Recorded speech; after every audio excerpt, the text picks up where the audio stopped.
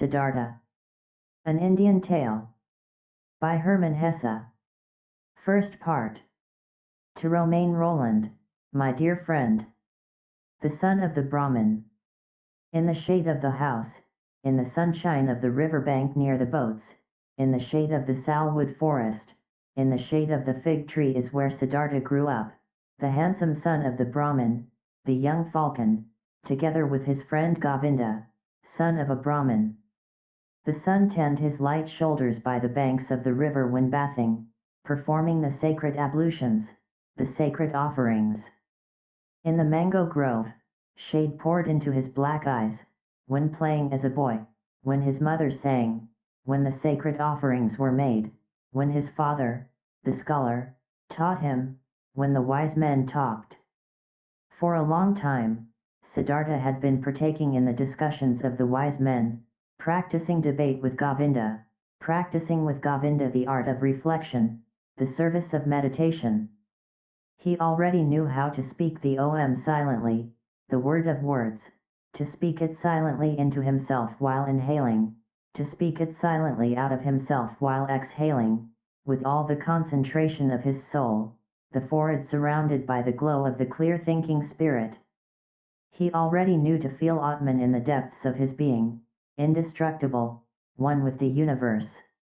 Joy leapt in his father's heart for his son who was quick to learn, thirsty for knowledge. He saw him growing up to become great wise man and priest, a prince among the Brahmins.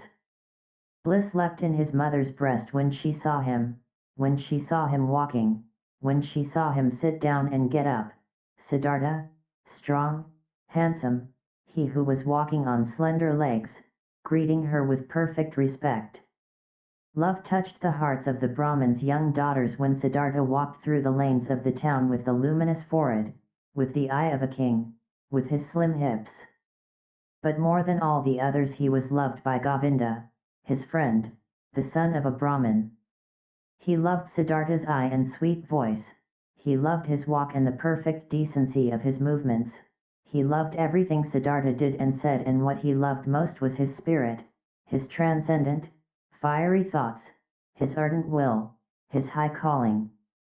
Govinda knew, he would not become a common Brahmin, not a lazy official in charge of offerings, not a greedy merchant with magic spells, not a vain, vacuous speaker, not a mean, deceitful priest, and also not a decent, stupid sheep in the herd of the many.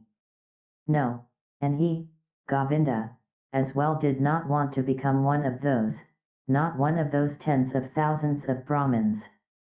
He wanted to follow Siddhartha, the beloved, the splendid. And in days to come, when Siddhartha would become a god, when he would join the glorious, then Govinda wanted to follow him as his friend, his companion, his servant, his spear carrier, his shadow. Siddhartha was thus loved by everyone. He was a source of joy for everybody, he was a delight for them all. But he, Siddhartha, was not a source of joy for himself, he found no delight in himself. Walking the rosy paths of the fig tree garden, sitting in the bluish shade of the grove of contemplation, washing his limbs daily in the bath of repentance, sacrificing in the dim shade of the mango forest, his gestures of perfect decency, everyone's love and joy, he still lacked all joy in his heart. Dreams and restless thoughts came into his mind, flowing from the water of the river, sparkling from the stars of the night, melting from the beams of the sun. Dreams came to him in a restlessness of the soul, fuming from the sacrifices, breathing forth from the verses of the Rig Veda, being infused into him, drop by drop, from the teachings of the old Brahmins. Siddhartha had started to nurse discontent in himself. He had started to feel that the love of his father and the love of his mother, and also the love of his friend, Govinda, would not bring him joy forever and ever, would not nurse him, feed him, satisfy him. He had started to suspect that his venerable father and his other teachers, that the wise Brahmins had already revealed to him the most and best of their wisdom, that they had already filled his expecting vessel with their richness, and the vessel was not full, the spirit was not content, the soul was not calm, the heart was not satisfied. The ablutions were good, but they were water, they did not wash off the sin, they did not heal the spirit's thirst, they did not relieve the fear in his heart. The sacrifices and the invocation of the gods were excellent, but was that all? Did the sacrifices give a happy fortune? And what about the gods? Was it really Prajapati who had created the world? Was it not the Atman, he, the only one, the singular one? Were the gods not creations, created like me and you, subject to time, mortal? Was it therefore good, was it right, was it meaningful and the highest occupation to make offerings to the gods? For whom else were offerings to be made, who else was to be worshipped but him, the only one, the Atman? And where was Atman to be found? Where did he reside? Where did his eternal heart beat? Where else but in one's own self, in its innermost part, in its indestructible part, which everyone had in himself? But where was this self, this innermost part, this ultimate part? It was not flesh and bone, it was neither thought nor consciousness, thus the wisest ones taught. So, where was it? To reach this place, the self, myself, the Atman, there was another way, which was worthwhile looking for. Alas, and nobody showed this way, nobody knew it, not the Father, and not the teachers and wise men, not the holy sacrificial songs. They knew everything, the Brahmins and their holy books, they knew everything, they had taken care of everything and of more than everything, the creation of the world, the origin of speech, of food, of inhaling, of exhaling, the arrangement of the senses, the acts of the gods. They knew infinitely much, but was it valuable to know all of this, not knowing that one and only thing, the most important thing, the solely important thing? Surely, many verses of the holy books, particularly in the Upanishads of Samaveda, spoke of this innermost and ultimate thing, wonderful verses. Your soul is the whole world, was written there, and it was written that man in his sleep, in his deep sleep, would meet with his innermost part and would reside in the Atman. Marvelous wisdom was in these verses, all knowledge of the wisest ones had been collected here in magic words, pure as honey collected by bees. No, not to be looked down upon was the tremendous amount of enlightenment which lay here collected and preserved by innumerable generations of wise Brahmins, but where were the Brahmins, where the priests, where the wise men or penitents, who had succeeded in not just knowing this deepest of all knowledge but also to live it? Where was the knowledgeable one who wove his spell to bring his familiarity with the Atman out of the sleep into the state of being awake, into the life, into every step of the way, into word and deed? Siddhartha knew many venerable Brahmins, chiefly his father, the pure one, the scholar, the most venerable one. His father was to be admired, quiet and noble were his manners, pure his life, wise his words, delicate and noble thoughts lived behind its brow. But even he, who knew so much, did he live in blissfulness, did he have peace? Was he not also just a searching man, a thirsty man?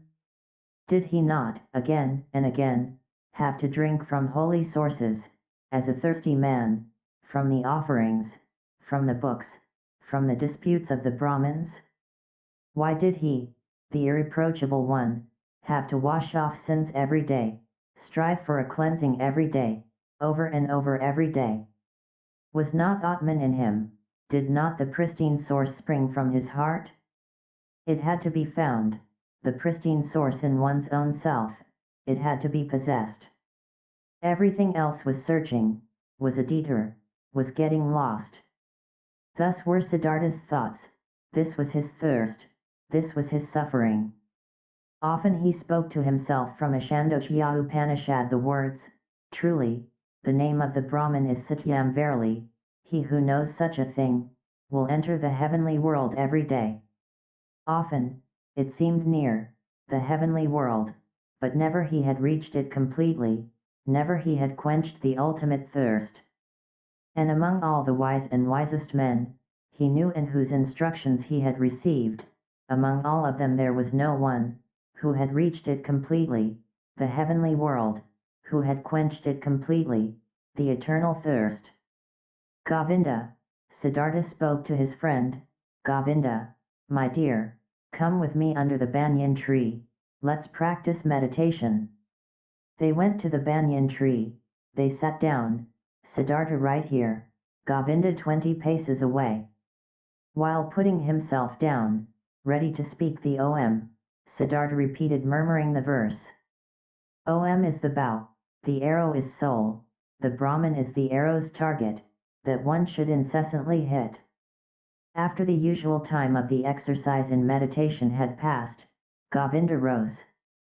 The evening had come, it was time to perform the evening's ablution. He called Siddhartha's name. Siddhartha did not answer. Siddhartha sat there lost in thought, his eyes were rigidly focused towards a very distant target, the tip of his tongue was protruding a little between the teeth, he seemed not to breathe. Thus sat he, wrapped up in contemplation, thinking Om, his soul sent after the Brahman as an arrow. Once, Samamas had traveled through Siddhartha's town, ascetics on a pilgrimage, 3 skinny, withered men, neither old nor young, with dusty and bloody shoulders, almost naked, scorched by the sun, surrounded by loneliness, strangers and enemies to the world, strangers and lank jackals in the realm of humans. Behind them blew a hot scent of quiet passion, of destructive service, of merciless self-denial. In the evening, after the hour of contemplation, Siddhartha spoke to Govinda, early tomorrow morning, my friend, Siddhartha will go to the Samamas. He will become a Samama. Govinda turned pale, when he heard these words and read the decision in the motionless face of his friend, unstoppable like the arrow shot from the bow. Soon and with the first glance, Govinda realized, now it is beginning, now Siddhartha is taking his own way, now his fate is beginning to sprout, and with his, my own. And he turned pale like a dry banana skin. "O Siddhartha," he exclaimed, "will your father permit you to do that?"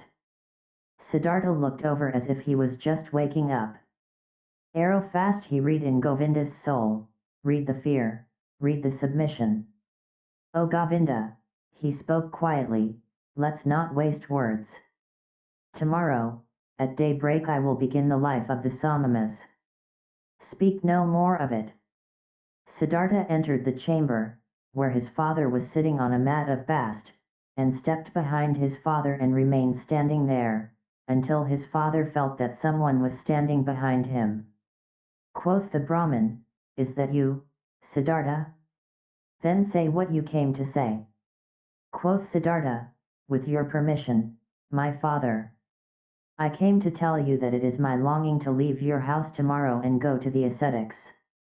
My desire is to become a Samama. May my father not oppose this." The Brahmin fell silent, and remained silent for so long that the stars in the small window wandered and changed their relative positions, ere the silence was broken. Silent and motionless stood the son with his arms folded, silent and motionless sat the father on the mat, and the stars traced their paths in the sky. Then spoke the father, "Not proper it is for a Brahmin to speak harsh and angry words. But indignation is in my heart. I wish not to hear this request for a second time from your mouth." Slowly, the Brahmin rose. Siddhartha stood silently, his arms folded. "What are you waiting for?" asked the father. Quoth Siddhartha, "You know what." Indignant, the father left the chamber. Indignant, he went to his bed and lay down. After an hour, since no sleep had come over his eyes, the Brahmin stood up, paced to and fro, and left the house. Through the small window of the chamber he looked back inside, and there he saw Siddhartha standing, his arms folded, not moving from his spot. Pale shimmered his bright robe. With anxiety in his heart, the father returned to his bed. After another hour, since no sleep had come over his eyes, the Brahmin stood up again, paced to and fro, walked out of the house and saw that the moon had risen. Through the window of the chamber he looked back inside. There stood Siddhartha, not moving from his spot, his arms folded, moonlight reflecting from his bare shins. With worry in his heart, the father went back to bed. And he came back after an hour, he came back after 2 hours, looked through the small window, saw Siddhartha standing, in the moonlight, by the light of the stars, in the darkness. And he came back hour after hour, silently. He looked into the chamber, saw him standing in the same place, filled his heart with anger, filled his heart with unrest, filled his heart with anguish, filled it with sadness. And in the night's last hour, before the day began, he returned, stepped into the room, saw the young man standing there, who seemed tall and like a stranger to him. Siddhartha, he spoke, what are you waiting for? You know what? Will you always stand that way and wait, until it'll becomes morning, noon, and evening? I will stand and wait. You will become tired, Siddhartha. I will become tired. You will fall asleep, Siddhartha. I will not fall asleep. You will die, Siddhartha. I will die. And would you rather die, than obey your father? Siddhartha has always obeyed his father. So will you abandon your plan? Siddhartha will do what his father will tell him to do. The first light of day shone into the room. The Brahmin saw that Siddhartha was trembling softly in his knees. In Siddhartha's face he saw no trembling, his eyes were fixed on a distant spot. Then his father realized that even now Siddhartha no longer dwelt with him in his home, that he had already left him. The father touched Siddhartha's shoulder. You will, he spoke, go into the forest and be a samama. When you'll have found blissfulness in the forest, then come back and teach me to be blissful. If you'll find disappointment, then return, and let us once again make offerings to the gods together. Go now and kiss your mother, tell her where you are going to. But for me it is time to go to the river and to perform the first ablution. He took his hand from the shoulder of his son and went outside. Siddhartha wavered to the side, as he tried to walk. He put his limbs back under control, bowed to his father, and went to his mother to do as his father had said. As he slowly left on stiff legs in the first light of day the still quiet town, a shadow rose near the last hut, who had crouched there, and joined the pilgrim Govinda. You have come, said Siddhartha and smiled. I have come, said Govinda. With the samanas. In the evening of this day they caught up with the ascetics, the skinny samamas, and offered them their companionship and obedience. They were accepted. Siddhartha gave his garments to a poor Brahmin in the street. He wore nothing more than the loincloth and the earth-colored, unsewn cloak. He ate only once a day, and never something cooked. He fasted for 15 days. He fasted for 28 days. The flesh waned from his thighs and cheeks. Feverish dreams flickered from his enlarged eyes, long nails grew slowly on his parched fingers and a dry, shaggy beard grew on his chin. His glance turned to ice when he encountered women, his mouth twitched with contempt, when he walked through a city of nicely dressed people. He saw merchants trading, princes hunting, mourners wailing for their dead, whores offering themselves, physicians trying to help the sick, priests determining the most suitable day for seating, lovers loving, mothers nursing their children, and all of this was not worthy of one look from his eye.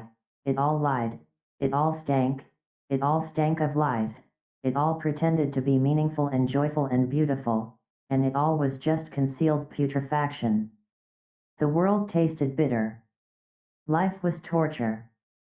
A goal stood before Siddhartha, a single goal, to become empty, empty of thirst, empty of wishing, empty of dreams, empty of joy and sorrow. Dead to himself, not to be a self anymore, to find tranquility with an emptied heart, to be open to miracles and unselfish thoughts, that was his goal. Once all of myself was overcome and had died, once every desire and every urge was silent in the heart, then the ultimate part of me had to awake, the innermost of my being, which is no longer myself, the great secret. Silently, Siddhartha exposed himself to burning rays of the sun directly above, glowing with pain, glowing with thirst, and stood there, until he neither felt any pain nor thirst any more. Silently, he stood there in the rainy season, from his hair the water was dripping over freezing shoulders, over freezing hips and legs, and the penitent stood there, until he could not feel the cold in his shoulders and legs any more, until they were silent, until they were quiet.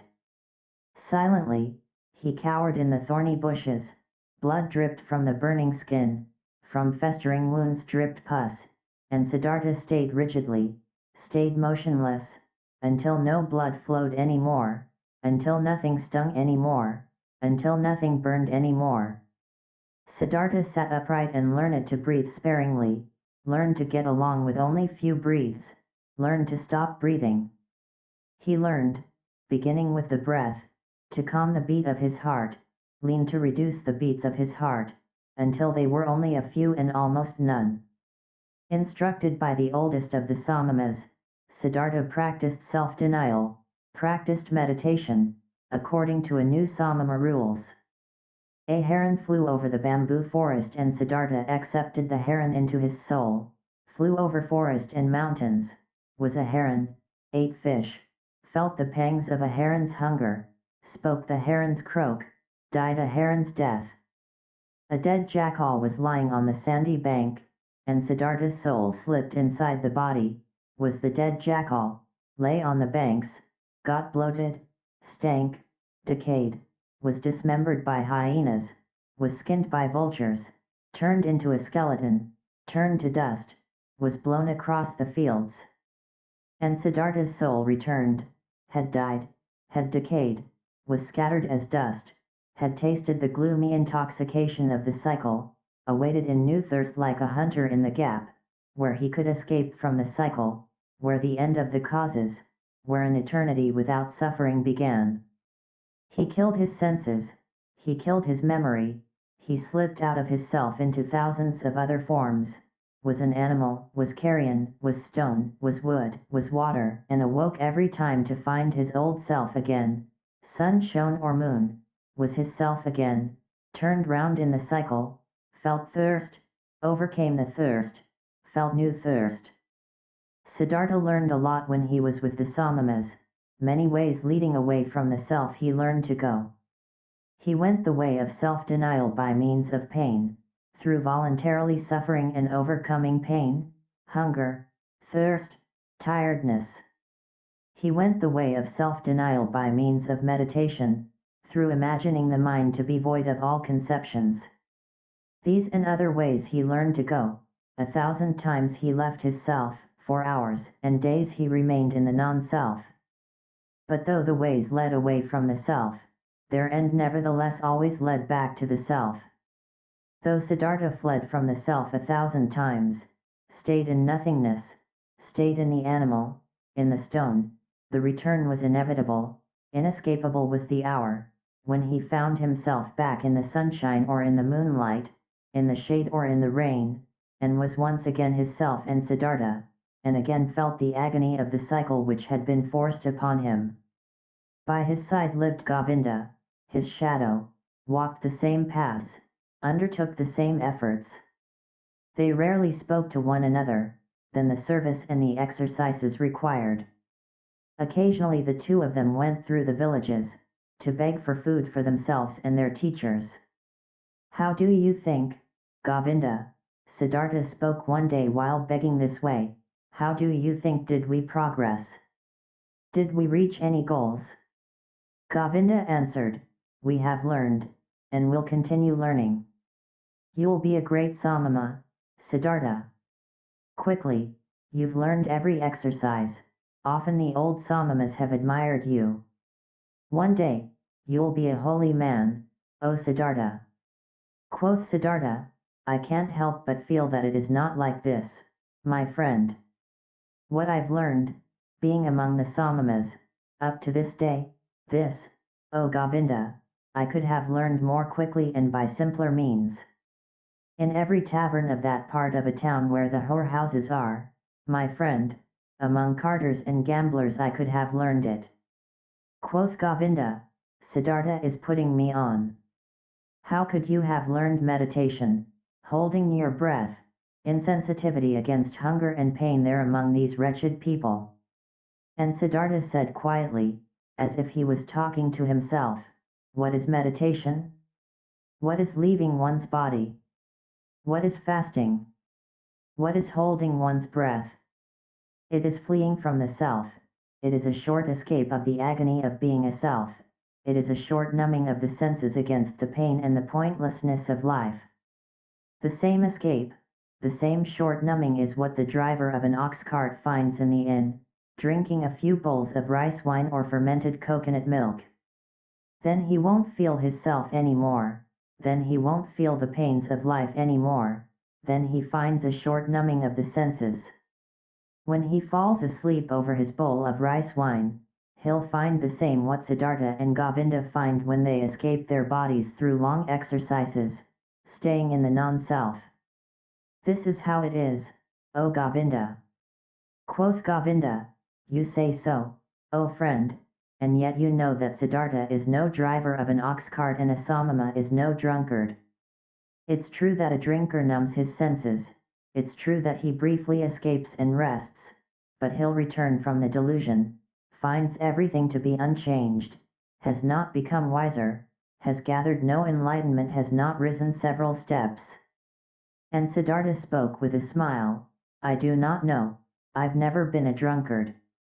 But that I, Siddhartha, find only a short numbing of the senses in my exercises and meditations, and that I am just as far removed from wisdom, from salvation, as a child in the mother's womb, this I know, O Govinda, this I know. And once again, another time, when Siddhartha left the forest together with Govinda, to beg for some food in the village for their brothers and teachers, Siddhartha began to speak and said, what now, O Govinda, might we be on the right path? Might we get closer to enlightenment? Might we get closer to salvation?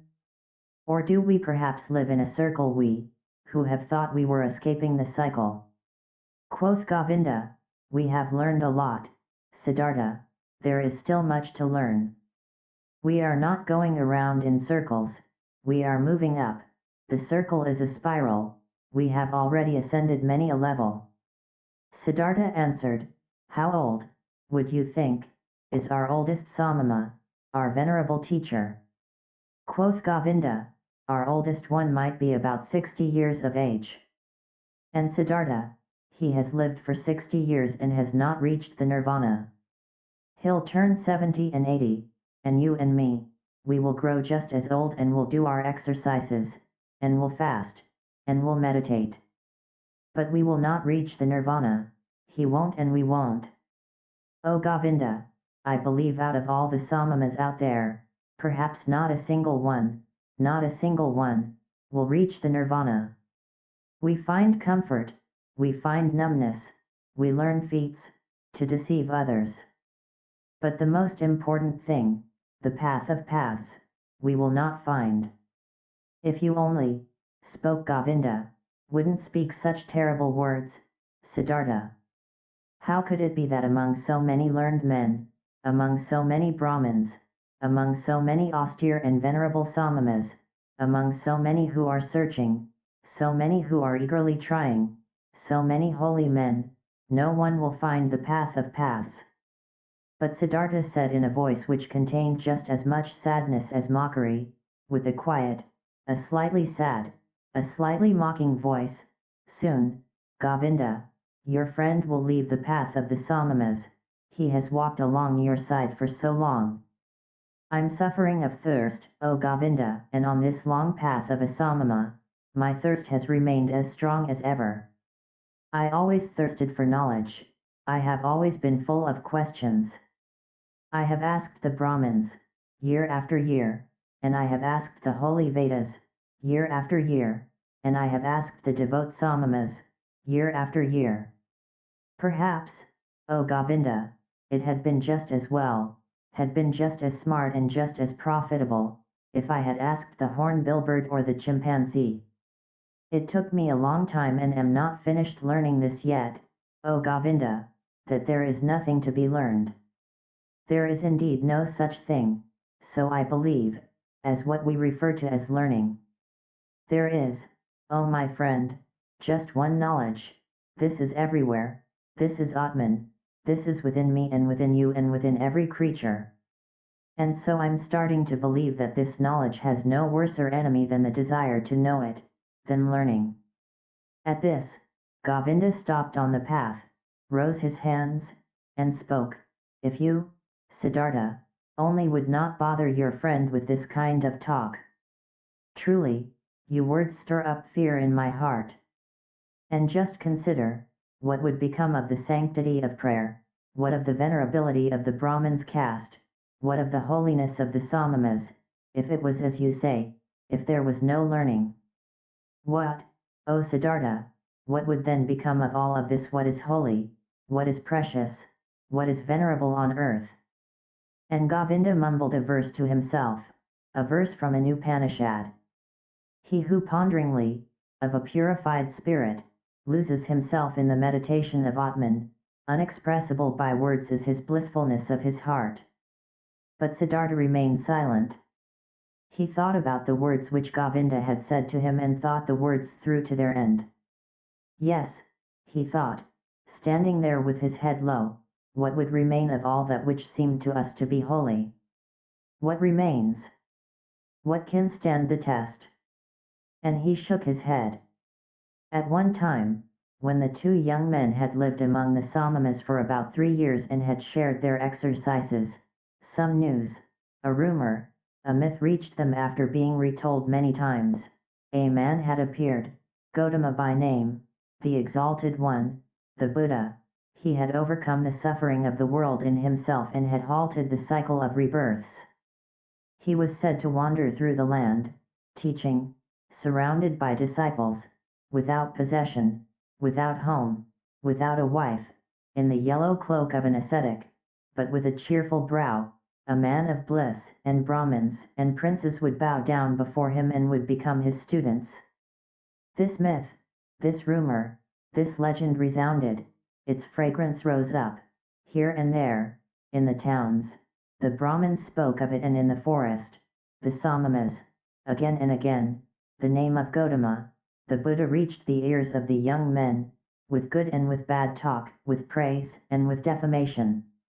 It was as if the plague had broken out in a country and news had been spreading around that in one or another place there was a man, a wise man, a knowledgeable one, whose word and breath was enough to heal everyone who had been infected with the pestilence, and as such news would go through the land and everyone would talk about it. Many would believe, many would doubt, but many would get on their way as soon as possible, to seek the wise man, the helper, just like this myth ran through the land, that fragrant myth of Gautama, the Buddha, the wise man of the family of Sakya. He possessed, so the believers said, the highest enlightenment. He remembered his previous lives. He had reached the nirvana and never returned into the cycle, was never again submerged in the murky river of physical forms. Many wonderful and unbelievable things were reported of him. He had performed miracles, had overcome the devil, had spoken to the gods. But his enemies and disbelievers said, this Gautama was a vain seducer, he would spend his days in luxury, scorned the offerings, was without learning, and knew neither exercises nor self-castigation. The myth of Buddha sounded sweet. The scent of magic flowed from these reports. After all, the world was sick, life was hard to bear, and behold, here a source seemed to spring forth, here a messenger seemed to call out, comforting, mild, full of noble promises. Everywhere where the rumor of Buddha was heard, everywhere in the lands of India, the young men listened up, felt a longing, felt hope, and among the Brahmin sons of the towns and villages every pilgrim and stranger was welcome, when he brought news of him, the Exalted One, the Sakyamuni.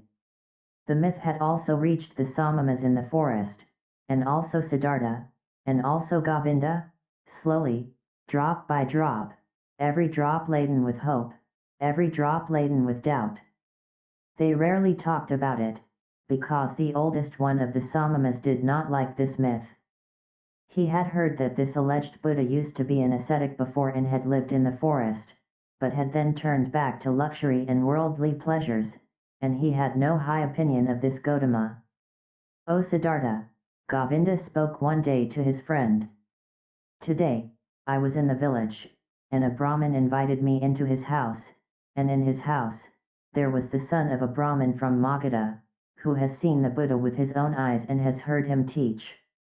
Verily, this made my chest ache when I breathed, and thought to myself, if only I would too, if only we both would too, Siddhartha and me, live to see the hour when we will hear the teachings from the mouth of this perfected man. Speak, friend, wouldn't we want to go there too and listen to the teachings from the Buddha's mouth? Quoth Siddhartha, always, O Govinda, I had thought, Govinda would stay with the Samamas. Always I had believed his goal was to live to be 60 and 70 years of age and to keep on practicing those feats and exercises, which are becoming a Samama. But behold, I had not known Govinda well enough, I knew little of his heart. So now you, my faithful friend, want to take a new path and go there, where the Buddha spreads his teachings. Quoth Govinda, you're mocking me. Mock me if you like, Siddhartha.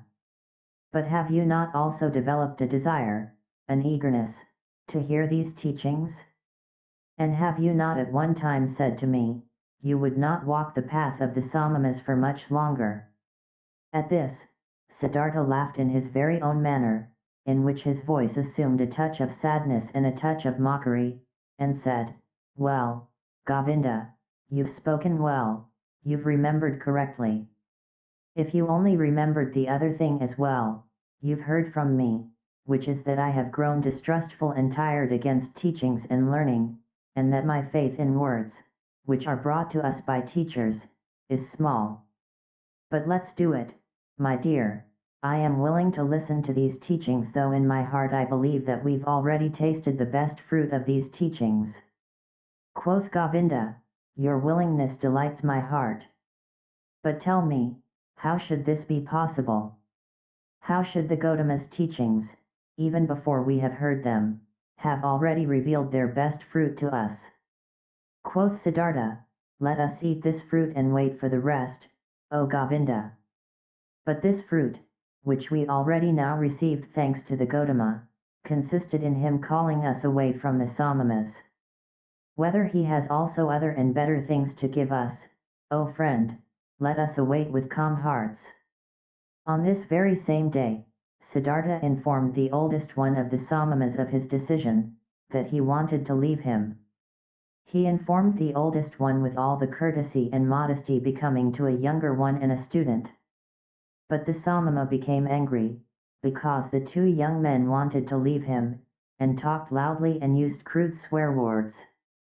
Govinda was startled and became embarrassed. But Siddhartha put his mouth close to Govinda's ear and whispered to him, now, I want to show the old man that I've learned something from him. Positioning himself closely in front of the Samama, with a concentrated soul, he captured the old man's glance with his glances, deprived him of his power, made him mute, took away his free will, subdued him under his own will, commanded him to do silently whatever he demanded him to do. The old man became mute, his eyes became motionless, his will was paralyzed, his arms were hanging down, without power, he had fallen victim to Siddhartha's spell. But Siddhartha's thoughts brought the Samama under their control, he had to carry out what they commanded.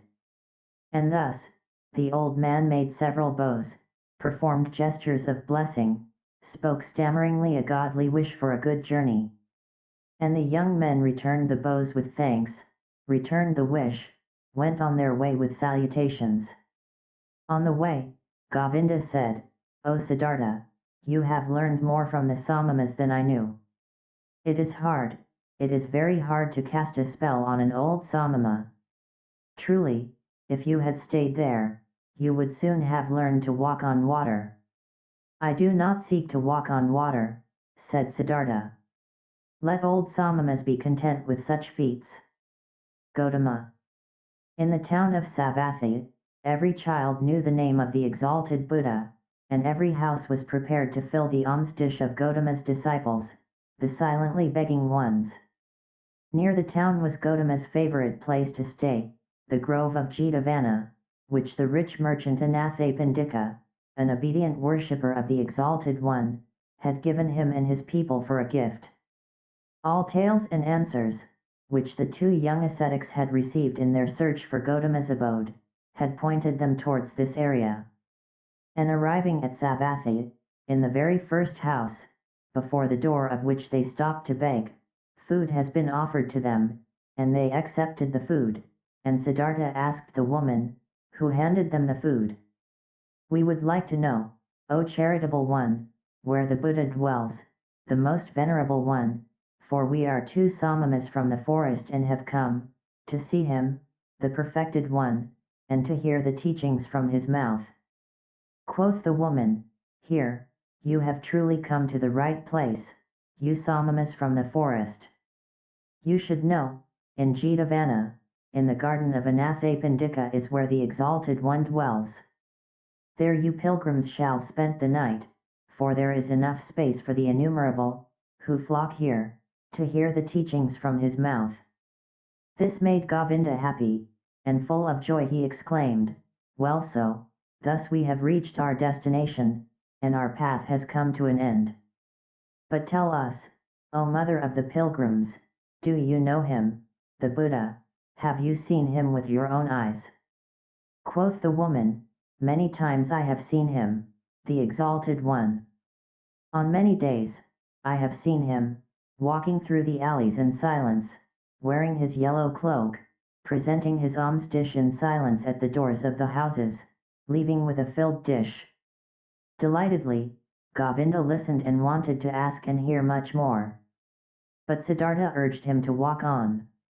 They thanked and left and hardly had to ask for directions, for rather many pilgrims and monks as well from Gautama's community were on their way to the Jetavana. And since they reached it at night, there were constant arrivals, shouts, and talk of those who sought shelter and got it. The two Samamas, accustomed to life in the forest, found quickly and without making any noise a place to stay and rested there until the morning. At sunrise, they saw with astonishment what a large crowd of believers and curious people had spent the night here. On all paths of the marvelous grove, monks walked in yellow robes. Under the trees they sat here and there, in deep contemplation or in a conversation about spiritual matters. The shady gardens looked like a city, full of people, bustling like bees.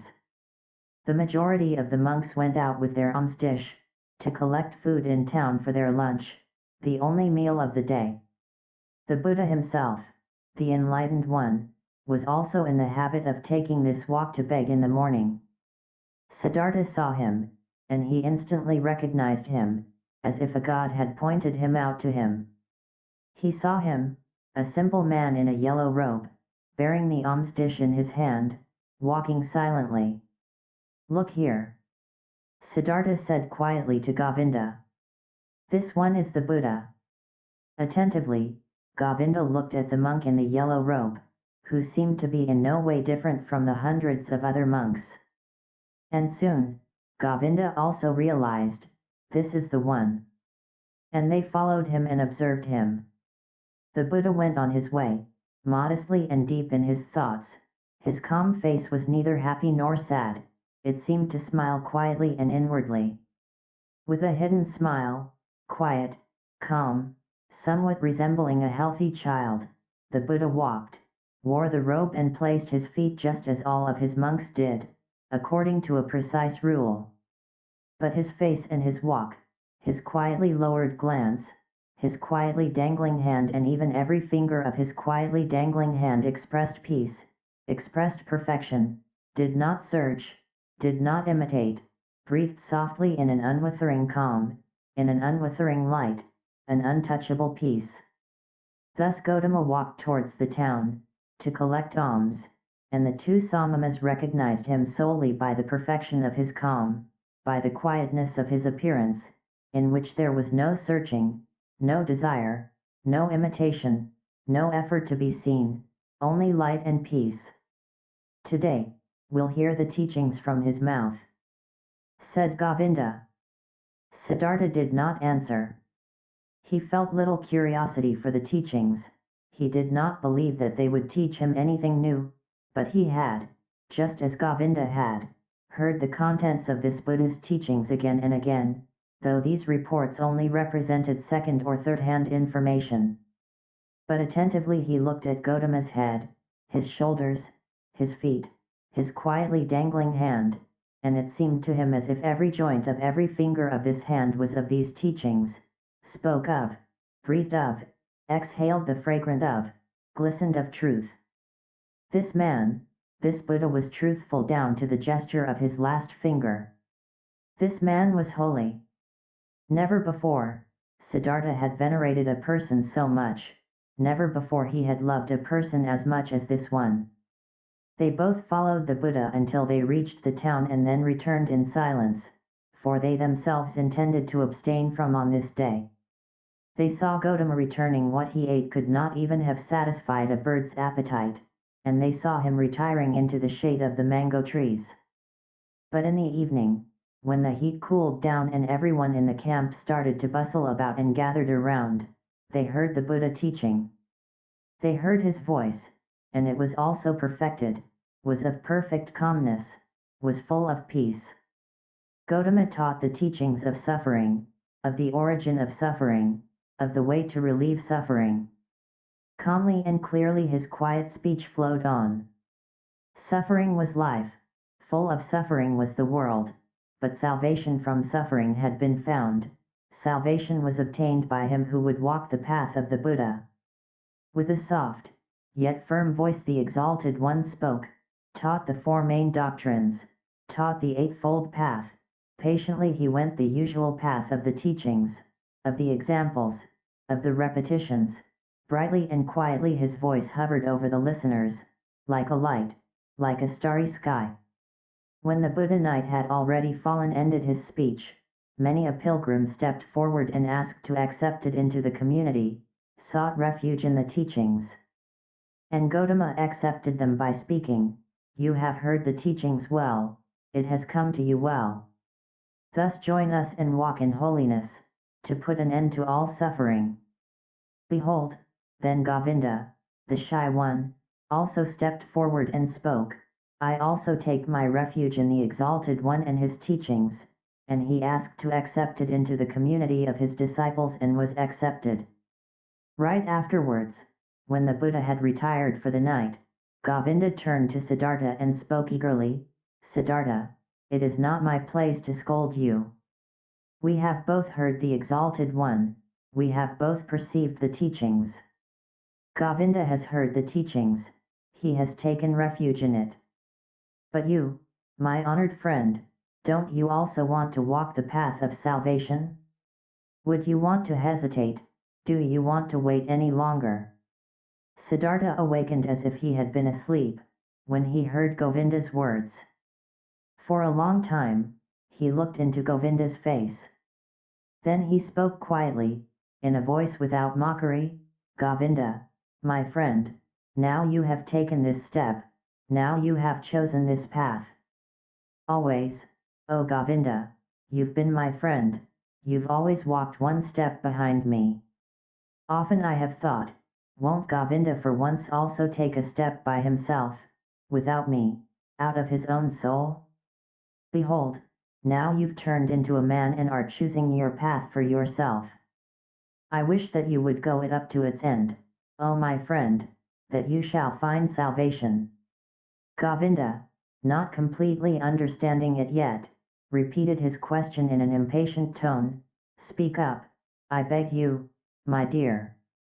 Tell me, since it could not be any other way, that you also, my learned friend, will take your refuge with the exalted Buddha.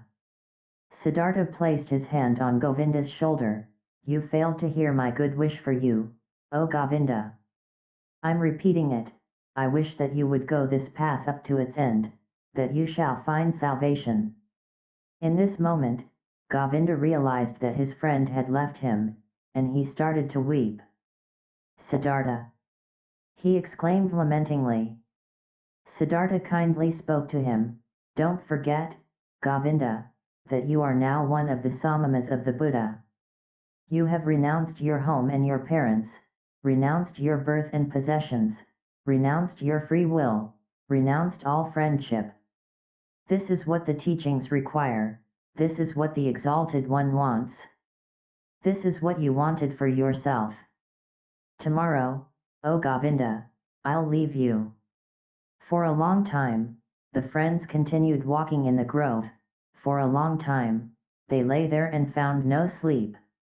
And over again, Govinda urged his friend, he should tell him why he would not want to seek refuge in Gautama's teachings, what fault he would find in these teachings. But Siddhartha turned him away every time and said, be content, Govinda. Very good are the teachings of the Exalted One, how could I find a fault in them? Very early in the morning, a follower of Buddha, one of his oldest monks, went through the garden and called all those to him who had as novices taken their refuge in the teachings, to dress them up in the yellow robe and to instruct them in the first teachings and duties of their position. Then Govinda broke loose, embraced once again his childhood friend and left with the novices. But Siddhartha walked through the grove, lost in thought. Then he happened to meet Gautama, the Exalted One, and when he greeted him with respect and the Buddha's glance was so full of kindness and calm, the young man summoned his courage and asked the Venerable One for the permission to talk to him. Silently the Exalted One nodded his approval. Quoth Siddhartha, yesterday, O Exalted One, I had been privileged to hear your wondrous teachings. Together with my friend, I had come from afar, to hear your teachings. And now my friend is going to stay with your people, he has taken his refuge with you. But I will again start on my pilgrimage. As you please, the Venerable One spoke politely. Too bold is my speech, Siddhartha continued, but I do not want to leave the Exalted One without having honestly told him my thoughts. Does it please the Venerable One to listen to me for one moment longer? Silently, the Buddha nodded his approval. Quoth Siddhartha, one thing, O most Venerable One, I have admired in your teachings most of all. Everything in your teachings is perfectly clear, is proven, you are presenting the world as a perfect chain, a chain which is never and nowhere broken, an eternal chain the links of which are causes and effects.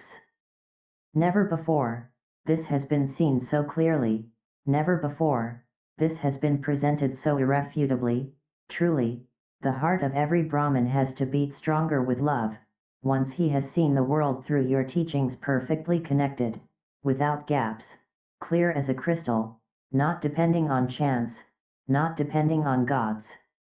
Whether it may be good or bad, whether living according to it would be suffering or joy, I do not wish to discuss. Possibly this is not essential, but the uniformity of the world, that everything which happens is connected, that the great and the small things are all encompassed by the same forces of time, by the same law of causes, of coming into being and of dying. This is what shines brightly out of your exalted teachings, O perfected one. But according to your very own teachings, this unity and necessary sequence of all things is nevertheless broken in one place, through a small gap. This world of unity is invaded by something alien, something new, something which had not been there before, and which cannot be demonstrated and cannot be proven. These are your teachings of overcoming the world, of salvation. But with this small gap, with this small breach, the entire eternal and uniform law of the world is breaking apart again and becomes void. Please forgive me for expressing this objection. Quietly, Gautama had listened to him, unmoved. Now he spoke, the perfected one, with his polite and clear voice.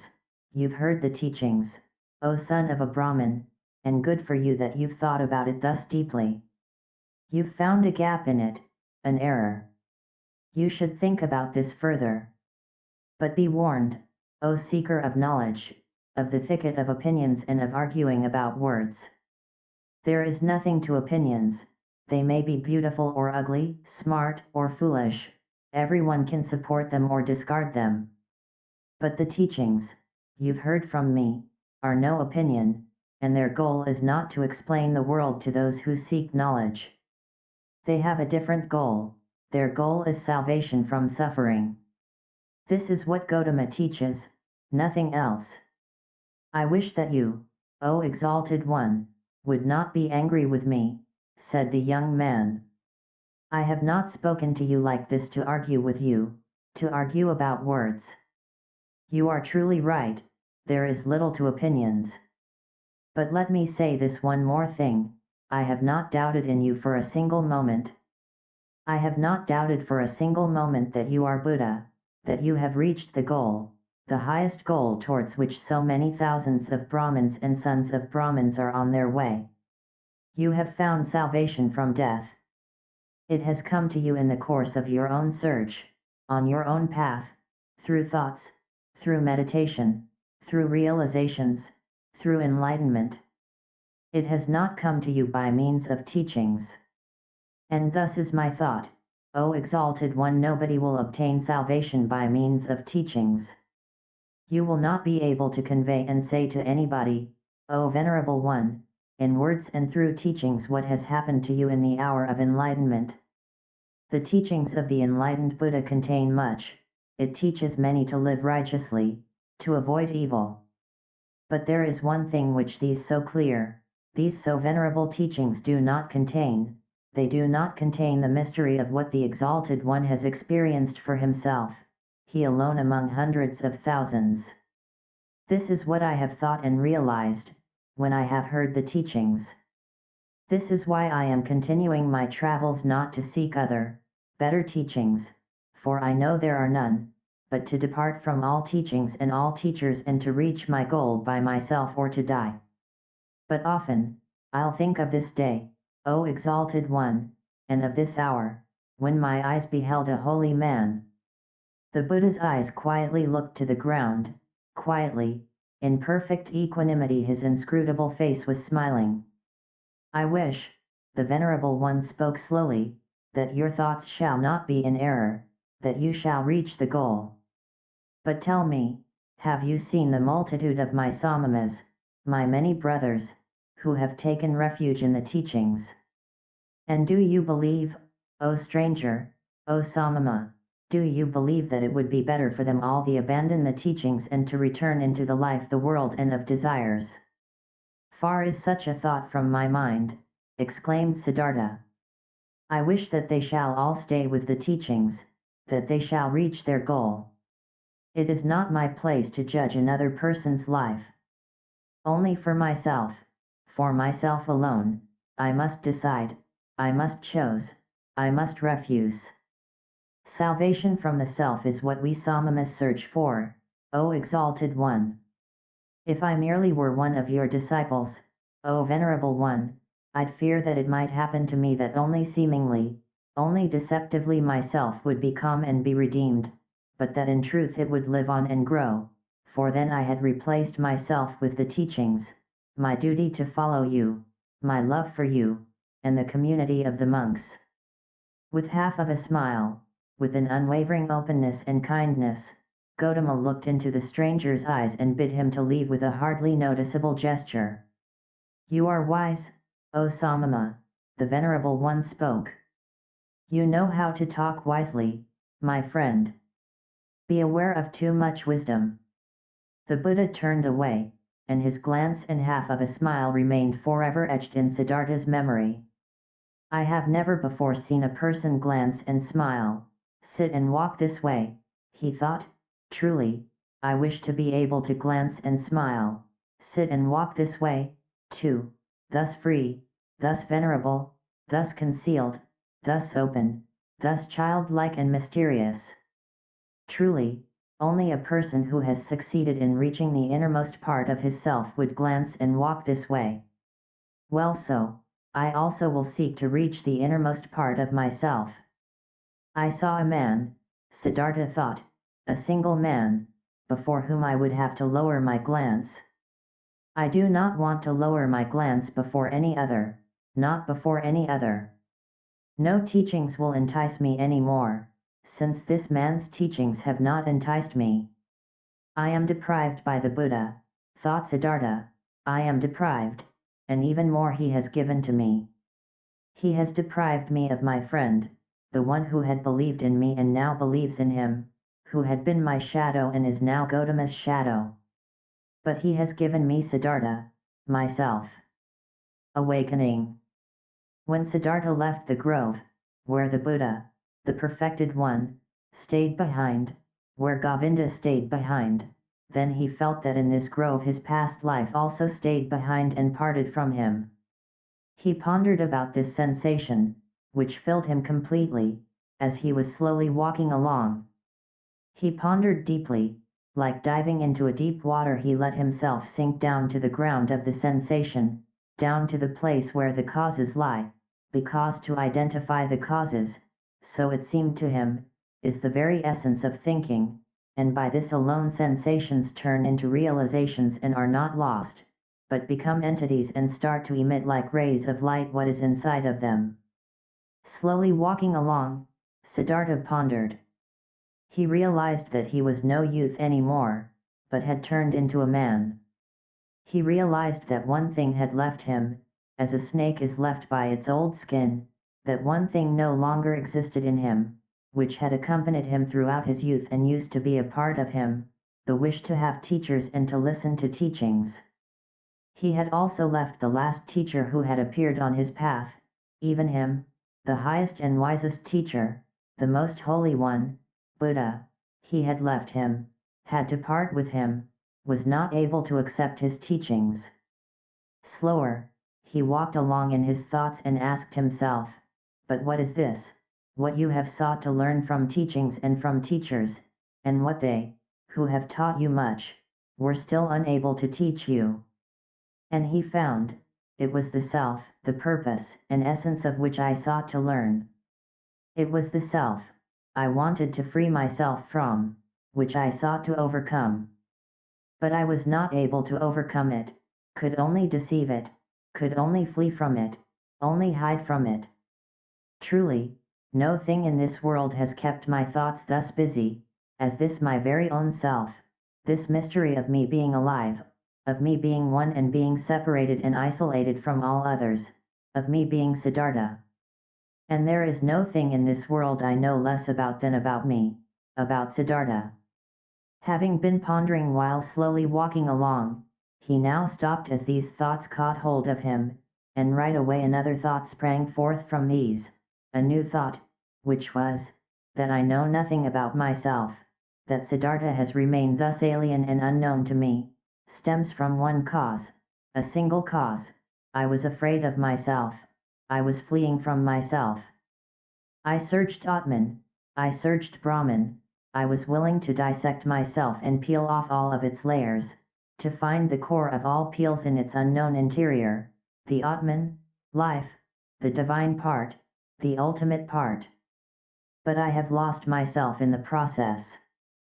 Siddhartha opened his eyes and looked around. A smile filled his face and a feeling of awakening from long dreams flowed through him from his head down to his toes.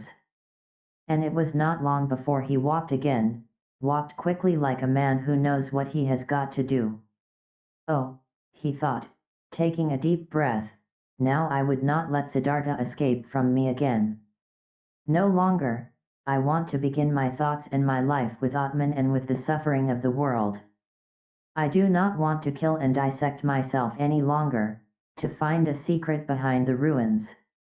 Neither Yoga Veda shall teach me any more, nor Atharva Veda, nor the ascetics, nor any kind of teachings. I want to learn from myself, want to be my student, want to get to know myself. The secret of Siddhartha.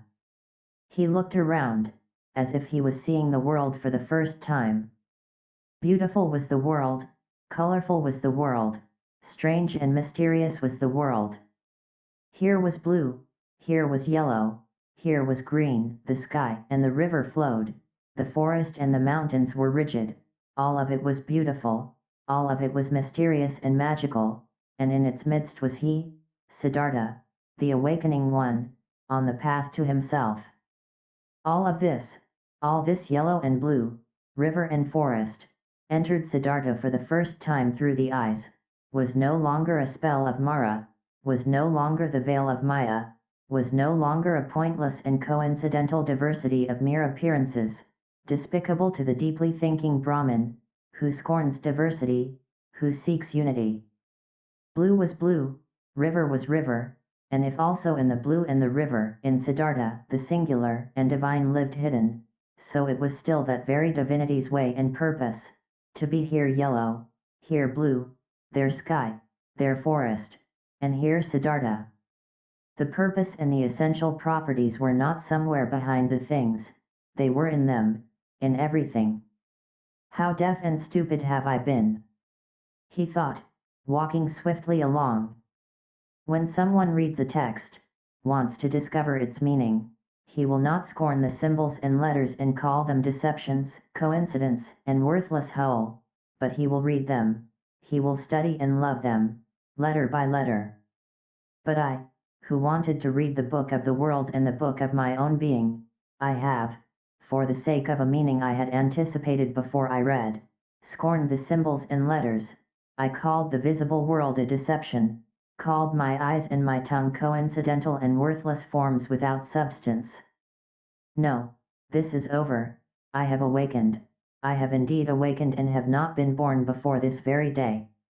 In thinking these thoughts, Siddhartha stopped once again, suddenly, as if there was a snake lying in front of him on the path. Because suddenly, he had also become aware of this, he, who was indeed like someone who had just woken up or like a newborn baby, he had to start his life anew and start again at the very beginning.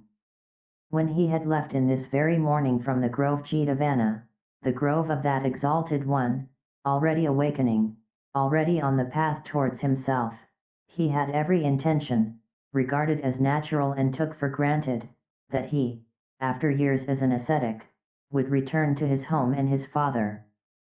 But now, only in this moment, when he stopped as if a snake was lying on his path, he also awoke to this realization, but I am no longer the one I was, I am no ascetic anymore, I am not a priest anymore, I am no Brahmin anymore.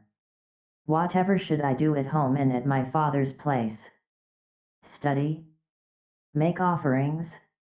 Practice meditation? But all this is over, all of this is no longer alongside my path. Motionless, Siddhartha remained standing there, and for the time of one moment and breath, his heart felt cold, he felt a cold in his chest, as a small animal, a bird or a rabbit, would when seeing how alone he was. For many years, he had been without home and had felt nothing. Now, he felt it. Still, even in the deepest meditation, he had been his father's son, had been a Brahmin, of a high caste, a cleric. Now, he was nothing but Siddhartha, the awoken one, nothing else was left. Deeply, he inhaled, and for a moment, he felt cold and shivered. Nobody was thus alone as he was. There was no nobleman who did not belong to the noblemen, no worker that did not belong to the workers, and found refuge with them, shared their life, spoke their language. No Brahmin, who would not be regarded as Brahmins and lived with them, no ascetic who would not find his refuge in the caste of the Samamas, and even the most forlorn hermit in the forest was not just one and alone, he was also surrounded by a place he belonged to, he also belonged to a caste, in which he was at home. Govinda had become a monk, and 1,000 monks were his brothers, wore the same robe as he, believed in his faith, spoke his language. But he, Siddhartha, where did he belong to? With whom would he share his life? Whose language would he speak? Out of this moment, when the world melted away all around him, when he stood alone like a star in the sky, out of this moment of a cold and despair, Siddhartha emerged, more a self than before, more firmly concentrated. He felt, this had been the last tremor of the awakening, the last struggle of this birth. And it was not long until he walked again in long strides, started to proceed swiftly and impatiently, heading no longer for home, no longer to his father, no longer back. Second part. Dedicated to Wilhelm Gundert, my cousin in Japan. Kamala. Siddhartha learned something new on every step of his path, for the world was transformed, and his heart was enchanted. He saw the sun rising over the mountains with their forests and setting over the distant beach with its palm trees. At night, he saw the stars in the sky in their fixed positions and the crescent of the moon floating like a boat in the blue. He saw trees, stars, animals, clouds, rainbows, rocks, herbs, flowers, stream and river, the glistening dew in the bushes in the morning, distant high mountains which were blue and pale, birds sang and bees, wind silverishly blew through the rice field. All of this, 1,000-fold and colorful, had always been there, always the sun and the moon had shone, always rivers had roared and bees had buzzed, but in former times all of this had been nothing more to Siddhartha than a fleeting, deceptive veil before his eyes, looked upon in distrust, destined to be penetrated and destroyed by thought, since it was not the essential existence, since this essence lay beyond, on the other side of, the visible. But now, his liberated eyes stayed on this side, he saw and became aware of the visible, sought to be at home in this world, did not search for the true essence, did not aim at a world beyond. Beautiful was this world, looking at it thus, without searching, thus simply, thus childlike. Beautiful were the moon and the stars, beautiful was the stream and the banks, the forest and the rocks, the goat and the gold beetle, the flower and the butterfly. Beautiful and lovely it was, thus to walk through the world, thus childlike, thus awoken, thus open to what is near, thus without distrust. Differently the sun burnt the head, differently the shade of the forest cooled him down, differently the stream and the cistern, the pumpkin and the banana tasted. Short were the days, short the nights, every hour sped swiftly away like a sail on the sea, and under the sail was a ship full of treasures, full of joy.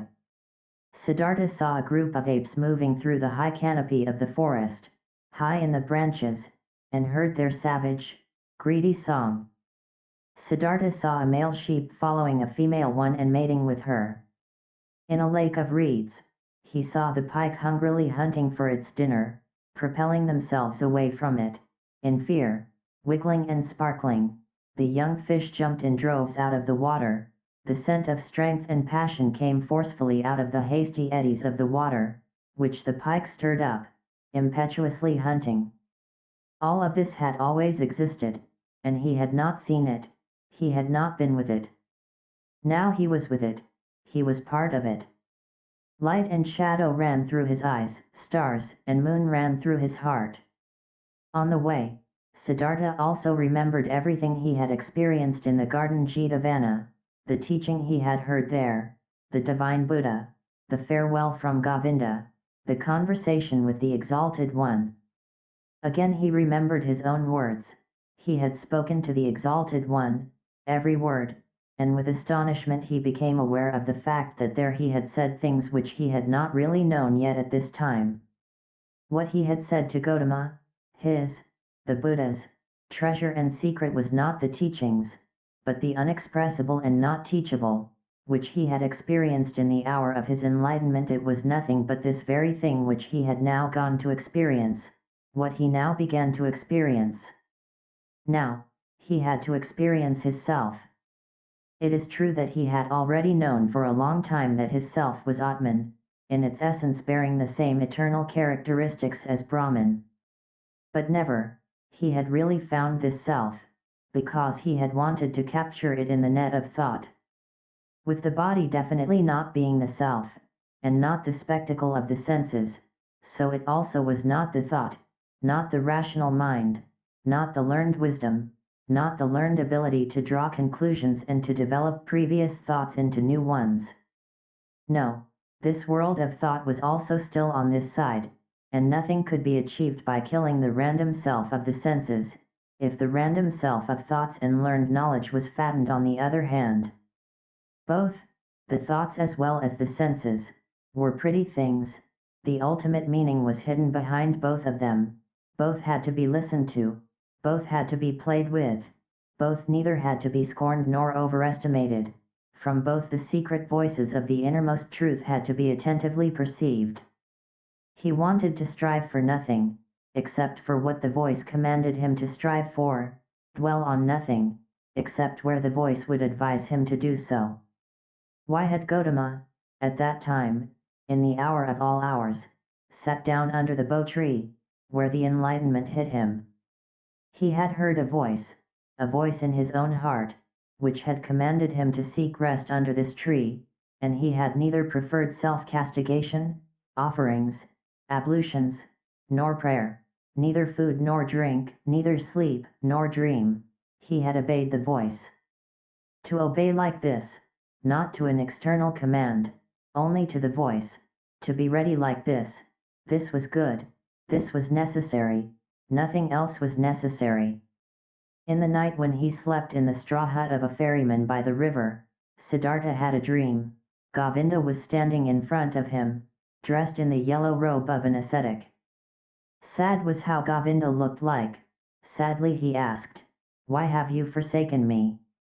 At this, he embraced Govinda, wrapped his arms around him, and as he was pulling him close to his chest and kissed him, it was not Govinda anymore, but a woman, and a full breast popped out of the woman's dress, at which Siddhartha lay and drank, sweetly and strongly tasted the milk from this breast. It tasted of woman and man, of sun and forest, of animal and flower, of every fruit, of every joyful desire. It intoxicated him and rendered him unconscious when Siddhartha woke up. The pale river shimmered through the door of the hut, and in the forest, a dark call of an owl resounded deeply and pleasantly. When the day began, Siddhartha asked his host, the ferryman, to get him across the river. The ferryman got him across the river on his bamboo raft. The wide water shimmered reddishly in the light of the morning. "This is a beautiful river," he said to his companion. "Yes," said the ferryman, "a very beautiful river, I love it more than anything. Often I have listened to it, often I have looked into its eyes, and always I have learned from it. Much can be learned from a river." "I thank you, my benefactor," spoke Siddhartha, disembarking on the other side of the river. "I have no gift I could give you for your hospitality, my dear, and also no payment for your work. I am a man without a home, a son of a Brahmin and a Samama." "I did see it," spoke the ferryman, "and I haven't expected any payment from you and no gift which would be the custom for guests to bear. You will give me the gift another time." "Do you think so?" asked Siddhartha amusedly. "Surely. This too, I have learned from the river, everything is coming back. You too, Samama, will come back. Now farewell. Let your friendship be my reward. Commemorate me, when you'll make offerings to the gods." Smiling, they parted. Smiling, Siddhartha was happy about the friendship and the kindness of the ferryman. "He is like Govinda," he thought with a smile, "all I meet on my path are like Govinda. All are thankful, though they are the ones who would have a right to receive thanks. All are submissive, all would like to be friends, like to obey, think little. Like children are all people." At about noon, he came through a village. In front of the mud cottages, children were rolling about in the street, were playing with pumpkin seeds and seashells, screamed and wrestled, but they all timidly fled from the unknown Samama. In the end of the village, the path led through a stream, and by the side of the stream, a young woman was kneeling and washing clothes. When Siddhartha greeted her, she lifted her head and looked up to him with a smile, so that he saw the white in her eyes glistening. He called out a blessing to her, as it is the custom among travelers, and asked how far he still had to go to reach the large city. Then she got up and came to him. Beautifully, her wet mouth was shimmering in her young face. She exchanged humorous banter with him, asked whether he had eaten already, and whether it was true that the Samamas slept alone in the forest at night and were not allowed to have any women with them. While talking, she put her left foot on his right one and made a movement as a woman does who would want to initiate that kind of sexual pleasure with a man, which the textbooks call climbing a tree. Siddhartha felt his blood heating up, and since in this moment he had to think of his dream again, he bent slightly down to the woman and kissed with his lips the brown nipple of her breast. Looking up, he saw her face smiling full of lust in her eyes, with contracted pupils, begging with desire. Siddhartha also felt desire and felt the source of his sexuality moving, but since he had never touched a woman before, he hesitated for a moment, while his hands were already prepared to reach out for her. And in this moment he heard, shuddering with awe, the voice of his innermost self, and this voice said no. Then, all charms disappeared from the young woman's smiling face. He no longer saw anything else but the damp glands of a female animal in heat. Politely, he petted her cheek, turned away from her and disappeared away from the disappointed woman with light steps into the bamboo wood. On this day, he reached the large city before the evening, and was happy, for he felt the need to be among people. For a long time, he had lived in the forests, and the straw hut of the ferryman, in which he had slept that night, had been the first roof for a long time he has had over his head. Before the city, in a beautifully fenced grove, the traveler came across a small group of servants, both male and female, carrying baskets. In their midst, carried by 4 servants in an ornamental sedan chair, sat a woman, the mistress, on red pillows under a colorful canopy. Siddhartha stopped at the entrance to the pleasure garden and watched the parade, saw the servants, the maids, the baskets, saw the sedan chair and saw the lady in it. Under black hair, which made to tower high on her head, he saw a very fair, very delicate, very smart face, a brightly red mouth, like a freshly cracked fig, eyebrows which were well tended and painted in a high arch, smart and watchful dark eyes, a clear, tall neck rising from a green and golden garment, resting fair hands, long and thin, with white golden bracelets over the wrists. Siddhartha saw how beautiful she was, and his heart rejoiced. He bowed deeply, when the sedan chair came closer, and straightening up again, he looked at the fair, charming face, read for a moment in the smart eyes with the high arcs above, breathed in a slight fragrant, he did not know. With a smile, the beautiful women nodded for a moment and disappeared into the grove, and then the servant as well. Thus I am entering this city, Siddhartha thought, with a charming omen. He instantly felt drawn into the grove, but he thought about it, and only now he became aware of how the servants and maids had looked at him at the entrance, how despicable, how distrustful, how rejecting. I am still a samama, he thought, I am still an ascetic and beggar. I must not remain like this, I will not be able to enter the grove like this. And he laughed. The next person who came along this path he asked about the grove and for the name of the woman, and was told that this was the grove of Kamala, the famous courtesan, and that, aside from the grove, she owned a house in the city. Then, he entered the city. Now he had a goal.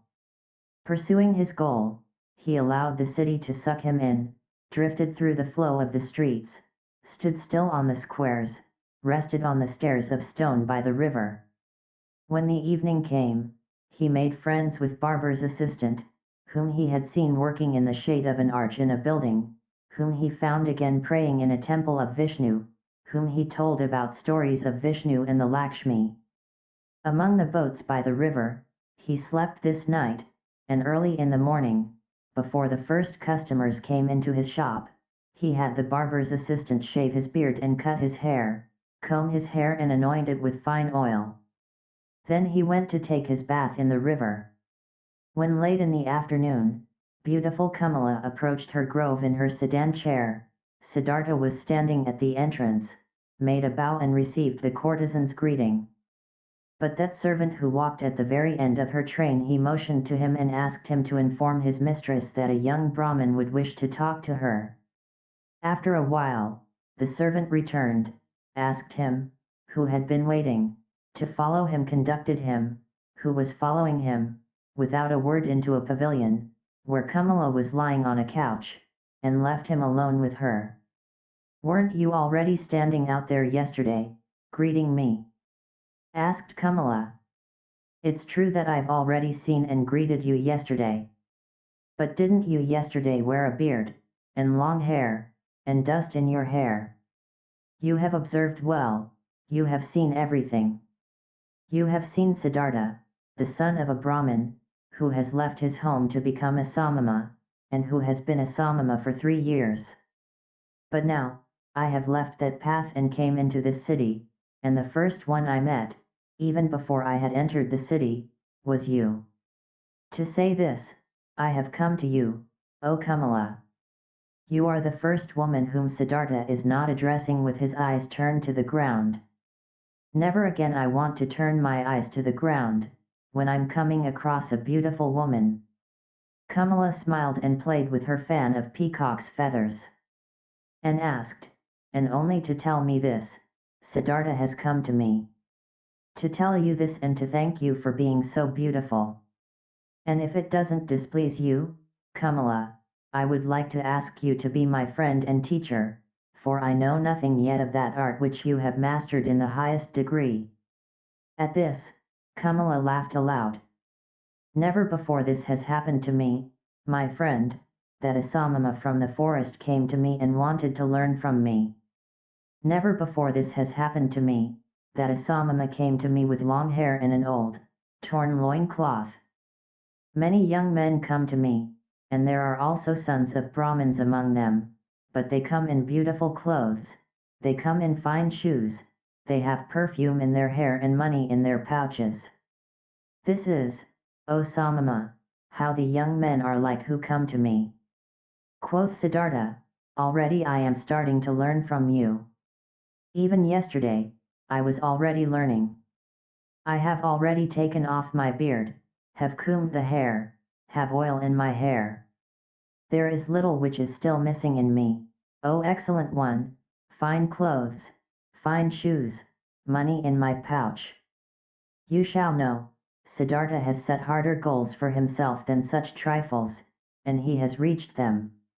How shouldn't I reach that goal, which I have set for myself yesterday, to be your friend and to learn the joys of love from you?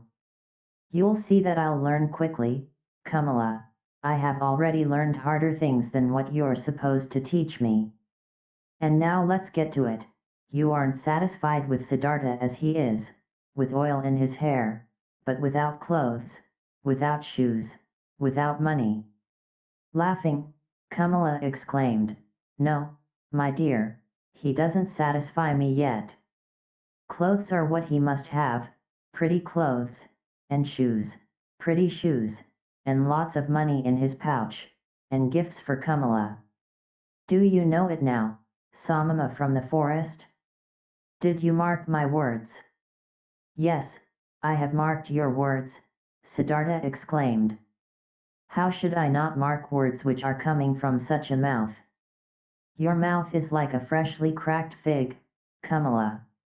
My mouth is red and fresh as well, it will be a suitable match for yours, you'll see. But tell me, beautiful Kamala, aren't you at all afraid of the Samama from the forest, who has come to learn how to make love?" "Whatever for should I be afraid of a Samama, a stupid Samama from the forest, who is coming from the jackals and doesn't even know yet what women are? Oh, He's strong, the Samama, and he isn't afraid of anything. He could force you, beautiful girl. He could kidnap you. He could hurt you. No, Samama, I am not afraid of this. Did any Samama or Brahmin ever fear someone might come and grab him and steal his learning, and his religious devotion, and his depth of thought? No, for they are his very own, and he would only give away from those whatever he is willing to give and to whomever he is willing to give. Like this it is, precisely like this it is also with Kamala and with the pleasures of love. Beautiful and red is Kamala's mouth, but just try to kiss it against Kamala's will, and you will not obtain a single drop of sweetness from it, which knows how to give so many sweet things. You are learning easily, Siddhartha, thus you should also learn this. Love can be obtained by begging, buying, receiving it as a gift, finding it in the street, but it cannot be stolen. In this, you have come up with the wrong path. No, it would be a pity, if a pretty young man like you would want to tackle it in such a wrong manner. Siddhartha bowed with a smile. It would be a pity, Kamala, you are so right. It would be such a great pity. No, I shall not lose a single drop of sweetness from your mouth, nor you from mine. So it is settled, Siddhartha will return, once he'll have what he still lacks, clothes, shoes, money. But speak, lovely Kamala, couldn't you still give me one small advice? An advice? Why not? Who wouldn't like to give an advice to a poor, ignorant Samama, who is coming from the jackals of the forest? Dear Kamala, thus advise me where I should go to, that I'll find these three things most quickly. Friend, many would like to know this. You must do what you've learned and ask for money, clothes, and shoes in return. There is no other way for a poor man to obtain money. What might you be able to do? I can think. I can wait. I can fast. Nothing else. Nothing. But yes, I can also write poetry. Would you like to give me a kiss for a poem? I would like to, if I'll like your poem. What would be its title? Siddhartha spoke, after he had thought about it for a moment, these verses. Into her shady grove stepped the pretty Kamala, at the grove's entrance stood the brown Samama. Deeply, seeing the lotuses blossom, bowed that man, and smiling Kamala thanked. More lovely, thought the young man, than offerings for gods, more lovely is offering to pretty Kamala. Kamala loudly clapped her hands, so that the golden bracelets clanged. Beautiful are your verses, O brown Samama, and truly, I'm losing nothing when I'm giving you a kiss for them. She beckoned him with her eyes. He tilted his head so that his face touched hers and placed his mouth on that mouth which was like a freshly cracked fig. For a long time, Kamala kissed him, and with a deep astonishment Siddhartha felt how she taught him, how wise she was, how she controlled him, rejected him, lured him, and how after this first one there was to be a long, a well-ordered, well-tested sequence of kisses, every one different from the others, he was still to receive. Breathing deeply, he remained standing where he was, and was in this moment astonished like a child about the cornucopia of knowledge and things worth learning, which revealed itself before his eyes. Very beautiful are your verses, exclaimed Kamala. If I was rich, I would give you pieces of gold for them. But it will be difficult for you to earn thus much money with verses as you need. For you need a lot of money, if you want to be Kamala's friend. The way you are able to kiss, Kamala, stammered Siddhartha. Yes, this I am able to do, therefore I do not lack clothes, shoes, bracelets, and all beautiful things. But what will become of you? Aren't you able to do anything else but thinking, fasting, making poetry? I also know the sacrificial songs, said Siddhartha, but I do not want to sing them any more. I also know magic spells, but I do not want to speak them anymore. I have read the scriptures. Stop, Kamala interrupted him. You're able to read? And write? Certainly, I can do this. Many people can do this. Most people can't. I also can't do it. It is very good that you're able to read and write, very good. You will also still find use for the magic spells. In this moment, a maid came running in and whispered a message into her mistress's ear. There's a visitor for me, exclaimed Kamala. Hurry and get yourself away, Siddhartha, nobody may see you in here, remember this. Tomorrow, I'll see you again. But to the maid she gave the order to give the pious Brahmin white upper garments. Without fully understanding what was happening to him, Siddhartha found himself being dragged away by the maid, brought into a garden house avoiding the direct path, being given upper garments as a gift, led into the bushes, and urgently admonished to get himself out of the grove as soon as possible without being seen. Contently, he did as he had been told. Being accustomed to the forest, he managed to get out of the grove and over the hedge without making a sound. Contently, he returned to the city, carrying the rolled up garments under his arm. At the inn, where travelers stay, he positioned himself by the door.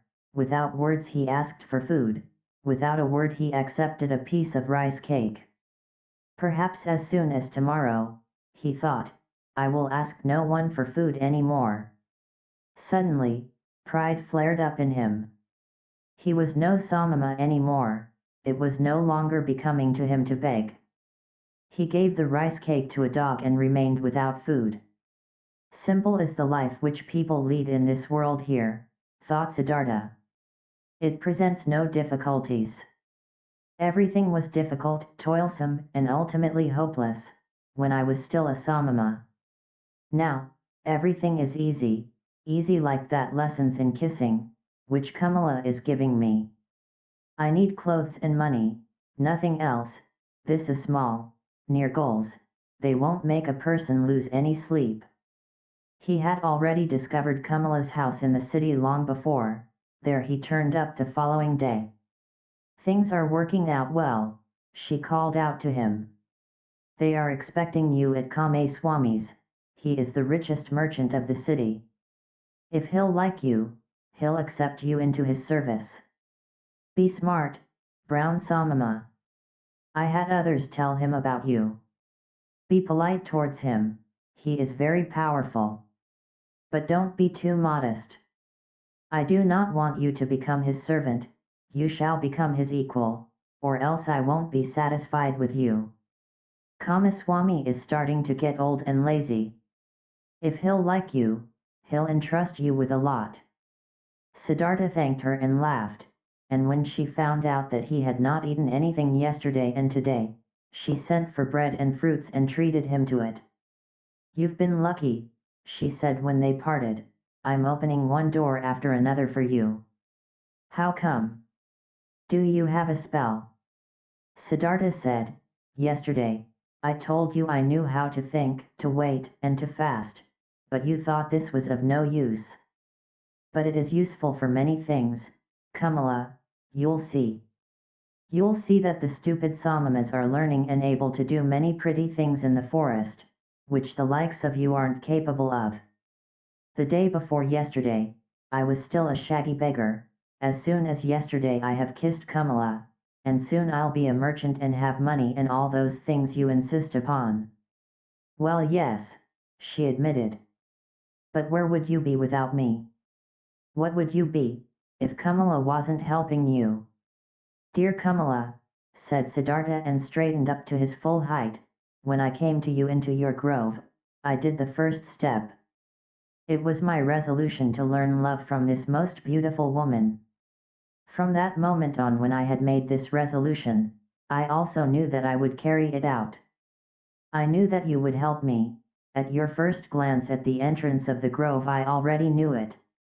But what if I hadn't been willing? You were willing.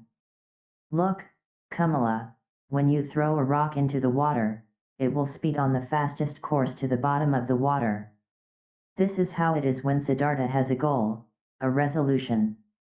Siddhartha does nothing, he waits, he thinks, he fasts, but he passes through the things of the world like a rock through water, without doing anything, without stirring, he is drawn, he lets himself fall. His goal attracts him, because he doesn't let anything enter his soul which might oppose the goal. This is what Siddhartha has learned among the Samamas. This is what fools call magic and of which they think it would be affected by means of the demons. Nothing is affected by demons, there are no demons. Everyone can perform magic, everyone can reach his goals, if he is able to think, if he is able to wait, if he is able to fast. Kamala listened to him. She loved his voice, she loved the look from his eyes. Perhaps it is so, she said quietly, as you say, friend. But perhaps it is also like this, that Siddhartha is a handsome man, that his glance pleases the women, that therefore good fortune is coming towards him. With one kiss, Siddhartha bid his farewell. I wish that it should be this way, my teacher, that my glance shall please you, that always good fortune shall come to me out of your direction. With the childlike people, Siddhartha went to Kamaswami the merchant, he was directed into a rich house, servants led him between precious carpets into a chamber, where he awaited the master of the house. Kamaswami entered, a swiftly, smoothly moving man with very grey hair, with very intelligent, cautious eyes, with a greedy mouth. Politely, the host and the guest greeted one another. I have been told, the merchant began, that you were a Brahmin, a learned man, but that you seek to be in the service of a merchant. Might you have become destitute, Brahmin, so that you seek to serve? No, said Siddhartha, I have not become destitute and have never been destitute. You should know that I'm coming from the Samamas, with whom I have lived for a long time. If you're coming from the Samamas, how could you be anything but destitute? Aren't the Samamas entirely without possessions? I am without possessions, said Siddhartha, if this is what you mean. Surely, I am without possessions. But I am so voluntarily, and therefore I am not destitute.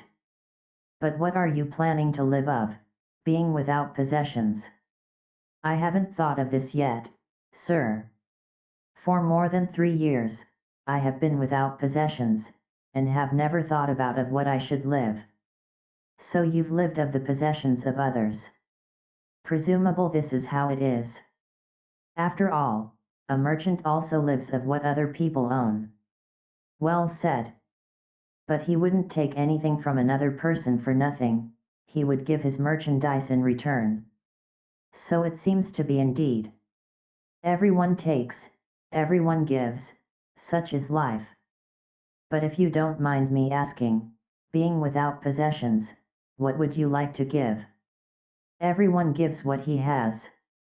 The warrior gives strength, the merchant gives merchandise, the teacher teachings, the farmer rice, the fisher fish. Yes indeed. And what is it now what you've got to give? What is it that you've learned, what you're able to do? I can think. I can wait. I can fast. That's everything. I believe, that's everything. And what's the use of that? For example, the fasting, what is it good for?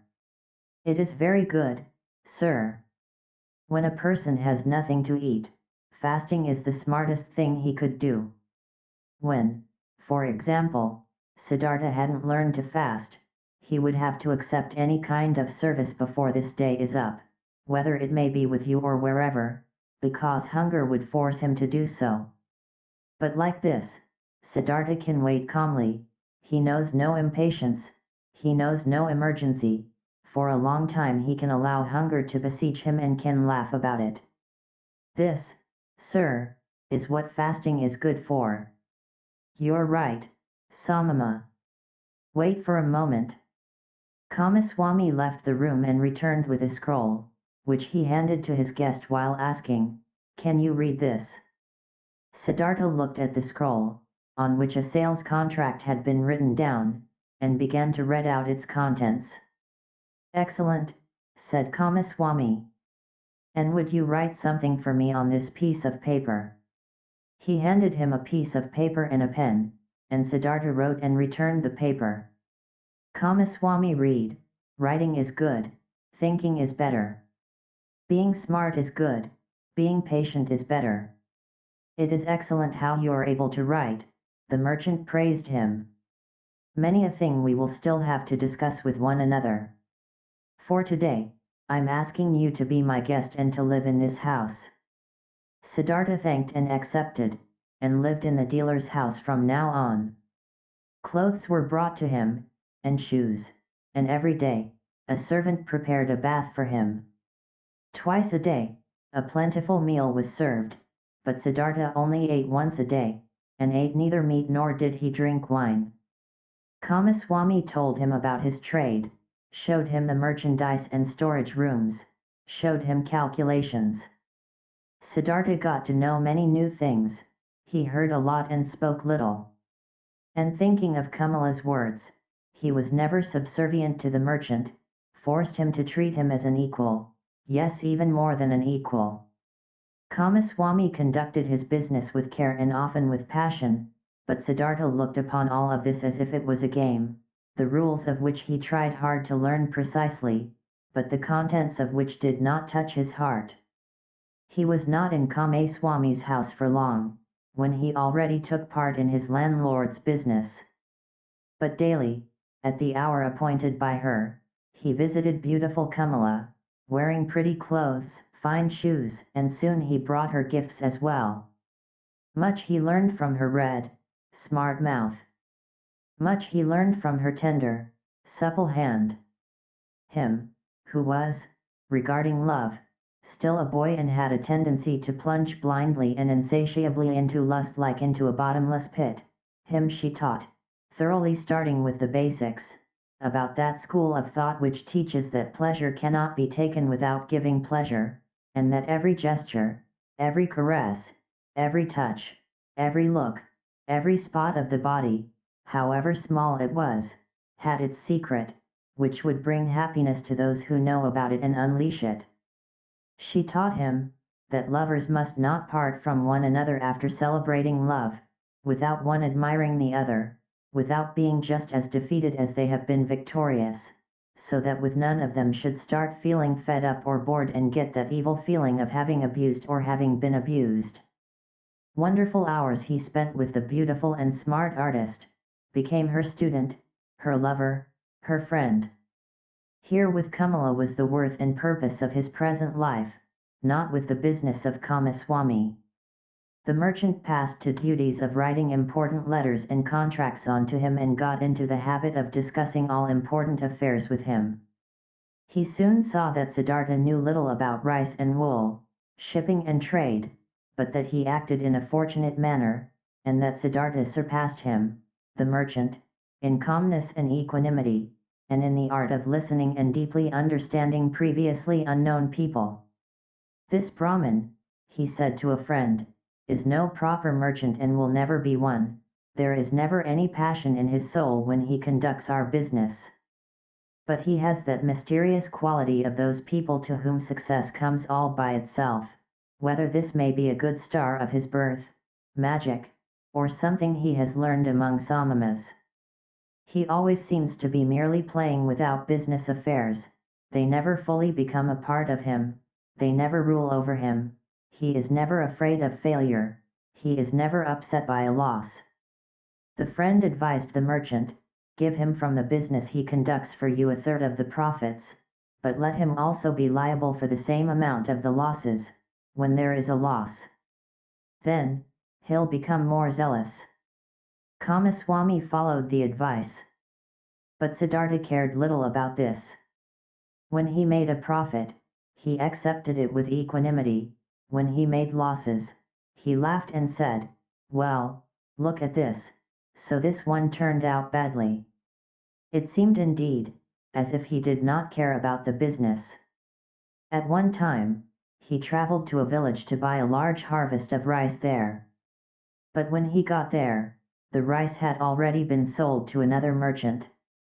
Nevertheless, Siddhartha stayed for several days in that village, treated the farmers for a drink, gave copper coins to their children, joined in the celebration of a wedding, and returned extremely satisfied from his trip. Kamaswami held against him that he had not turned back right away, that he had wasted time and money. Siddhartha answered, "Stop scolding, dear friend. Nothing was ever achieved by scolding. If a loss has occurred, let me bear that loss. I am very satisfied with this trip. I have gotten to know many kinds of people, a Brahmin has become my friend, children have sat on my knees, farmers have shown me their fields, nobody knew that I was a merchant." "That's all very nice," exclaimed Kamaswami indignantly, "but in fact, you are a merchant after all, one ought to think. Or might you have only traveled for your amusement?" "Surely," Siddhartha laughed, "surely I have traveled for my amusement. For what else? I have gotten to know people and places, I have received kindness and trust, I have found friendship. Look, my dear, if I had been Kamaswami, I would have traveled back, being annoyed and in a hurry, as soon as I had seen that my purchase had been rendered impossible, and time and money would indeed have been lost. But like this, I've had a few good days, I've learned, had joy, I've neither harmed myself nor others by annoyance and hastiness. And if I'll ever return there again, perhaps to buy an upcoming harvest, or for whatever purpose it might be, friendly people will receive me in a friendly and happy manner, and I will praise myself for not showing any hurry and displeasure at that time. So, leave it as it is, my friend, and don't harm yourself by scolding. If the day will come, when you will see, this Siddhartha is harming me, then speak a word and Siddhartha will go on his own path. But until then, let's be satisfied with one another." Futile were also the merchant's attempts to convince Siddhartha that he should eat his bread. Siddhartha ate his own bread, or rather they both ate other people's bread, all people's bread. Siddhartha never listened to Kamaswami's worries, and Kamaswami had many worries. Whether there was a business deal going on which was in danger of failing, or whether a shipment of merchandise seemed to have been lost, or a debtor seemed to be unable to pay, Kamaswami could never convince his partner that it would be useful to utter a few words of worry or anger, to have wrinkles on the forehead, to sleep badly. When, one day, Kamaswami held against him that he had learned everything he knew from him, he replied, "Would you please not kid me with such jokes? What I've learned from you is how much a basket of fish costs and how much interests may be charged on loaned money. These are your areas of expertise. I haven't learned to think from you, my dear Kamaswami, you ought to be the one seeking to learn from me." Indeed, his soul was not with the trade. The business was good enough to provide him with the money for Kamala, and it earned him much more than he needed. Besides from this, Siddhartha's interest and curiosity was only concerned with the people whose businesses, crafts, worries, pleasures, and acts of foolishness used to be as alien and distant to him as the moon. However easily he succeeded in talking to all of them, in living with all of them, in learning from all of them, he was still aware that there was something which separated him from them, and this separating factor was him being a samama. He saw mankind going through life in a childlike or animal-like manner, which he loved and also despised at the same time. He saw them toiling, saw them suffering, and becoming great for the sake of things which seemed to him to entirely unworthy of this price, for money, for little pleasures, for being slightly honored. He saw them scolding and insulting each other, he saw them complaining about pain at which a samama would only smile, and suffering because of deprivations which a samama would not feel. He was open to everything, these people brought his way. Welcome was the merchant who offered him linen for sale, welcome was the debtor who sought another loan, welcome was the beggar who told him for 1 hour the story of his poverty and who was not half as poor as any given samama. He did not treat the rich foreign merchant any different than the servant who shaved him and the street vendor whom he let cheat him out of some small change when buying bananas. When Kamaswami came to him, to complain about his worries or to reproach him concerning his business, he listened curiously and happily, was puzzled by him, tried to understand him, consented that he was a little bit right, only as much as he considered indispensable, and turned away from him, towards the next person who would ask for him. And there were many who came to him, many to do business with him, many to cheat him, many to draw some secret out of him, many to appeal to his sympathy, many to get his advice. He gave advice, he pitied, he made gifts, he let them cheat him a bit, and this entire game and the passion with which all people played this game occupied his thoughts just as much as the gods and Brahmins used to occupy them. At times he felt, deep in his chest, a dying, quiet voice, which admonished him quietly, lamented quietly, he hardly perceived it. And then, for an hour, he became aware of the strange life he was leading, of him doing lots of things which were only a game, of, though being happy and feeling joy at times, real life still passing him by and not touching him. As a ball player plays with his balls, he played with his business deals, with the people around him, watched them, found amusement in them, with his heart, with the source of his being, he was not with them.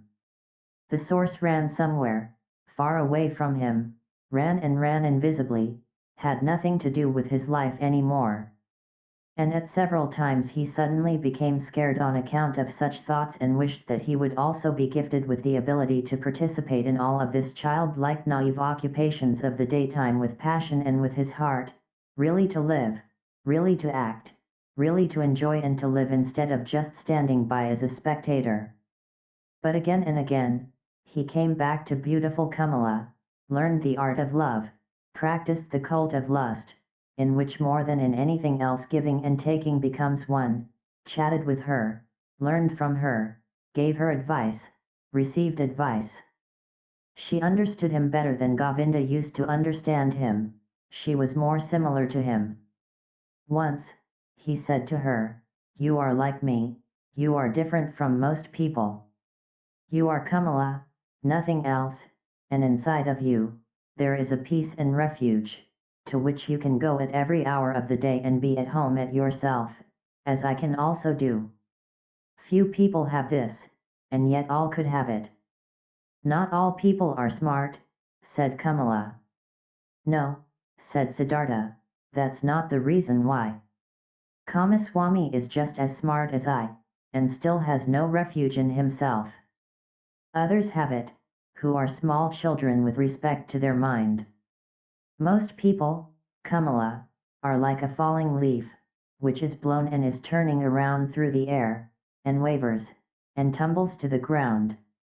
But others, a few, are like stars, they go on a fixed course, no wind reaches them, in themselves they have their law and their course." Among all the learned men and samamas, of which I knew many, there was one of this kind, a perfected one, I'll never be able to forget him. It is that Gautama, the exalted one, who is spreading that teachings. Thousands of followers are listening to his teachings every day, follow his instructions every hour, but they are all falling leaves, not in themselves they have teachings and a law. Kamala looked at him with a smile. "Again, you're talking about him," she said, "again, you're having a samama's thoughts." Siddhartha said nothing, and they played the game of love, one of the 30 or 40 different games Kamala knew. Her body was flexible like that of a jaguar and like the bow of a hunter. He who had learned from her how to make love, was knowledgeable of many forms of lust, many secrets. For a long time, she played with Siddhartha, enticed him, rejected him, forced him, embraced him, enjoyed his masterful skills, until he was defeated and rested exhausted by her side. The courtesan bent over him, took a long look at his face, at his eyes, which had grown tired.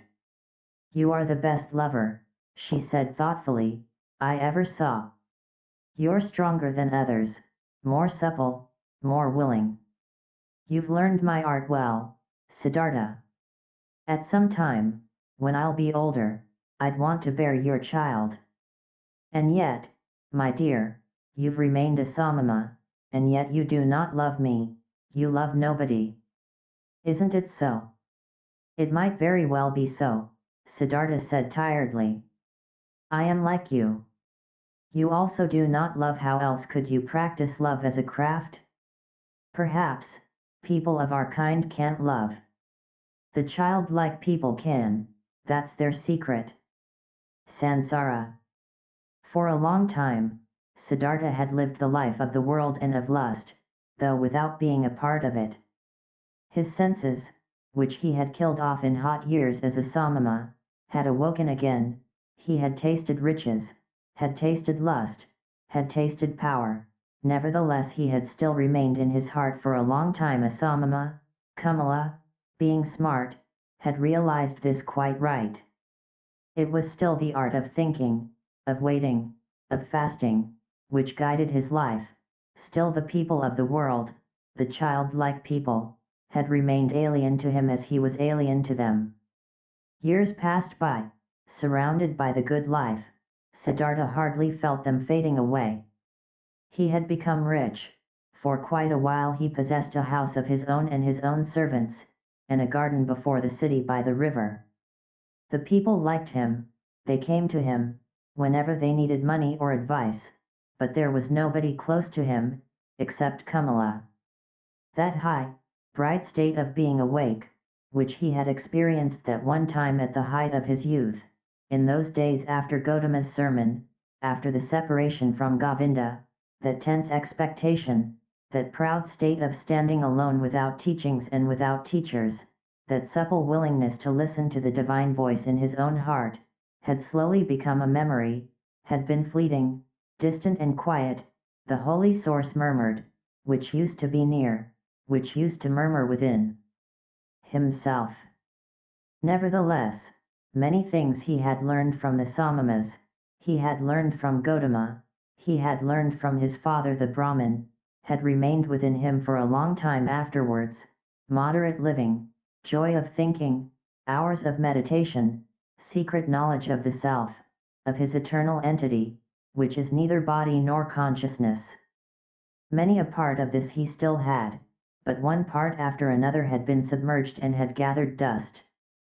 Just as a potter's wheel, once it has been set in motion, will keep on turning for a long time and only slowly lose its vigor and come to a stop, thus Siddhartha's soul had kept on turning the wheel of asceticism, the wheel of thinking, the wheel of differentiation for a long time, still turning, but it turned slowly and hesitantly and was close to coming to a standstill.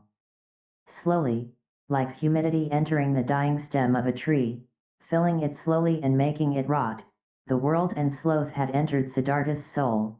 Slowly it filled his soul, made it heavy, made it tired, put it to sleep. On the other hand, his senses had become alive. There was much they had learned, much they had experienced. Siddhartha had learned to trade, to use his power over people, to enjoy himself with a woman. He had learned to wear beautiful clothes, to give orders to servants, to bathe in perfumed waters. He had learned to eat tenderly and carefully prepared food, even fish, even meat and poultry, spices and sweets, and to drink wine, which causes sloth and forgetfulness. He had learned to play with dice and on a chessboard, to watch dancing girls, to have himself carried about in a sedan chair, to sleep on a soft bed. But still he had felt different from and superior to the others. Always he had watched them with some mockery, some mocking disdain, with the same disdain which a Samama constantly feels for the people of the world. When Kamaswami was ailing, when he was annoyed, when he felt insulted, when he was vexed by his worries as a merchant, Siddhartha had always watched it with mockery.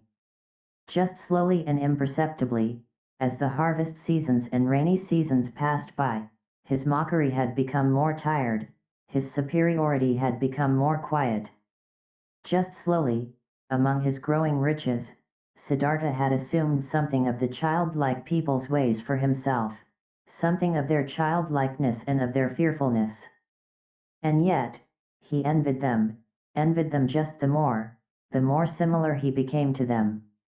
He envied them for the one thing that was missing from him and that they had, the importance they were able to attach to their lives, the amount of passion in their joys and fears, the fearful but sweet happiness of being constantly in love. These people were all of the time in love with themselves, with women, with their children, with honors or money, with plans or hopes. But he did not learn this from them, this out of all things, this joy of a child and this foolishness of a child, he learned from them out of all things the unpleasant ones, which he himself despised. It happened more and more often that, in the morning after having had company the night before, he stayed in bed for a long time, felt unable to think and tired. It happened that he became angry and impatient, when Kamaswami bored him with his worries. It happened that he laughed just too loud, when he lost a game of dice. His face was still smarter and more spiritual than others, but it rarely laughed, and assumed, one after another, those features which are so often found in the faces of rich people, those features of discontent, of sickliness, of ill humor, of sloth, of a lack of love. Slowly the disease of the soul, which rich people have, grabbed hold of him. Like a veil, like a thin mist, tiredness came over Siddhartha, slowly, getting a bit denser every day, a bit murkier every month, a bit heavier every year. As a new dress becomes old in time, loses its beautiful color in time, gets stains, gets wrinkles, gets worn off at the seams, and starts to show threadbare spots here and there, thus Siddhartha's new life, which he had started after his separation from Govinda, had grown old, lost color and splendor as the years passed by, was gathering wrinkles and stains, and hidden at bottom, already showing its ugliness here and there, disappointment and disgust were waiting. Siddhartha did not notice it. He only noticed that this bright and reliable voice inside of him, which had awoken in him at that time and had ever guided him in his best times, had become silent. He had been captured by the world, by lust, covetousness, sloth, and finally also by that vice which he had used to despise and mock the most as the most foolish one of all vices, greed. Property, possessions, and riches also had finally captured him. They were no longer a game and trifles to him, had become a shackle and a burden. In a strange and devious way, Siddhartha had gotten into this final and most base of all dependencies, by means of the game of dice. It was since that time, when he had stopped being a samama in his heart, that Siddhartha began to play the game for money and precious things, which he at other times only joined with a smile and casually as a custom of the childlike people, with an increasing rage and passion. He was a feared gambler, few dared to take him on, so high and audacious were his stakes. He played the game due to a pain of his heart. Losing and wasting his wretched money in the game brought him an angry joy. In no other way he could demonstrate his disdain for wealth, the merchant's false god, more clearly and more mockingly. Thus he gambled with high stakes and mercilessly, hating himself, mocking himself, won thousands, threw away thousands, lost money, lost jewelry, lost a house in the country, won again, lost again. That fear, that terrible and petrifying fear, which he felt while he was rolling the dice, while he was worried about losing high stakes, that fear he loved and sought to always renew it, always increase it, always get it to a slightly higher level, for in this feeling alone he still felt something like happiness, something like an intoxication, something like an elevated form of life in the midst of his saturated, lukewarm, dull life. And after each big loss, his mind was set on new riches, pursued the trade more zealously, forced his debtors more strictly to pay, because he wanted to continue gambling, he wanted to continue squandering, continue demonstrating his disdain of wealth. Siddhartha lost his calmness when losses occurred, lost his patience when he was not paid on time, lost his kindness towards beggars, lost his disposition for giving away and loaning money to those who petitioned him. He, who gambled away tens of thousands at one roll of the dice and laughed at it, became more strict and more petty in his business, occasionally dreaming at night about money. And whenever he woke up from this ugly spell, whenever he found his face in the mirror at the bedroom's wall to have aged and become more ugly, whenever embarrassment and disgust came over him, he continued fleeing into a new game, fleeing into a numbing of his mind brought on by sex, by wine, and from there he fled back into the urge to pile up and obtain possessions. In this pointless cycle he ran, growing tired, growing old, growing ill. Then the time came when a dream warned him. He had spent the hours of the evening with Kamala, in her beautiful pleasure garden. They had been sitting under the trees, talking, and Kamala had said thoughtful words, words behind which a sadness and tiredness lay hidden. She had asked him to tell her about Gautama, and could not hear enough of him, how clear his eyes, how still and beautiful his mouth, how kind his smile, how peaceful his walk had been. For a long time, he had to tell her about the exalted Buddha, and Kamala had sighed and had said, one day, perhaps soon, I'll also follow that Buddha. I'll give him my pleasure garden for a gift and take my refuge in his teachings. But after this, she had aroused him, and had tied him to her in the act of making love with painful fervor, biting and in tears, as if, once more, she wanted to squeeze the last sweet drop out of this vain, fleeting pleasure. Never before, it had become so strangely clear to Siddhartha, how closely lust was akin to death. Then he had lain by her side, and Kamala's face had been close to him, and under her eyes and next to the corners of her mouth he had, as clearly as never before, read a fearful inscription, an inscription of small lines, of slight grooves, an inscription reminiscent of autumn and old age, just as Siddhartha himself, who was only in his 40s, had already noticed, here and there, gray hairs among his black ones. Tiredness was written on Kamala's beautiful face, tiredness from walking a long path, which has no happy destination, tiredness, and the beginning of withering, and concealed, still unsaid, perhaps not even conscious anxiety, fear of old age, fear of the autumn, fear of having to die. With a sigh, he had bid his farewell to her, the soul full of reluctance, and full of concealed anxiety. Then, Siddhartha had spent the night in his house with dancing girls and wine, had acted as if he was superior to them towards the fellow members of his caste, though this was no longer true, had drunk much wine and gone to bed a long time after midnight, being tired and yet excited, close to weeping and despair, and had for a long time sought to sleep in vain, his heart full of misery which he thought he could not bear any longer, full of a disgust which he felt penetrating his entire body.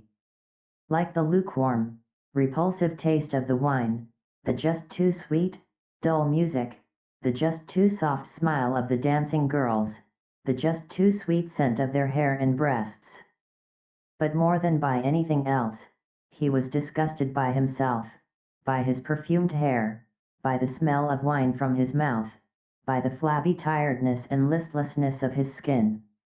Like when someone, who has eaten and drunk far too much, vomits it back up again with agonizing pain and is nevertheless glad about the relief, thus this sleepless man wished to free himself of these pleasures, these habits, and all of this pointless life and himself, in an immense burst of disgust.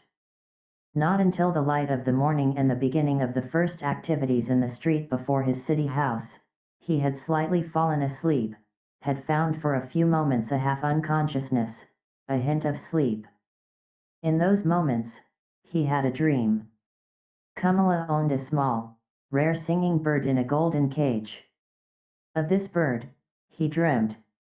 He dreamt, this bird had become mute, who at other times always used to sing in the morning, and since this arose his attention, he stepped in front of the cage and looked inside. There the small bird was dead and lay stiff on the ground. He took it out, waited for a moment in his hand, and then threw it away, out in the street, and in the same moment, he felt terribly shocked, and his heart hurt, as if he had thrown away from himself all value and everything good by throwing out this dead bird. Starting up from this dream, he felt encompassed by a deep sadness. Worthless, so it seemed to him, worthless and pointless was the way he had been going through life. Nothing which was alive, nothing which was in some way delicious or worth keeping he had left in his hands. Alone he stood there and empty like a castaway on the shore. With a gloomy mind, Siddhartha went to the pleasure garden he owned, locked the gate, sat down under a mango tree, felt death in his heart and horror in his chest, sat and sensed how everything died in him, withered in him, came to an end in him.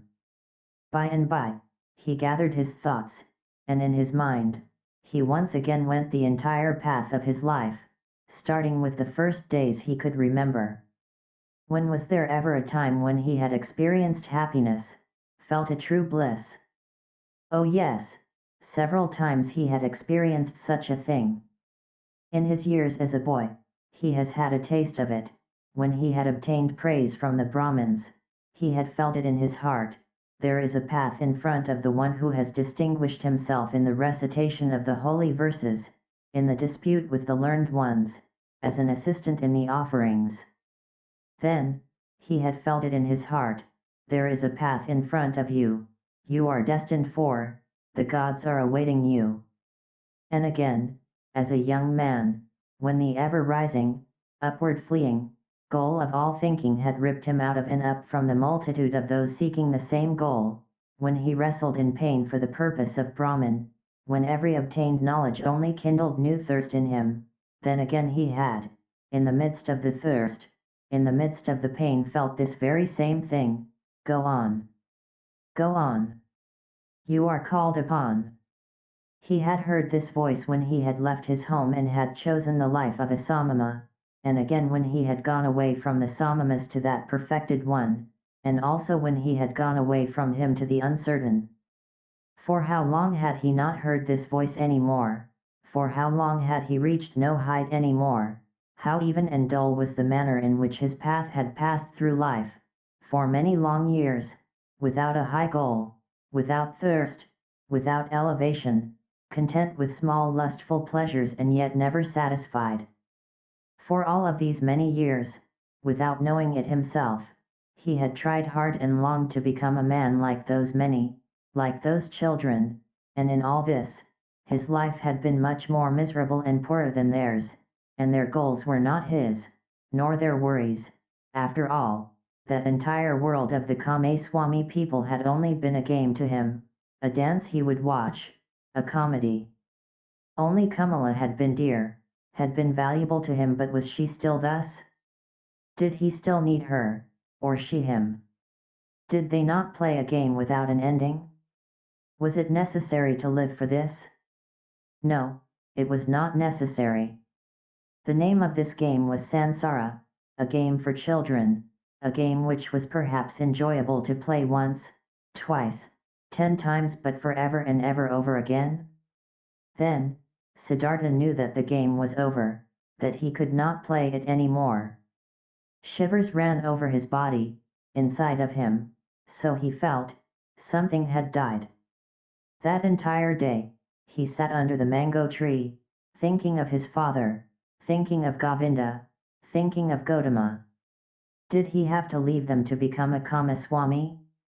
He still sat there, when the night had fallen. When, looking up, he caught sight of the stars, he thought, here I'm sitting under my mango tree, in my pleasure garden. He smiled a little. Was it really necessary? Was it right? Was it not as foolish game, that he owned a mango tree, that he owned a garden? He also put an end to this. This also died in him. He rose, bid his farewell to the mango tree, his farewell to the pleasure garden. Since he had been without food this day, he felt strong hunger, and thought of his house in the city, of his chamber and bed, of the table with the meals on it.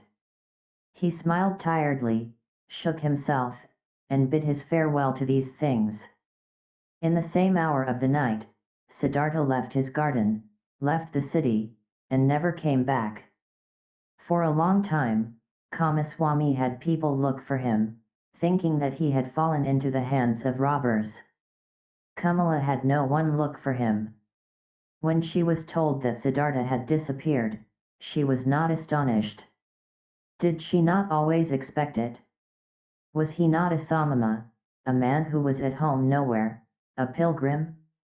And most of all, she had felt this the last time they had been together, and she was happy, in spite of all the pain of the loss, that she had pulled him so affectionately to her heart for this last time, that she had felt one more time to be so completely possessed and penetrated by him. When she received the first news of Siddhartha's disappearance, she went to the window, where she held a rare singing bird captive in a golden cage. She opened the door of the cage, took the bird out and let it fly. For a long time, she gazed after it, the flying bird. From this day on, she received no more visitors and kept her house locked.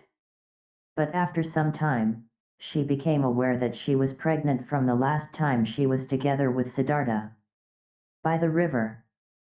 Siddhartha walked through the forest, was already far from the city, and knew nothing but that one thing, that there was no going back for him, that this life, as he had lived it for many years until now, was over and done away with, and that he had tasted all of it, sucked everything out of it until he was disgusted with it. Dead was the singing bird he had dreamt of. Dead was the bird in his heart. Deeply, he had been entangled in samsara, he had sucked up disgust and death from all sides into his body, like a sponge sucks up water until it is full. And full he was, full of the feeling of being sick of it, full of misery, full of death. There was nothing left in this world which could have attracted him, given him joy, given him comfort. Passionately he wished to know nothing about himself any more, to have rest, to be dead. If there only was a lightning bolt to strike him dead.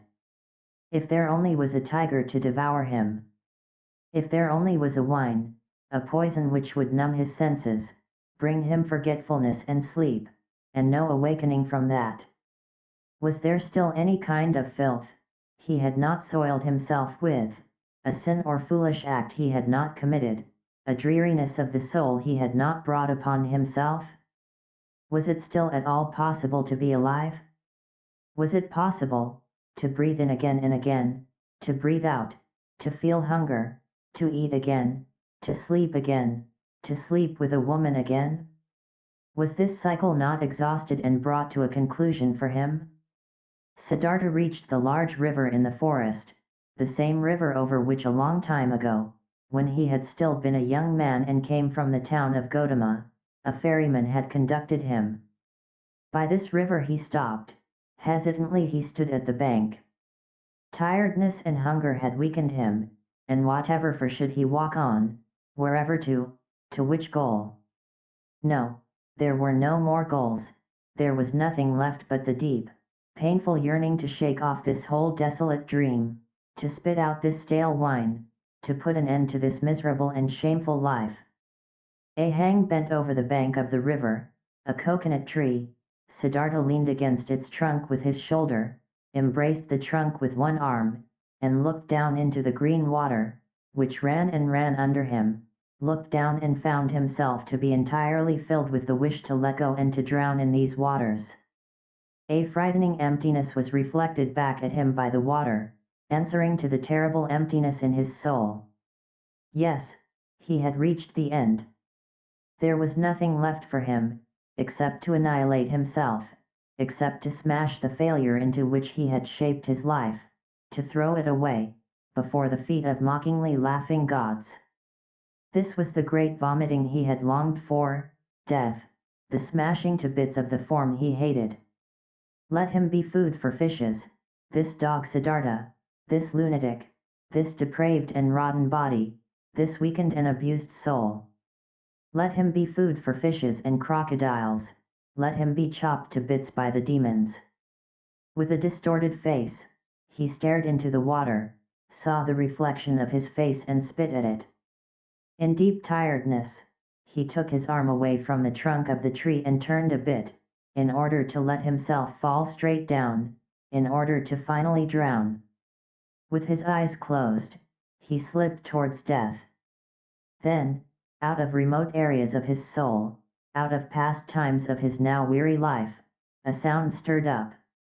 It was a word, a syllable, which he, without thinking, with a slurred voice, spoke to himself, the old word which is the beginning and the end of all prayers of the Brahmins, the holy Om, which roughly means that what is perfect or the completion. And in the moment when the sound of Om touched Siddhartha's ear, his dormant spirit suddenly woke up and realized the foolishness of his actions. Siddhartha was deeply shocked. So this was how things were with him, so doomed was he, so much he had lost his way and was forsaken by all knowledge, that he had been able to seek death, that this wish of a child, had been able to grow in him, to find rest by annihilating his body. What all agony of these recent times, all sobering realizations, all desperation had not brought about, this was brought on by this moment, when the Om entered his consciousness, he became aware of himself in his misery and in his error. Om. He spoke to himself, Om. And again he knew about Brahman, knew about the indestructibility of life, knew about all that is divine, which he had forgotten. But this was only a moment, flash. By the foot of the coconut tree, Siddhartha collapsed, struck down by tiredness, mumbling Om, placed his head on the root of the tree and fell into a deep sleep. Deep was his sleep and without dreams, for a long time he had not known such a sleep any more. When he woke up after many hours, he felt as if 10 years had passed. He heard the water quietly flowing, did not know where he was and who had brought him here, opened his eyes, saw with astonishment that there were trees in the sky above him, and he remembered where he was and how he got here.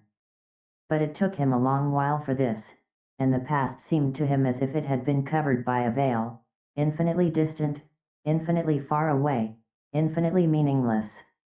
He only knew that his previous life, in the first moment when he thought about it, this past life seemed to him like a very old, previous incarnation, like an early pre-birth of his present self, that his previous life had been abandoned by him, that, full of disgust and wretchedness, he had even intended to throw his life away, but that by a river, under a coconut tree, he has come to his senses, the holy word Om on his lips, that then he had fallen asleep and had now woken up and was looking at the world as a new man. Quietly, he spoke the word Om to himself, speaking which he had fallen asleep, and it seemed to him as if his entire long sleep had been nothing but a long meditative recitation of Om, a thinking of Om, a submergence and complete entering into Om, into the nameless, the perfected. What a wonderful sleep had this been! Never before by sleep, he had been thus refreshed, thus renewed, thus rejuvenated. Perhaps, he had really died, had drowned, and was reborn in a new body? But no, he knew himself, he knew his hand and his feet, knew the place where he lay, knew this self in his chest, this Siddhartha, the eccentric, the weird one, but this Siddhartha was nevertheless transformed, was renewed, was strangely well rested, strangely awake, joyful and curious. Siddhartha straightened up, then he saw a person sitting opposite to him, an unknown man, a monk in a yellow robe with a shaven head, sitting in the position of pondering. He observed the man, who had neither hair on his head nor a beard, and he had not observed him for long when he recognized this monk as Govinda, the friend of his youth, Govinda who had taken his refuge with the exalted Buddha. Govinda had aged, he too, but still his face bore the same features, expressed zeal, faithfulness, searching, timidness. But when Govinda now, sensing his gaze, opened his eyes and looked at him, Siddhartha saw that Govinda did not recognize him. Govinda was happy to find him awake. Apparently, he had been sitting here for a long time and been waiting for him to wake up, though he did not know him. I have been sleeping, said Siddhartha. However did you get here?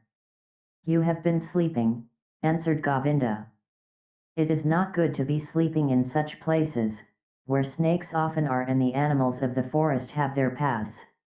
I, O sir, am a follower of the exalted Gautama, the Buddha, the Sakyamuni, and have been on a pilgrimage together with several of us on this path, when I saw you lying and sleeping in a place where it is dangerous to sleep. Therefore, I sought to wake you up, O sir, and since I saw that your sleep was very deep, I stayed behind from my group and sat with you. And then, so it seems, I have fallen asleep myself, I who wanted to guard your sleep. Badly, I have served you, tiredness has overwhelmed me. But now that you're awake, let me go to catch up with my brothers. I thank you, Samama, for watching out over my sleep, spoke Siddhartha. You're friendly, you followers of the Exalted One. Now you may go then. I'm going, sir. May you, sir, always be in good health.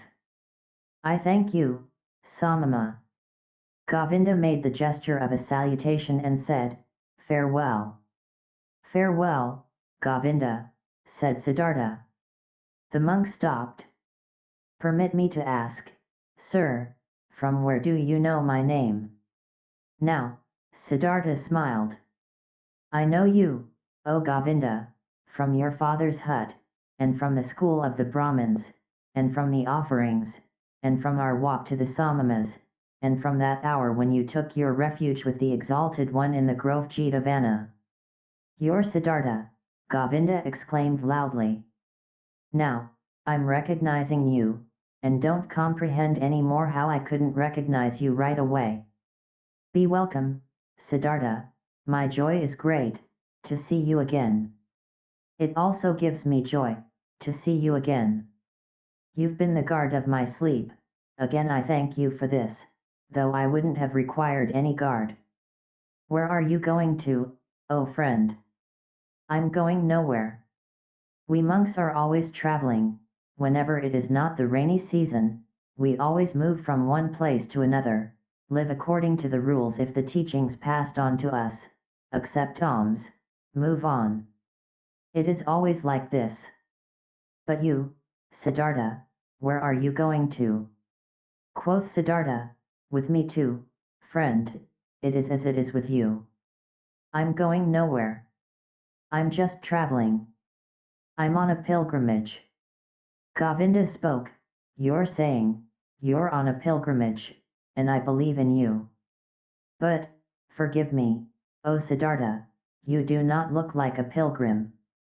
You're wearing a rich man's garments, you're wearing the shoes of a distinguished gentleman, and your hair, with the fragrance of perfume, is not a pilgrim's hair, not the hair of a samama.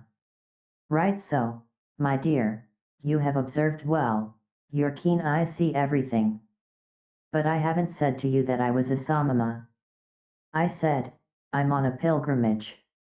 And so it is, I'm on a pilgrimage. You're on a pilgrimage, said Govinda. But few would go on a pilgrimage in such clothes, few in such shoes, few with such hair. Never I have met such a pilgrim, being a pilgrim myself for many years. I believe you, my dear Govinda. But now, today, you've met a pilgrim just like this, wearing such shoes, such a garment. Remember, my dear, not eternal is the world of appearances, not eternal, anything but eternal are our garments and the style of our hair, and our hair embodies themselves. I'm wearing a rich man's clothes, you've seen this quite right. I'm wearing them, because I have been a rich man, and I'm wearing my hair like the worldly and lustful people, for I have been one of them. And now, Siddhartha, what are you now? I don't know it, I don't know it just like you. I'm traveling. I was a rich man and am no rich man anymore, and what I'll be tomorrow, I don't know. You've lost your riches. I've lost them or they me. They somehow happened to slip away from me. The wheel of physical manifestations is turning quickly, Govinda. Where is Siddhartha the Brahmin? Where is Siddhartha the Samama? Where is Siddhartha the rich man? Non-eternal things change quickly, Govinda, you know it. Govinda looked at the friend of his youth for a long time, with doubt in his eyes. After that, he gave him the salutation which one would use on a gentleman and went on his way. With a smiling face, Siddhartha watched him leave. He loved him still, this faithful man, this fearful man.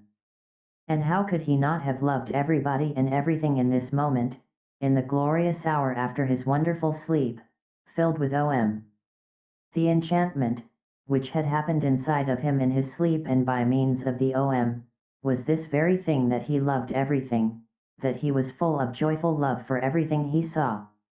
And it was this very thing, so it seemed to him now, which had been his sickness before, that he was not able to love anybody or anything. With a smiling face, Siddhartha watched the leaving monk. The sleep had strengthened him much, but hunger gave him much pain, for by now he had not eaten for 2 days, and the times were long past when he had been tough against hunger. With sadness, and yet also with a smile, he thought of that time. In those days, so he remembered, he had boasted of 3 things to Kamala, had been able to do 3 noble and undefeatable feats, fasting, waiting, thinking. These had been his possession, his power and strength, his solid staff. In the busy, laborious years of his youth, he had learned these 3 feats, nothing else. And now, they had abandoned him, none of them was his any more, neither fasting, nor waiting, nor thinking. For the most wretched things, he had given them up, for what fades most quickly, for sensual lust, for the good life, for riches. His life had indeed been strange. And now, so it seemed, now he had really become a childlike person. Siddhartha thought about his situation. Thinking was hard on him, he did not really feel like it, but he forced himself. Now, he thought, since all these most easily perishing things have slipped from me again, now I'm standing here under the sun again just as I have been standing here a little child, nothing is mine, I have no abilities, there is nothing I could bring about, I have learned nothing. How wondrous is this! Now, that I'm no longer young, that my hair is already half gray, that my strength is fading, now I'm starting again at the beginning and as a child. Again, he had to smile. Yes, his fate had been strange. Things were going downhill with him, and now he was again facing the world void and naked and stupid. But he could not feel sad about this, no, he even felt a great urge to laugh about himself, to laugh about this strange, foolish world. Things are going downhill with you, he said to himself, and laughed about it, and as he was saying it, he happened to glance at the river, and he also saw the river going downhill, always moving on downhill, and singing and being happy through it all. He liked this well, kindly he smiled at the river. Was this not the river in which he had intended to drown himself, in past times, 100 years ago, or had he dreamed this? Wondrous indeed was my life, so he thought, wondrous detours it has taken. As a boy, I had only to do with gods and offerings. As a youth, I had only to do with asceticism, with thinking and meditation, was searching for Brahman, worshipped the eternal and the Atman. But as a young man, I followed the penitents, lived in the forest, suffered of heat and frost, learned to hunger, taught my body to become dead. Wonderfully, soon afterwards, insight came towards me in the form of the great Buddha's teachings. I felt the knowledge of the oneness of the world circling in me like my own blood. But I also had to leave Buddha and the great knowledge. I went and learned the art of love with Kamala, learned trading with Kamaswami, piled up money, wasted money, learned to love my stomach, learned to please my senses. I had to spend many years losing my spirit, to unlearn thinking again, to forget the oneness. Isn't it just as if I had turned slowly and on a long detour from a man into a child, from a thinker into a childlike person? And yet, this path has been very good, and yet, the bird in my chest has not died. But what a path has this been! I had to pass through so much stupidity, through so much vices, through so many errors, through so much disgust and disappointments and woe, just to become a child again and to be able to start over. But it was right so, my heart says yes to it, my eyes smile to it. I've had to experience despair, I've had to sink down to the most foolish one of all thoughts, to the thought of suicide, in order to be able to experience divine grace, to hear Om again, to be able to sleep properly and awake properly again. I had to become a fool, to find Atman in me again. I had to sin, to be able to live again. Where else might my path lead me to? It is foolish, this path. It moves in loops, perhaps it is going around in a circle. Let it go as it likes, I want to take it. Wonderfully, he felt joy rolling like waves in his chest. Wherever from, he asked his heart, where from did you get this happiness? Might it come from that long, good sleep, which has done me so good? Or from the word Om, which I said? Or from the fact that I have escaped, that I have completely fled, that I am finally free again and am standing like a child under the sky? Oh, how good is it to have fled, to have become free! How clean and beautiful is the air here, how good to breathe! There, where I ran away from, there everything smelled of ointments, of spices, of wine, of excess, of sloth. How did I hate this world of the rich, of those who revel in fine food, of the gamblers? How did I hate myself for staying in this terrible world for so long? How did I hate myself, have deprived, poisoned, tortured myself, have made myself old and evil? No, never again I will, as I used to like doing so much, delude myself into thinking that Siddhartha was wise. But this one thing I have done well, this I like, this I must praise, that there is now an end to that hatred against myself, to that foolish and dreary life. I praise you, Siddhartha, after so many years of foolishness, you have once again had an idea, have done something, have heard the bird in your chest singing and have followed it. Thus he praised himself, found joy in himself, listened curiously to his stomach, which was rumbling with hunger. He had now, so he felt, in these recent times and days, completely tasted and spit out, devoured up to the point of desperation and death, a piece of suffering, a piece of misery. Like this, it was good. For much longer, he could have stayed with Kamaswami, made money, wasted money, filled his stomach, and let his soul die of thirst. For much longer he could have lived in this soft, well-upholstered hell, if this had not happened, the moment of complete hopelessness and despair, that most extreme moment, when he hung over the rushing waters and was ready to destroy himself. That he had felt this despair, this deep disgust, and that he had not succumbed to it, that the bird, the joyful source and voice in him was still alive after all, this was why he felt joy, this was why he laughed, this was why his face was smiling brightly under his hair which had turned gray. It is good, he thought, to get a taste of everything for oneself, which one needs to know. That lust for the world and riches do not belong to the good things, I have already learned as a child. I have known it for a long time, but I have experienced only now. And now I know it, don't just know it in my memory, but in my eyes, in my heart, in my stomach.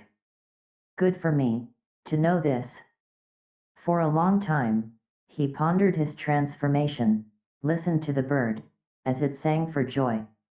Had not this bird died in him? Had he not felt its death? No, something else from within him had died, something which already for a long time had yearned to die. Was it not this what he used to intend to kill in his ardent years as a penitent? Was this not his self, his small, frightened, and proud self, he had wrestled with for so many years, which had defeated him again and again, which was back again after every killing, prohibited joy, felt fear? Was it not this, which today had finally come to its death, here in the forest, by this lovely river?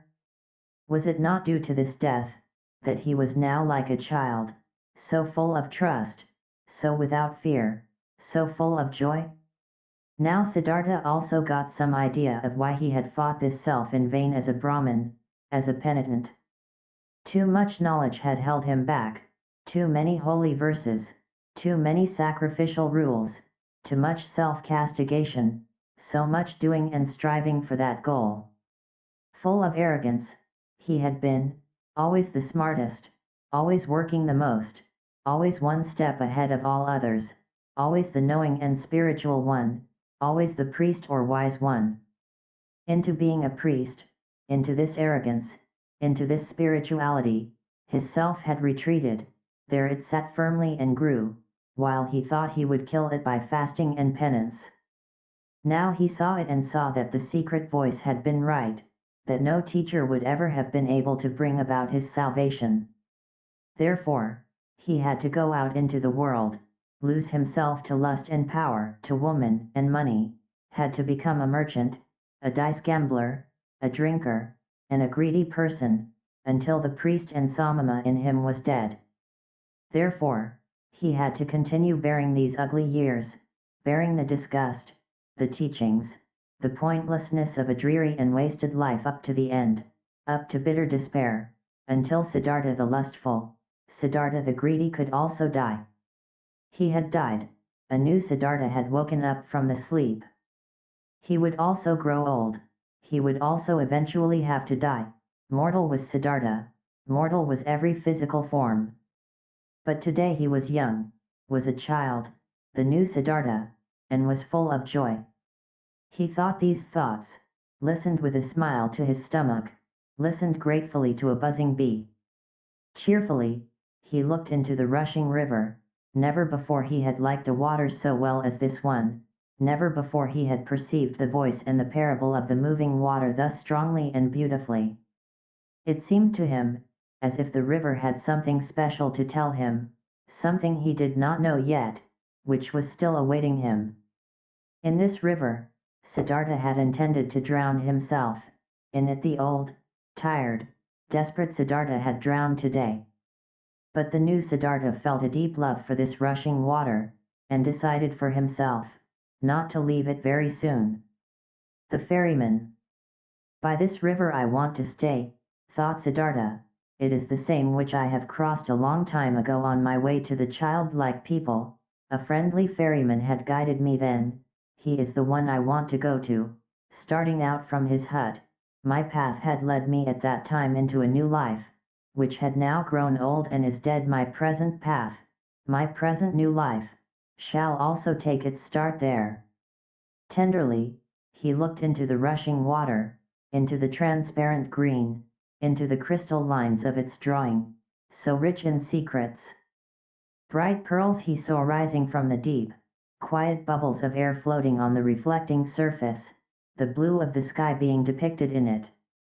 With 1,000 eyes, the river looked at him, with green ones, with white ones, with crystal ones, with sky blue ones. How did he love this water, how did it delight him, how grateful was he to it. In his heart he heard the voice talking, which was newly awaking, and it told him, love this water. Stay near it. Learn from it. Oh yes, he wanted to learn from it, he wanted to listen to it. He who would understand this water and its secrets, so it seemed to him, would also understand many other things, many secrets, all secrets. But out of all secrets of the river, he today only saw one. This one touched his soul.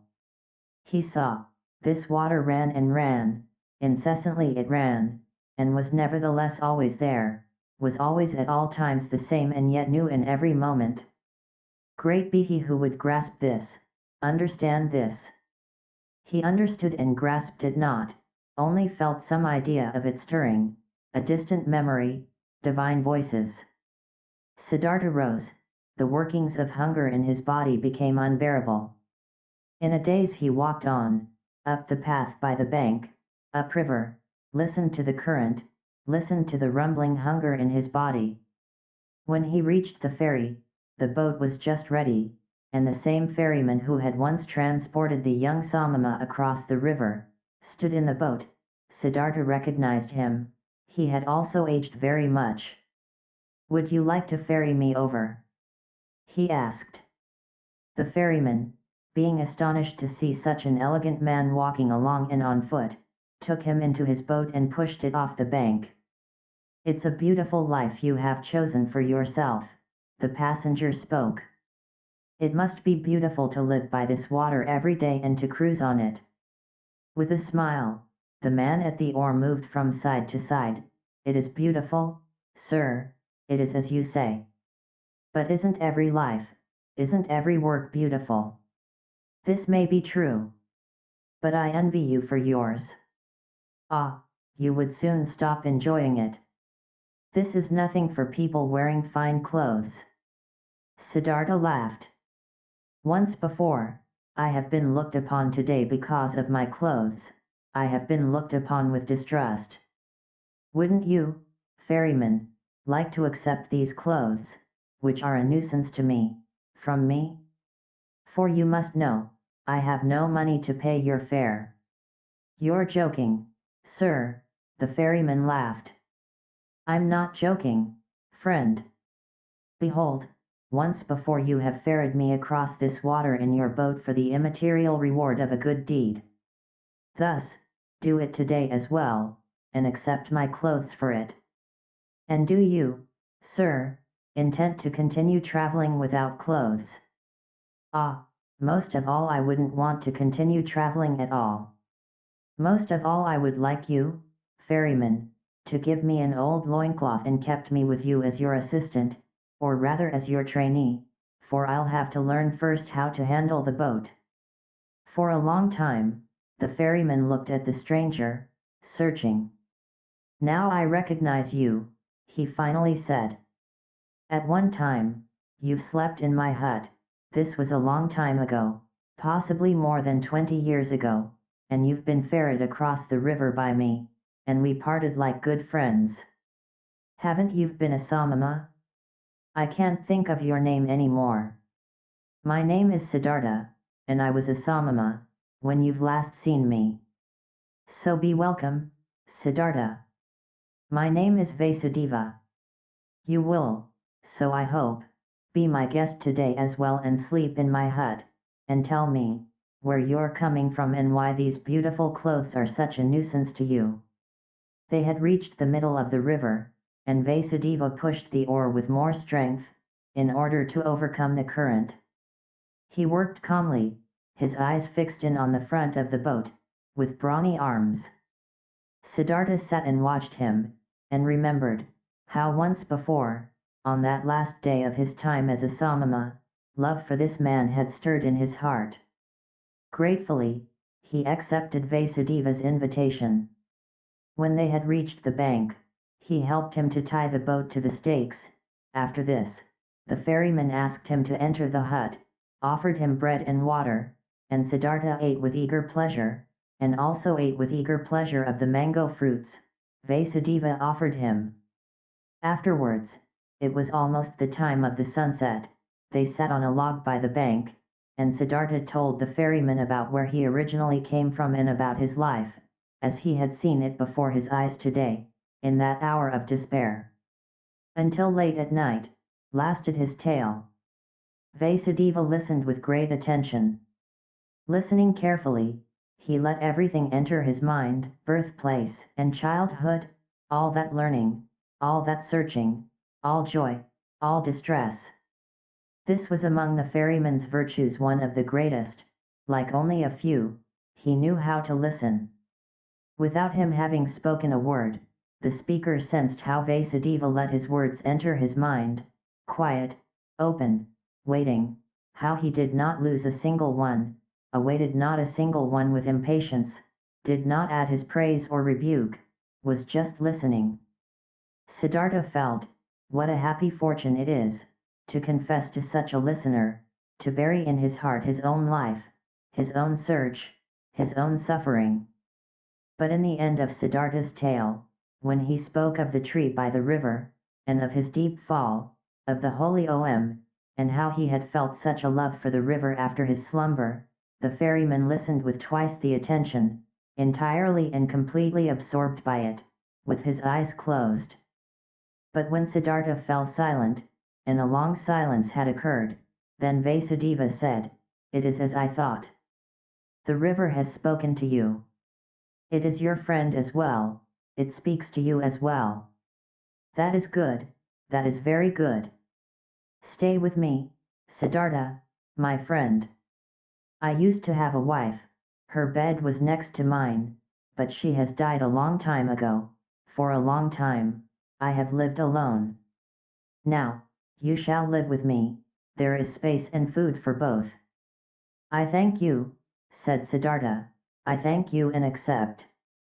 And I also thank you for this, Vasudeva, for listening to me so well. These people are rare who know how to listen. And I did not meet a single one who knew it as well as you did. I will also learn in this respect from you." "You will learn it," spoke Vasudeva, "but not from me. The river has taught me to listen, from it you will learn it as well. It knows everything, the river, everything can be learned from it. See, you've already learned this from the water too, that it is good to strive downwards, to sink, to seek depth. The rich and elegant Siddhartha is becoming an oarsman's servant, the learned Brahmin Siddhartha becomes a ferryman, this has also been told to you by the river. You'll learn that other thing from it as well." Quoth Siddhartha after a long pause, "What other thing, Vasudeva?" Vasudeva rose. "It is late," he said, "let's go to sleep. I can't tell you that other thing, oh friend. You'll learn it, or perhaps you know it already. See, I'm no learned man, I have no special skill in speaking, I also have no special skill in thinking. All I'm able to do is to listen and to be godly, I have learned nothing else. If I was able to say and teach it, I might be a wise man, but like this I am only a ferryman, and it is my task to ferry people across the river. I have transported many, thousands, and to all of them, my river has been nothing but an obstacle on their travels. They traveled to seek money and business, and for weddings, and on pilgrimages, and the river was obstructing their path, and the ferryman's job was to get them quickly across that obstacle. But for some among thousands, a few, 4 or 5, the river has stopped being an obstacle, they have heard its voice, they have listened to it, and the river has become sacred to them, as it has become sacred to me.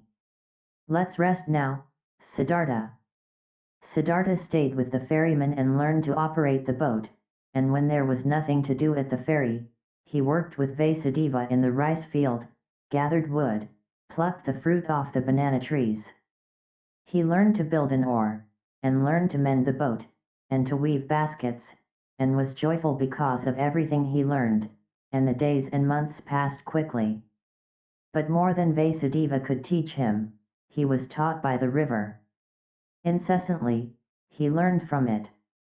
Most of all, he learned from it to listen, to pay close attention with a quiet heart, with a waiting, open soul, without passion, without a wish, without judgment, without an opinion. In a friendly manner, he lived side by side with Vasudeva, and occasionally they exchanged some words. Few and at length thought about words. Vasudeva was no friend of words. Rarely, Siddhartha succeeded in persuading him to speak. Did you, so he asked him at one time, did you too learn that secret from the river, that there is no time? Vasudeva's face was filled with a bright smile. Yes, Siddhartha, he spoke. It is this what you mean, isn't it, that the river is everywhere at once, at the source and at the mouth, at the waterfall, at the ferry, at the rapids, in the sea, in the mountains, everywhere at once, and that there is only the present time for it, not the shadow of the past, not the shadow of the future. This it is, said Siddhartha.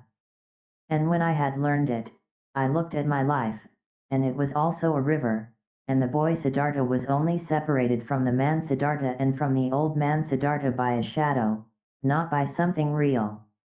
Also, Siddhartha's previous births were no past, and his death and his return to Brahma was no future.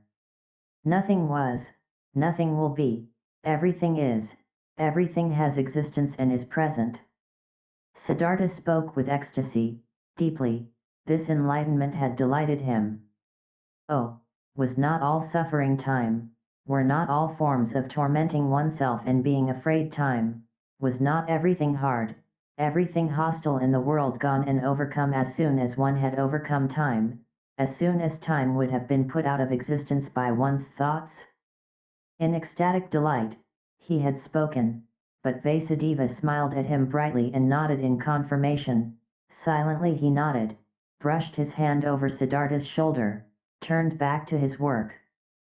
And once again, when the river had just increased its flow in the rainy season and made a powerful noise, then said Siddhartha, isn't it so, O friend, the river has many voices, very many voices?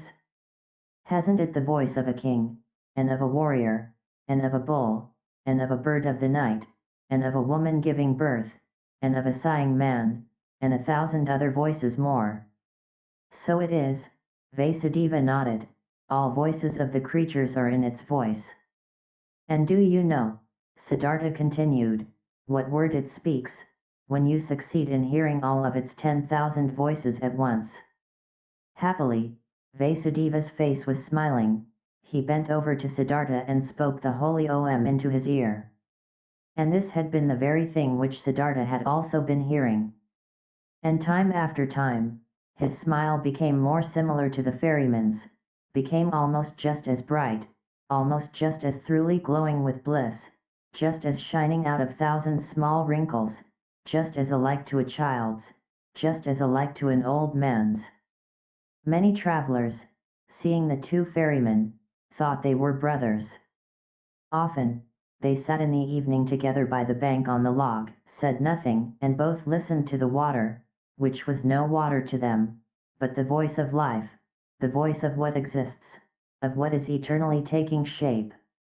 And it happened from time to time that both, when listening to the river, thought of the same things, of a conversation from the day before yesterday, of one of their travelers, the face and fate of whom had occupied their thoughts, of death, of their childhood, and that they both in the same moment, when the river had been saying something good to them, looked at each other, both thinking precisely the same thing, both delighted about the same answer to the same question. There was something about this ferry and the two ferrymen which was transmitted to others, which many of the travelers felt. It happened occasionally that a traveler, after having looked at the face of one of the ferrymen, started to tell the story of his life, told about pains, confessed evil things, asked for comfort and advice. It happened occasionally that someone asked for permission to stay for a night with them to listen to the river. It also happened that curious people came, who had been told that there were two wise men, or sorcerers, or holy men living by that ferry. The curious people asked many questions, but they got no answers, and they found neither sorcerers nor wise men, they only found two friendly little old men, who seemed to be mute and to have become a bit strange and gaga. And the curious people laughed and were discussing how foolishly and gullibly the common people were spreading such empty rumors. The years passed by, and nobody counted them. Then, at one time, monks came by on a pilgrimage, followers of Gautama, the Buddha, who were asking to be ferried across the river, and by them the ferrymen were told that they were most hurriedly walking back to their great teacher, for the news had spread the Exalted One was deadly sick and would soon die his last human death, in order to become one with the salvation.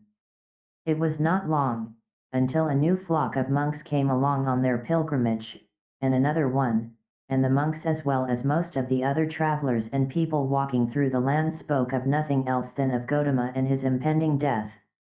And as people are flocking from everywhere and from all sides, when they are going to war or to the coronation of a king, and are gathering like ants in droves, thus they flocked, like being drawn on by a magic spell, to where the great Buddha was awaiting his death, where the huge event was to take place and the great perfected one of an era was to become one with the glory. Often, Siddhartha thought in those days of the dying wise man, the great teacher, whose voice had admonished nations and had awoken hundreds of thousands, whose voice he had also once heard, whose holy face he had also once seen with respect.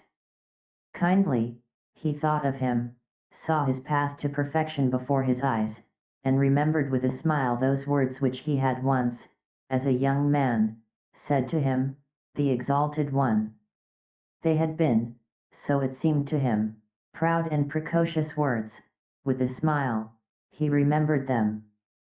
For a long time he knew that there was nothing standing between Gautama and him any more, though he was still unable to accept his teachings. No, there was no teaching a truly searching person, someone who truly wanted to find, could accept. But he who had found, he could approve of any teachings, every path, every goal. There was nothing standing between him and all the other thousand any more who lived in that what is eternal, who breathed what is divine. On one of these days, when so many went on a pilgrimage to the dying Buddha, Kamala also went to him, who used to be the most beautiful of the courtesans. A long time ago, she had retired from her previous life, had given her garden to the monks of Gautama as a gift, had taken her refuge in the teachings, was among the friends and benefactors of the pilgrims. Together with Siddhartha the boy, her son, she had gone on her way due to the news of the near death of Gautama, in simple clothes, on foot. With her little son, she was traveling by the river, but the boy had soon grown tired, desired to go back home, desired to rest, desired to eat, became disobedient and started whining. Kamala often had to take a rest with him, he was accustomed to having his way against her, she had to feed him, had to comfort him, had to scold him.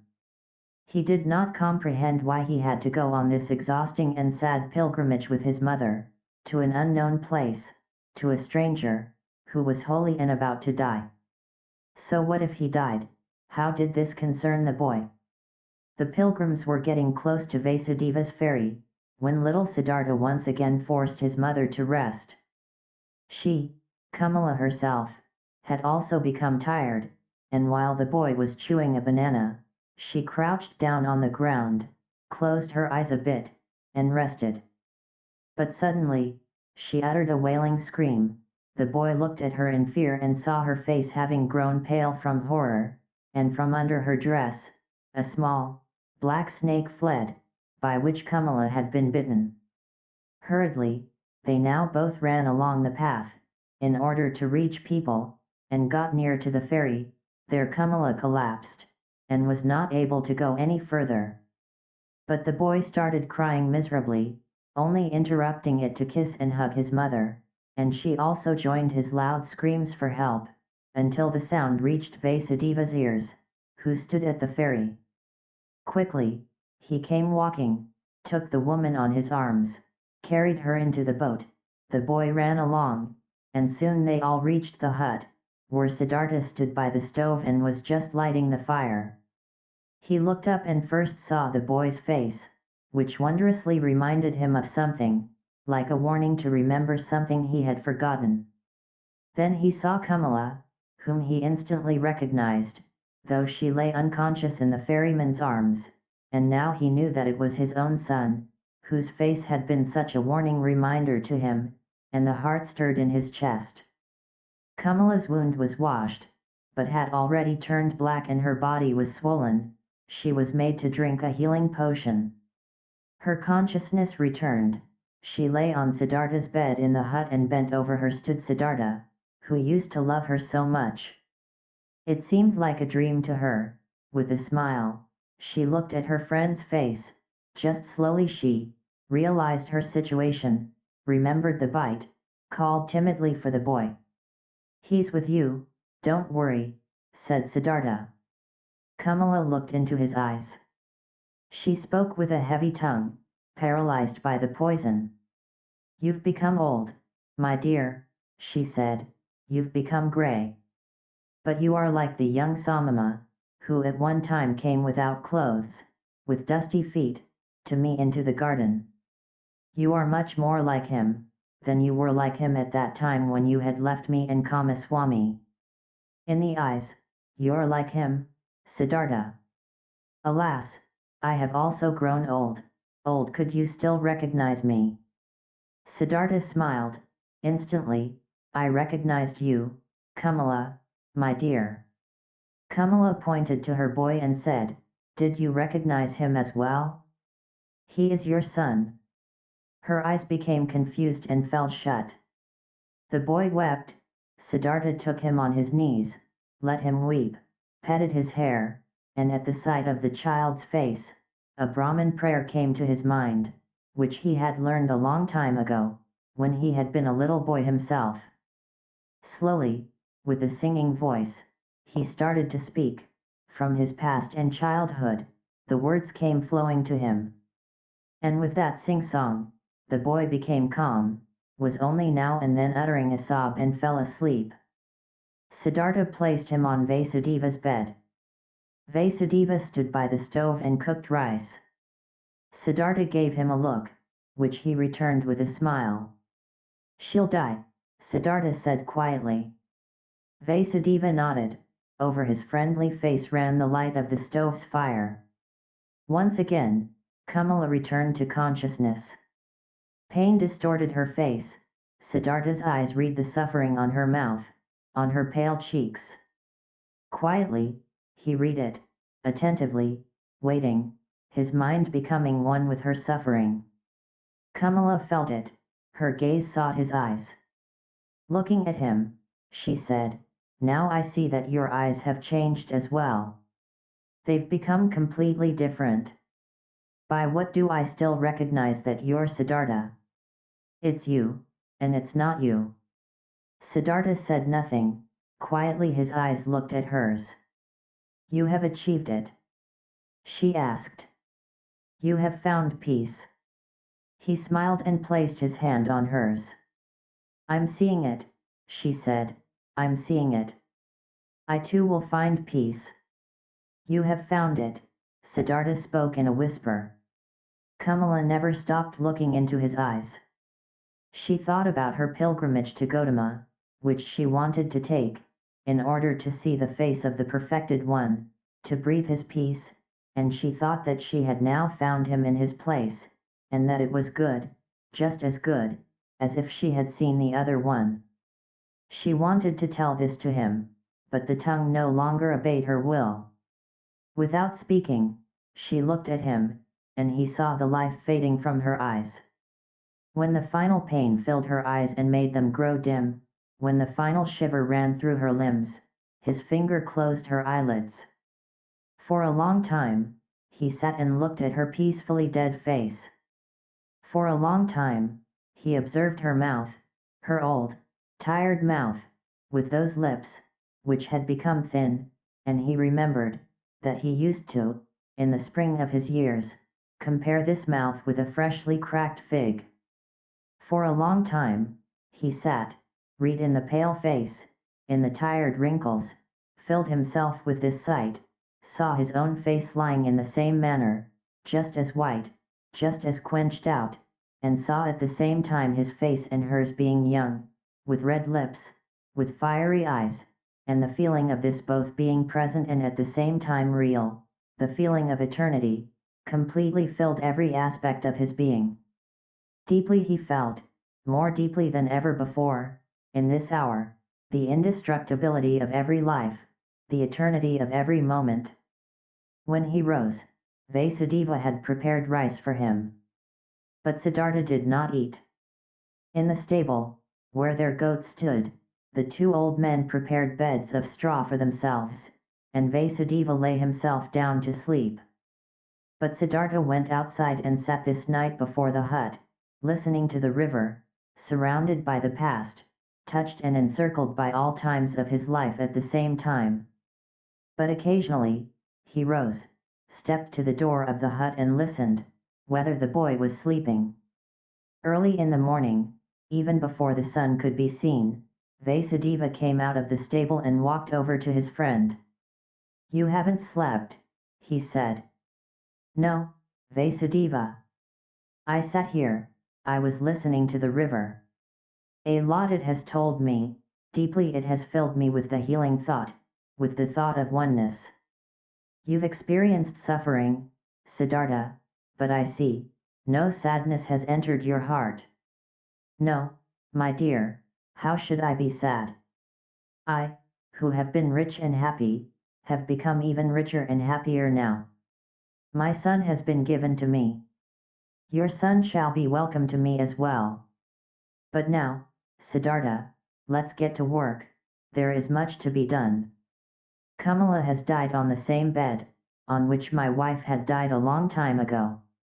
Let us also build Kamala's funeral pile on the same hill on which I had then built my wife's funeral pile." While the boy was still asleep, they built the funeral pile. The son, timid and weeping, the boy had attended his mother's funeral, gloomy and shy.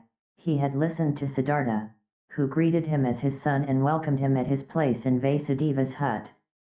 Pale, he sat for many days by the hill of the dead, did not want to eat, gave no open look, did not open his heart, met his fate with resistance and denial.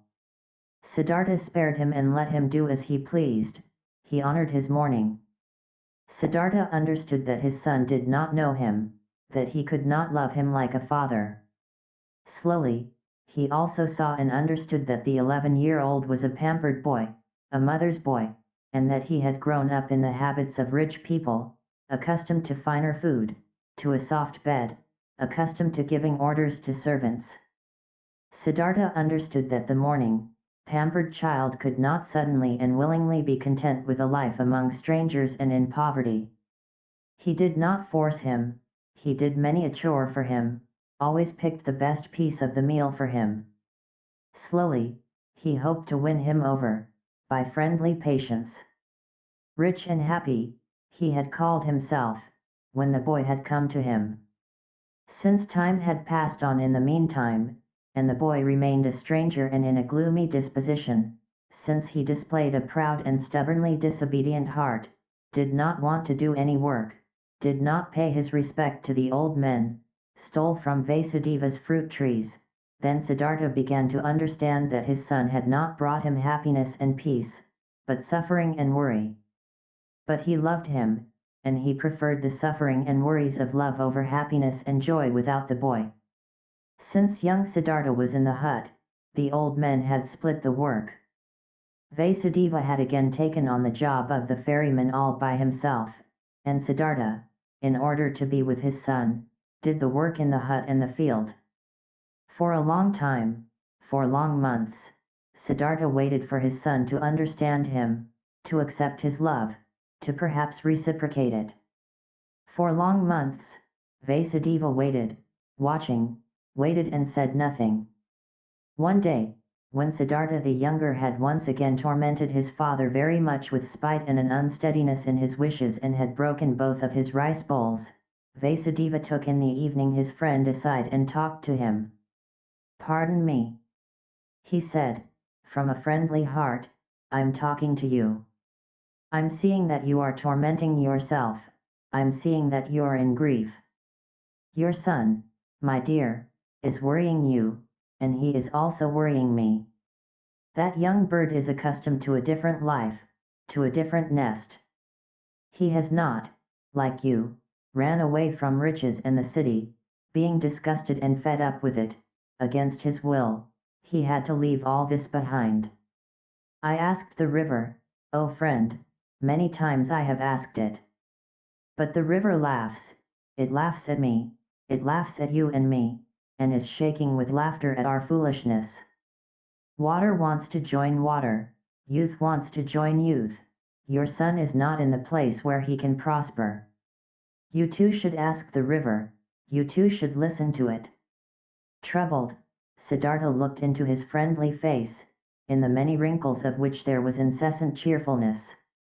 How could I part with him? He said quietly, ashamed. Give me some more time, my dear. See, I'm fighting for him, I'm seeking to win his heart, with love and with friendly patience I intend to capture it. One day, the river shall also talk to him, he also is called upon. Vasudeva's smile flourished more warmly. Oh yes, he too is called upon, he too is of the eternal life. But do we, you and me, know what he is called upon to do, what path to take, what actions to perform, what pain to endure? Not a small one, his pain will be, after all, his heart is proud and hard, people like this have to suffer a lot, err a lot, do much injustice, burden themselves with much sin. Tell me, my dear, you're not taking control of your son's upbringing? You don't force him? You don't beat him? You don't punish him? No, Vasudeva, I don't do anything of this. I knew it. You don't force him, don't beat him, don't give him orders, because you know that soft is stronger than hard, water stronger than rocks, love stronger than force. Very good, I praise you. But aren't you mistaken in thinking that you wouldn't force him, wouldn't punish him? Don't you shackle him with your love? Don't you make him feel inferior every day, and don't you make it even harder on him with your kindness and patience? Don't you force him, the arrogant and pampered boy, to live in a hut with two old banana eaters, to whom even rice is a delicacy, whose thoughts can't be his, whose hearts are old and quiet and beats in a different pace than his. Isn't forced, isn't he punished by all this? Troubled, Siddhartha looked to the ground. Quietly, he asked, what do you think should I do? Quoth Vasudeva, bring him into the city, bring him into his mother's house, there'll still be servants around, give him to them. And when there aren't any around any more, bring him to a teacher, not for the teaching's sake, but so that he shall be among other boys, and among girls, and in the world which is his own. Have you never thought of this? You're seeing into my heart, Siddhartha spoke sadly.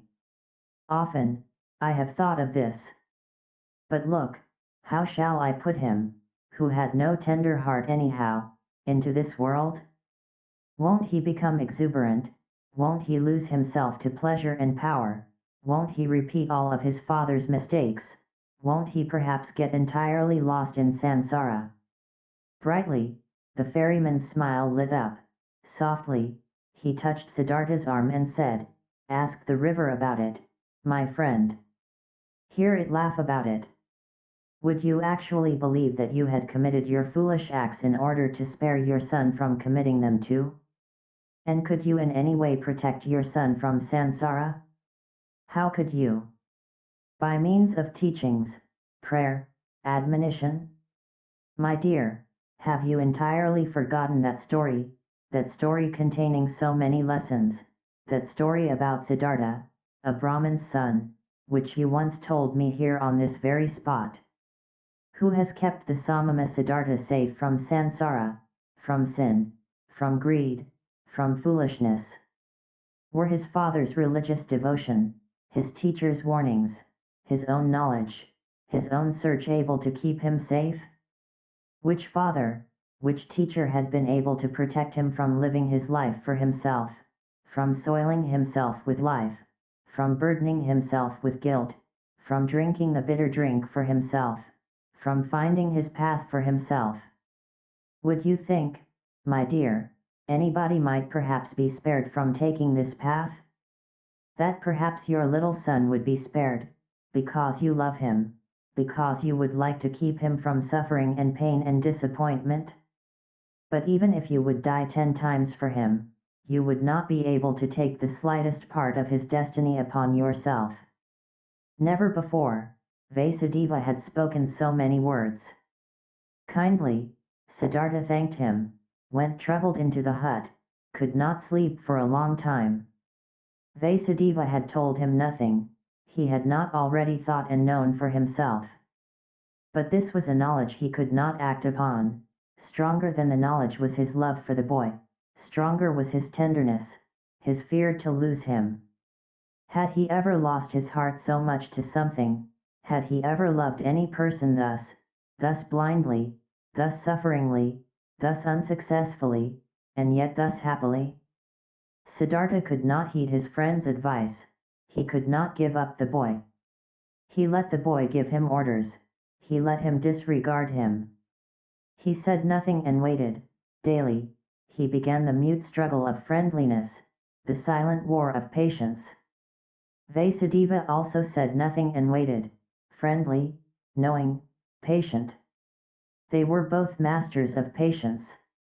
At one time, when the boy's face reminded him very much of Kamala, Siddhartha suddenly had to think of a line which Kamala a long time ago, in the days of their youth, had once said to him.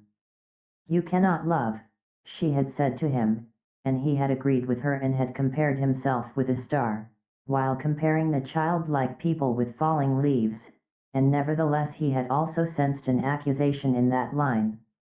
Indeed, he had never been able to lose or devote himself completely to another person, to forget himself, to commit foolish acts for the love of another person, never he had been able to do this, and this was, as it had seemed to him at that time, the great distinction which set him apart from the childlike people. But now, since his son was here, now he, Siddhartha, had also become completely a childlike person, suffering for the sake of another person, loving another person, lost to a love, having become a fool on account of love. Now he too felt, late, once in his lifetime, this strongest and strangest of all passions, suffered from it, suffered miserably, and was nevertheless in bliss, was nevertheless renewed in one respect, enriched by one thing. He did sense very well that this love, this blind love for his son, was a passion, something very human, that it was samsara, a murky source, dark waters. Nevertheless, he felt at the same time, it was not worthless, it was necessary, came from the essence of his own being. This pleasure also had to be atoned for, this pain also had to be endured, these foolish acts also had to be committed. Through all this, the son let him commit his foolish acts, let him court for his affection, let him humiliate himself every day by giving in to his moods. This father had nothing which would have delighted him and nothing which he would have feared. He was a good man, this father, a good, kind, soft man, perhaps a very devout man, perhaps a saint. All these were no attributes which could win the boy over. He was bored by this father, who kept him prisoner here in this miserable hut of his. He was bored by him, and for him to answer every naughtiness with a smile, every insult with friendliness, every viciousness with kindness, this very thing was the hated trick of this old sneak. Much more the boy would have liked it if he had been threatened by him, if he had been abused by him. A day came, when what young Siddhartha had on his mind came bursting forth, and he openly turned against his father. The latter had given him a task, he had told him to gather brushwood.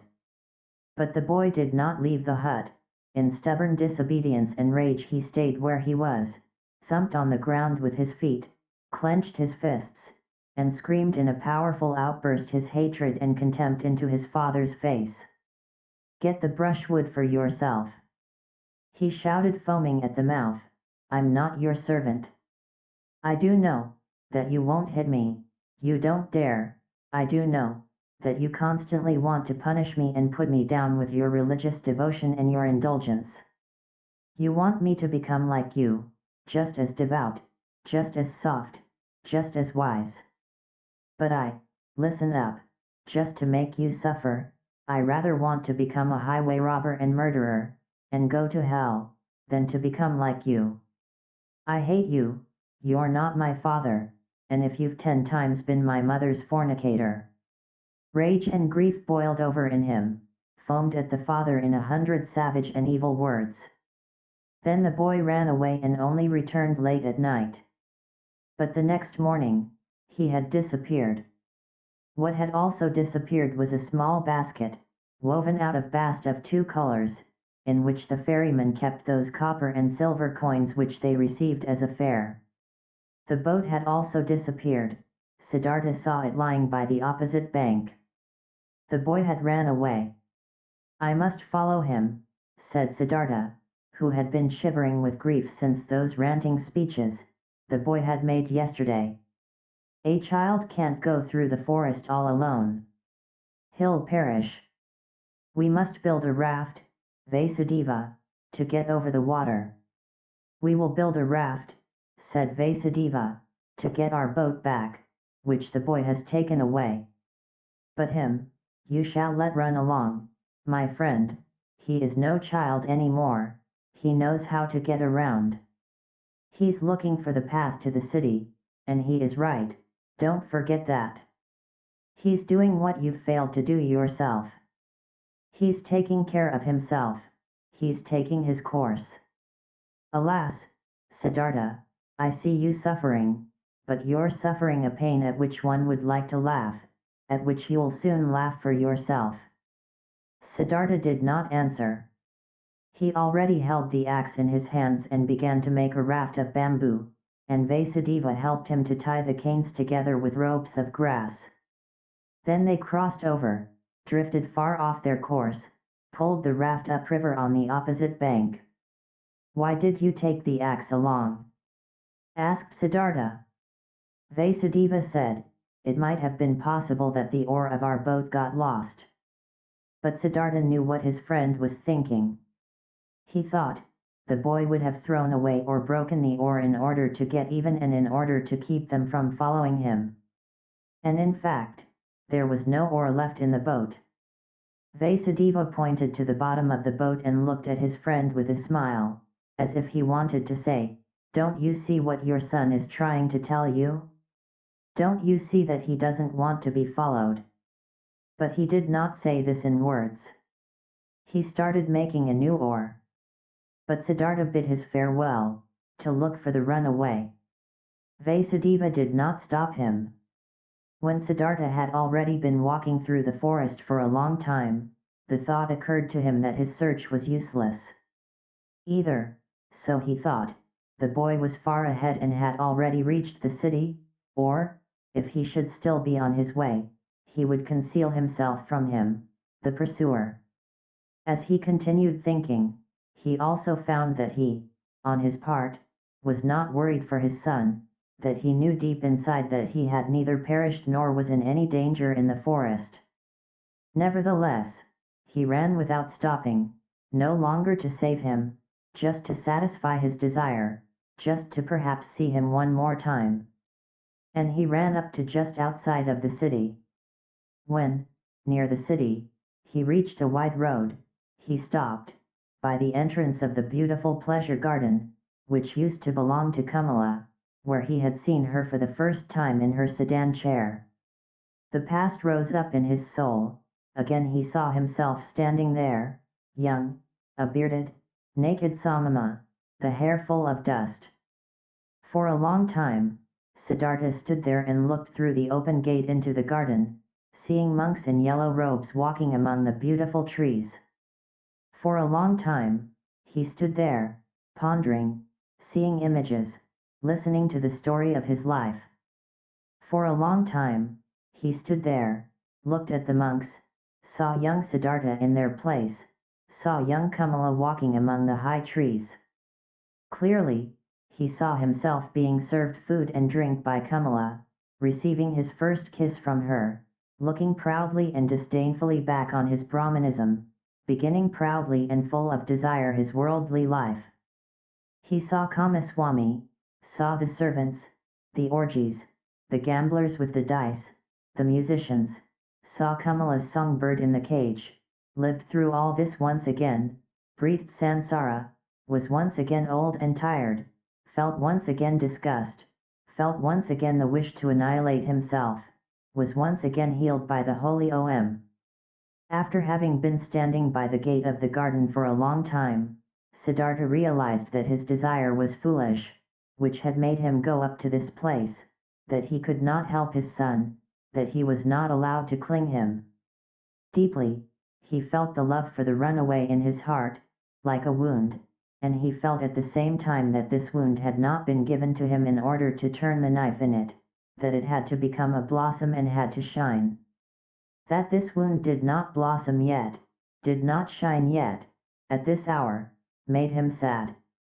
Instead of the desired goal, which had drawn him here following the runaway son, there was now emptiness. Sadly, he sat down, felt something dying in his heart, experienced emptiness, saw no joy anymore, no goal. He sat lost in thought and waited. This he had learned by the river, this one thing, waiting, having patience, listening attentively. And he sat and listened, in the dust of the road, listened to his heart, beating tiredly and sadly, waited for a voice. Many an hour he crouched, listening, saw no images any more, fell into emptiness, let himself fall, without seeing a path. And when he felt the wound burning, he silently spoke the Om, filled himself with Om. The monks in the garden saw him, and since he crouched for many hours, and dust was gathering on his gray hair, one of them came to him and placed 2 bananas in front of him. The old man did not see him. From this petrified state, he was awoken by a hand touching his shoulder. Instantly, he recognized this touch, this tender, bashful touch, and regained his senses. He rose and greeted Vasudeva, who had followed him. And when he looked into Vasudeva's friendly face, into the small wrinkles, which were as if they were filled with nothing but his smile, into the happy eyes, then he smiled too. Now he saw the bananas lying in front of him, picked them up, gave one to the ferryman, ate the other one himself. After this, he silently went back into the forest with Vasudeva, returned home to the ferry. Neither one talked about what had happened today, neither one mentioned the boy's name, neither one spoke about him running away, neither one spoke about the wound. In the hut, Siddhartha lay down on his bed, and when after a while Vasudeva came to him, to offer him a bowl of coconut milk, he already found him asleep. Om. For a long time, the wound continued to burn. Many a traveler Siddhartha had to ferry across the river who was accompanied by a son or a daughter, and he saw none of them without envying him, without thinking, so many thousands possess this sweetest of good fortunes, why don't I? Even bad people, even thieves and robbers have children and love them, and are being loved by them, all except for me. Thus simply, thus without reason he now thought, thus similar to the childlike people he had become. Differently than before, he now looked upon people, less smart, less proud, but instead warmer, more curious, more involved. When he ferried travelers of the ordinary kind, childlike people, businessmen, warriors, women, these people did not seem alien to him as they used to. He understood them, he understood and shared their life, which was not guided by thoughts and insight, but solely by urges and wishes. He felt like them. Though he was near perfection and was bearing his final wound, it still seemed to him as if those childlike people were his brothers, their vanities, desires for possession, and ridiculous aspects were no longer ridiculous to him, became understandable, became lovable, even became worthy of veneration to him. The blind love of a mother for her child, the stupid, blind pride of a conceited father for his only son, the blind, wild desire of a young, vain woman for jewelry and admiring glances from men, all of these urges, all of this childish stuff, all of these simple, foolish, but immensely strong, strongly living, strongly prevailing urges and desires were now no childish notions for Siddhartha any more.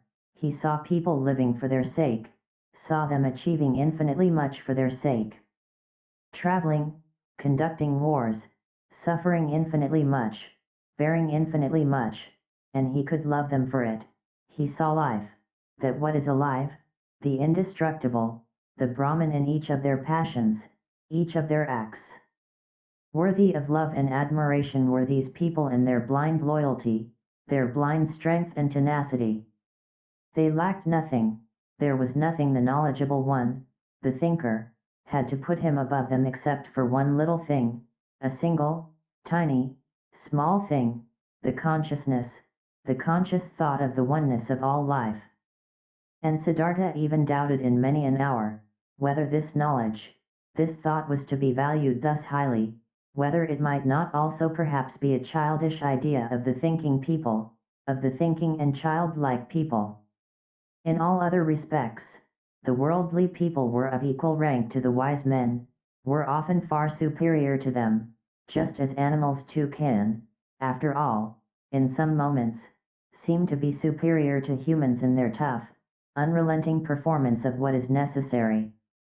Slowly blossomed, slowly ripened in Siddhartha the realization, the knowledge, what wisdom actually was, what the goal of his long search was. It was nothing but a readiness of the soul, an ability, a secret art, to think every moment, while living his life, the thought of oneness, to be able to feel and inhale the oneness.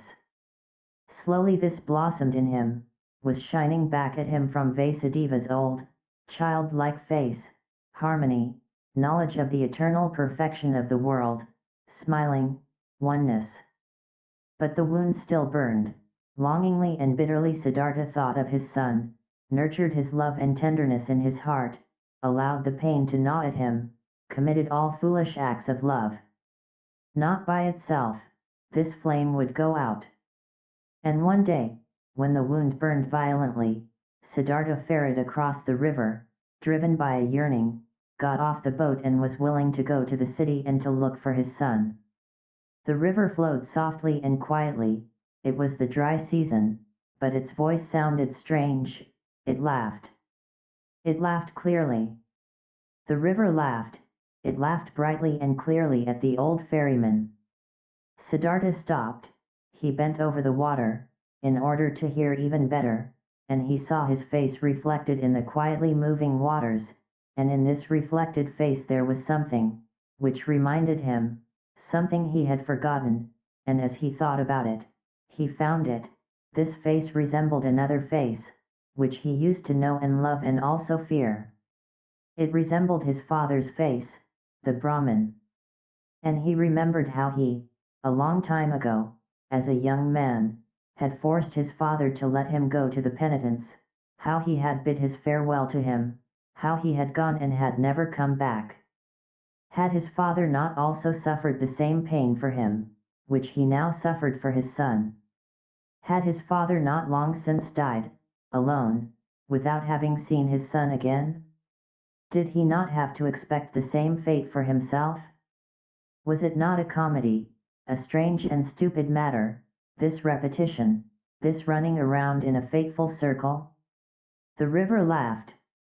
Yes, so it was, everything came back, which had not been suffered and solved up to its end, the same pain was suffered over and over again.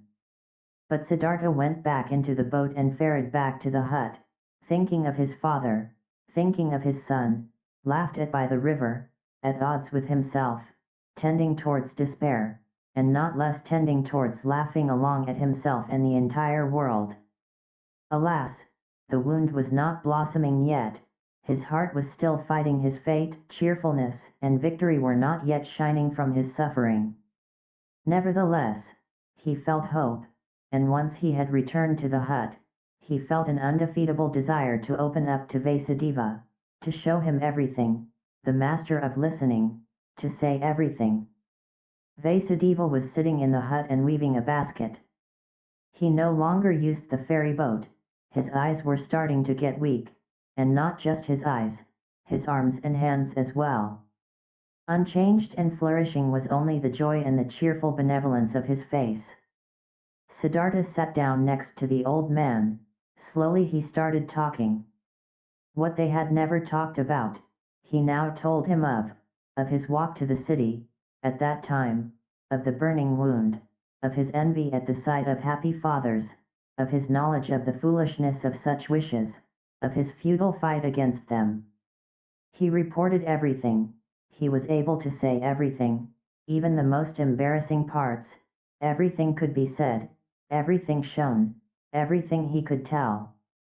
He presented his wound, also told how he fled today, how he ferried across the water, a childish runaway, willing to walk to the city, how the river had laughed. While he spoke for a long time, while Vasudeva was listening with a quiet face, Vasudeva's listening gave Siddhartha a stronger sensation than ever before. He sensed how his pain, his fears flowed over to him, how his secret hope flowed over, came back at him from his counterpart. To show his wound to this listener was the same as bathing it in the river, until it had cooled and become one with the river. While he was still speaking, still admitting and confessing, Siddhartha felt more and more that this was no longer Vasudeva, no longer a human being, who was listening to him, that this motionless listener was absorbing his confession into himself like a tree the rain, that this motionless man was the river itself, that he was God himself, that he was the eternal itself. And while Siddhartha stopped thinking of himself and his wound, this realization of Vasudeva's changed character took possession of him, and the more he felt it and entered into it, the less wondrous it became, the more he realized that everything was in order and natural, that Vasudeva had already been like this for a long time, almost forever, that only he had not quite recognized it, yes, that he himself had almost reached the same state. He felt that he was now seeing old Vasudeva as the people see the gods, and that this could not last. In his heart, he started bidding his farewell to Vasudeva. Throughout all this, he talked incessantly. When he had finished talking, Vasudeva turned his friendly eyes, which had grown slightly weak, at him, said nothing, let his silent love and cheerfulness, understanding and knowledge, shine at him. He took Siddhartha's hand, led him to the seat by the bank, sat down with him, smiled at the river. You've heard it laugh, he said. But you haven't heard everything. Let's listen, you'll hear more. They listened. Softly sounded the river, singing in many voices. Siddhartha looked into the water, and images appeared to him in the moving water. His father appeared, lonely, mourning for his son.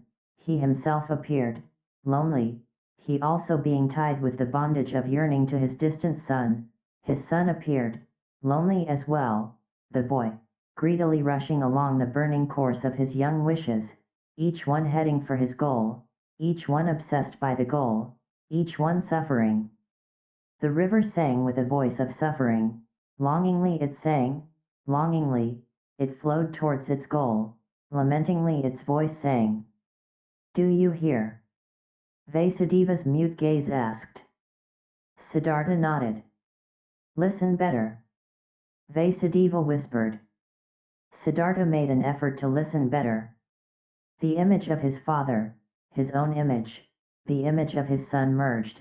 Kamala's image also appeared and was dispersed, and the image of Govinda, and other images, and they merged with each other, turned all into the river, headed all, being the river, for the goal, longing, desiring, suffering, and the river's voice sounded full of yearning, full of burning woe, full of unsatisfiable desire. For the goal, the river was heading. Siddhartha saw it hurrying. The river, which consisted of him and his loved ones and of all people he had ever seen, all of these waves and waters were hurrying, suffering, towards goals, many goals, the waterfall, the lake, the rapids, the sea, and all goals were reached, and every goal was followed by a new one, and the water turned into vapor and rose to the sky, turned into rain and poured down from the sky, turned into a source, a stream, a river. Headed forward once again, flowed on once again. But the longing voice had changed. It still resounded, full of suffering, searching, but other voices joined it, voices of joy and of suffering, good and bad voices, laughing and sad ones, 100 voices, 1,000 voices. Siddhartha listened. He was now nothing but a listener, completely concentrated on listening, completely empty. He felt that he had now finished learning to listen. Often before, he had heard all this, these many voices in the river. Today it sounded new. Already, he could no longer tell the many voices apart, not the happy ones from the weeping ones, not the ones of children from those of men. They all belonged together, the lamentation of yearning and the laughter of the knowledgeable one, the scream of rage and the moaning of the dying ones. Everything was one, everything was intertwined and connected, entangled 1,000 times. And everything together, all voices, all goals, all yearning, all suffering, all pleasure, all that was good and evil, all of this together was the world.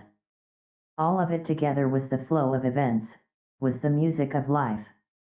And when Siddhartha was listening attentively to this river, this song of 1,000 voices, when he neither listened to the suffering nor the laughter, when he did not tie his soul to any particular voice and submerged his self into it, but when he heard them all, perceived the whole, the oneness, then the great song of the 1,000 voices consisted of a single word, which was Om, the perfection. Do you hear? Vasudeva's gaze asked again. Brightly, Vasudeva's smile was shining, floating radiantly over all the wrinkles of his old face, as the Om was floating in the air over all the voices of the river. Brightly his smile was shining, when he looked at his friend, and brightly the same smile was now starting to shine on Siddhartha's face as well. His wound blossomed, his suffering was shining, his self had flown into the oneness. In this hour, Siddhartha stopped fighting his fate, stopped suffering. On his face flourished the cheerfulness of a knowledge, which is no longer opposed by any will, which knows perfection, which is in agreement with the flow of events, with the current of life, full of sympathy for the pain of others, full of sympathy for the pleasure of others, devoted to the flow, belonging to the oneness. When Vasudeva rose from the seat by the bank, when he looked into Siddhartha's eyes and saw the cheerfulness of the knowledge shining in them, he softly touched his shoulder with his hand, in this careful and tender manner, and said, I've been waiting for this hour, my dear. Now that it has come, let me leave. For a long time, I've been waiting for this hour, for a long time, I've been Vasudeva the ferryman. Now it's enough. Farewell, hut, farewell, river, farewell, Siddhartha. Siddhartha made a deep bow before him who bid his farewell. I've known it, he said quietly. You'll go into the forests. I'm going into the forests, I'm going into the oneness, spoke Vasudeva with a bright smile. With a bright smile, he left. Siddhartha watched him leaving.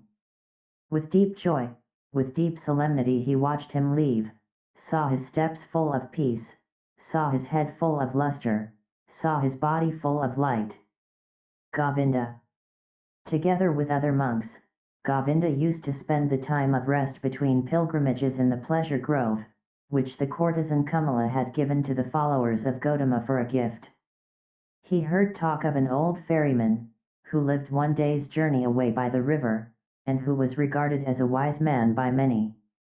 When Govinda went back on his way, he chose the path to the ferry, eager to see the ferryman. Because, though he had lived his entire life by the rules, though he was also looked upon with veneration by the younger monks on account of his age and his modesty, the restlessness and the searching still had not perished from his heart. He came to the river and asked the old man to ferry him over, and when they got off the boat on the other side, he said to the old man, "You're very good to us monks and pilgrims, you have already ferried many of us across the river. Aren't you too, ferryman, a searcher for the right path?" Quoth Siddhartha, smiling from his old eyes, "Do you call yourself a searcher, O venerable one, though you are already of an old in years and are wearing the robe of Gautama's monks?" "It's true, I'm old," spoke Govinda, "but I haven't stopped searching. Never I'll stop searching, this seems to be my destiny. You too, so it seems to me, have been searching. Would you like to tell me something, O honorable one?" Quoth Siddhartha, "What should I possibly have to tell you, O venerable one? Perhaps that you're searching far too much? That in all that searching, you don't find the time for finding." "How come?" asked Govinda. "When someone is searching," said Siddhartha, "then it might easily happen that the only thing his eyes still see is that what he searches for, that he is unable to find anything, to let anything enter his mind, because he always thinks of nothing but the object of his search, because he has a goal, because he is obsessed by the goal. Searching means having a goal. But finding means being free, being open, having no goal. You, O venerable one, are perhaps indeed a searcher, because, striving for your goal, there are many things you don't see, which are directly in front of your eyes." "I don't quite understand yet," asked Govinda, "what do you mean by this?" Quoth Siddhartha, "A long time ago, O venerable one, many years ago, you've once before been at this river and have found a sleeping man by the river, and have sat down with him to guard his sleep. But, O Govinda, you did not recognize the sleeping man." Astonished, as if he had been the object of a magic spell, the monk looked into the ferryman's eyes. "Are you Siddhartha?" he asked with a timid voice. "I wouldn't have recognized you this time as well. From my heart, I'm greeting you, Siddhartha, from my heart, I'm happy to see you once again. You've changed a lot, my friend, and so you've now become a ferryman." In a friendly manner, Siddhartha laughed. "A ferryman, yes.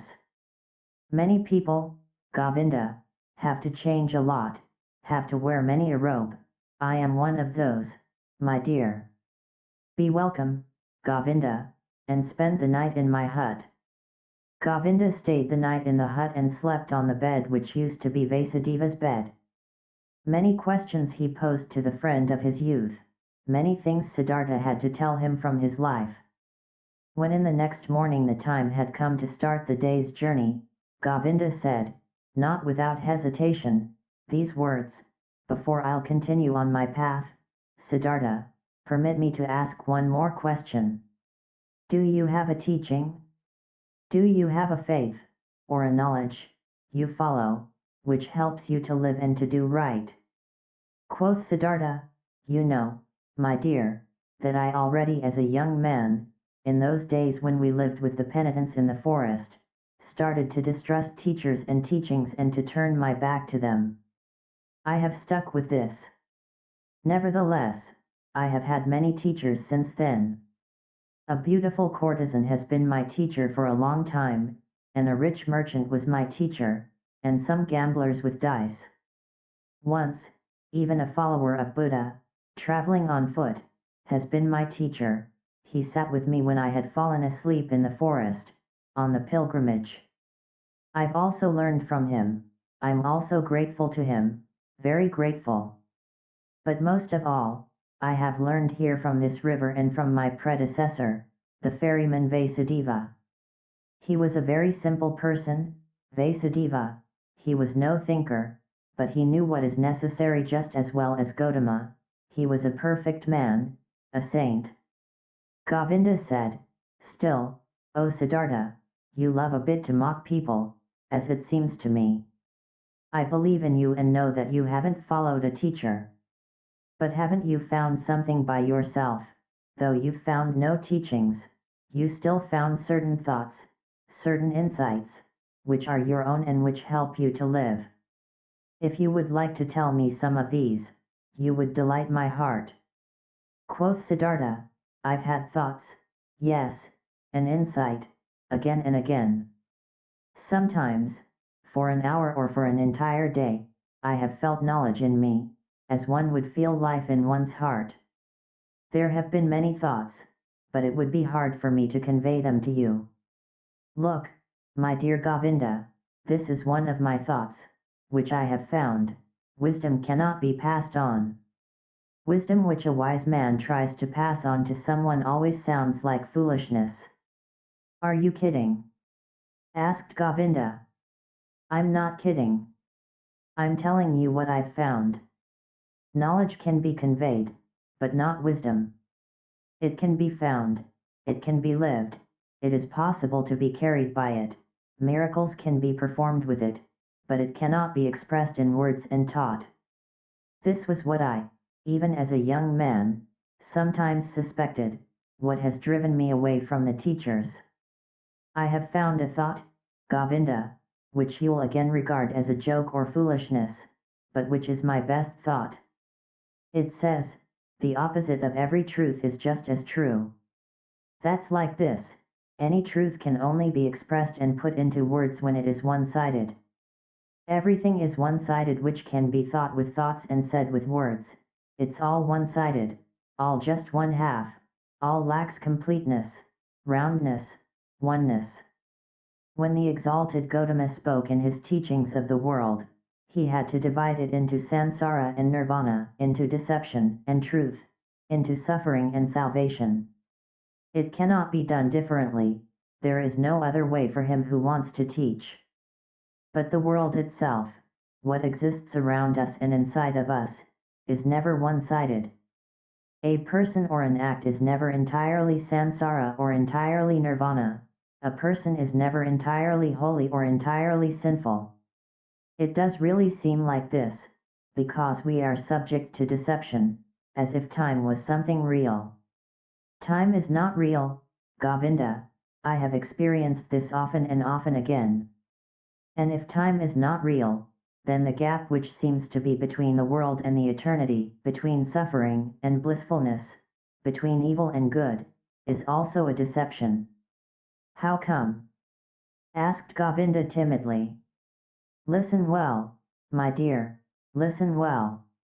The sinner, which I am and which you are, is a sinner, but in times to come he will be Brahma again, he will reach the nirvana, will be Buddha, and now see, these times to come are a deception, are only a parable.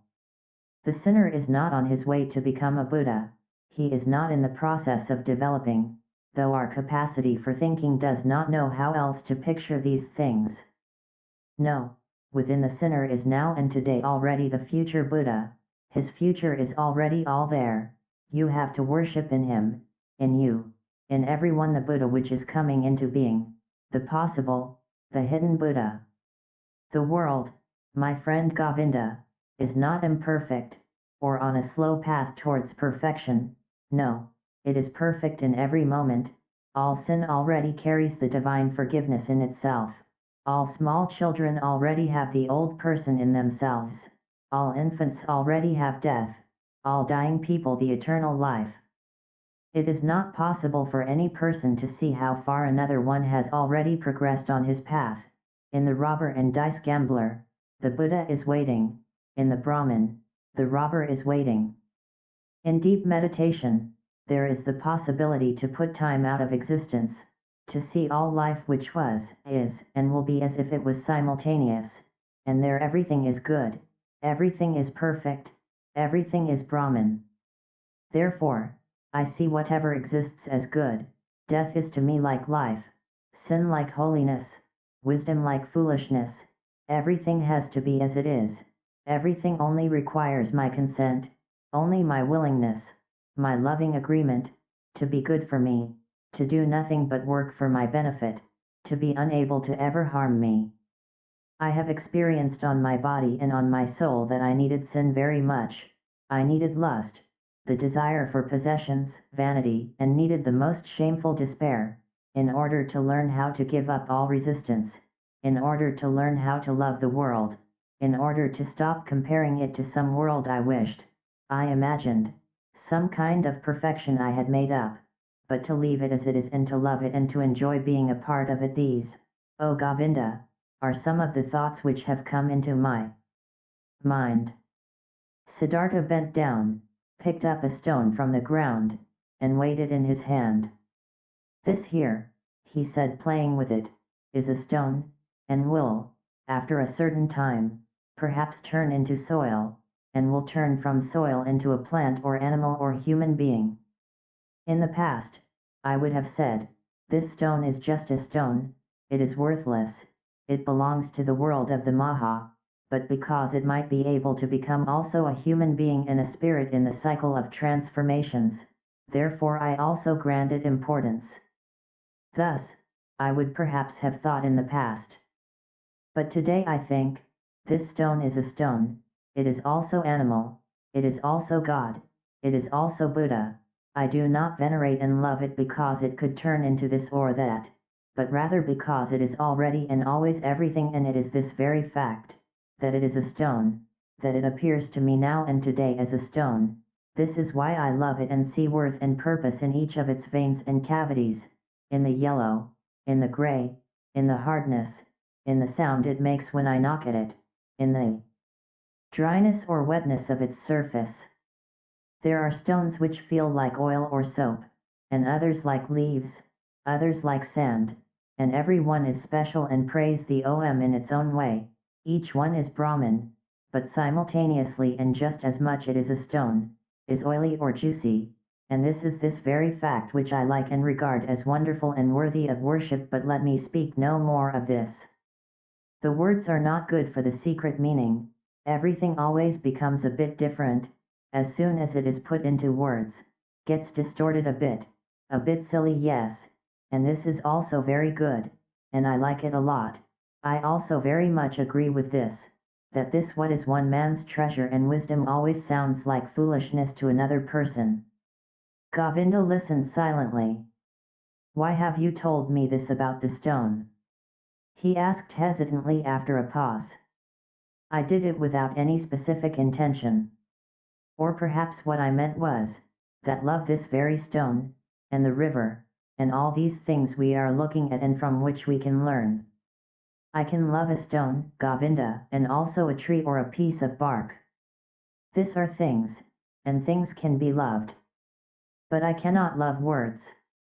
Therefore, teachings are no good for me, they have no hardness, no softness, no colors, no edges, no smell, no taste, they have nothing but words. Perhaps it are these which keep you from finding peace, perhaps it are the many words. Because salvation and virtue as well, samsara and nirvana as well, are mere words, Govinda. There is no thing which would be nirvana, there is just the word nirvana. Quoth Govinda, not just a word, my friend, is nirvana. It is a thought. Siddhartha continued, a thought, it might be so. I must confess to you, my dear, I don't differentiate much between thoughts and words. To be honest, I also have no high opinion of thoughts. I have a better opinion of things. Here on this ferry boat, for instance, a man has been my predecessor and teacher, a holy man, who has for many years simply believed in the river, nothing else. He had noticed that the river spoke to him, he learned from it, it educated and taught him, the river seemed to be a god to him. For many years he did not know that every wind, every cloud, every bird, every beetle was just as divine and knows just as much and can teach just as much as the worshipped river. But when this holy man went into the forests, he knew everything, knew more than you and me, without teachers, without books, only because he had believed in the river. Govinda said, but is that what you call things, actually something real, something which has existence? Isn't it just a deception of the Maha, just an image and illusion? Your stone, your tree, your river, are they actually a reality? This too, spoke Siddhartha, I do not care very much about. Let the things be illusions or not, after all I would then also be an illusion, and thus they are always like me. This is what makes them so dear and worthy of veneration for me, they are like me. Therefore, I can love them. And this is now a teaching you will laugh about. Love, O Govinda, seems to me to be the most important thing of all. To thoroughly understand the world, to explain it, to despise it, may be the thing great thinkers do. But I'm only interested in being able to love the world, not to despise it, not to hate it and me, to be able to look upon it and me and all beings with love and admiration and great respect. This I understand, spoke Govinda. But this very thing was discovered by the Exalted One to be a deception. He commands benevolence, clemency, sympathy, tolerance, but not love. He forbade us to tie our heart in love to earthly things. I know it, said Siddhartha, his smile shone golden. I know it, Govinda. And behold, with this we are right in the middle of the thicket of opinions, in the dispute about words.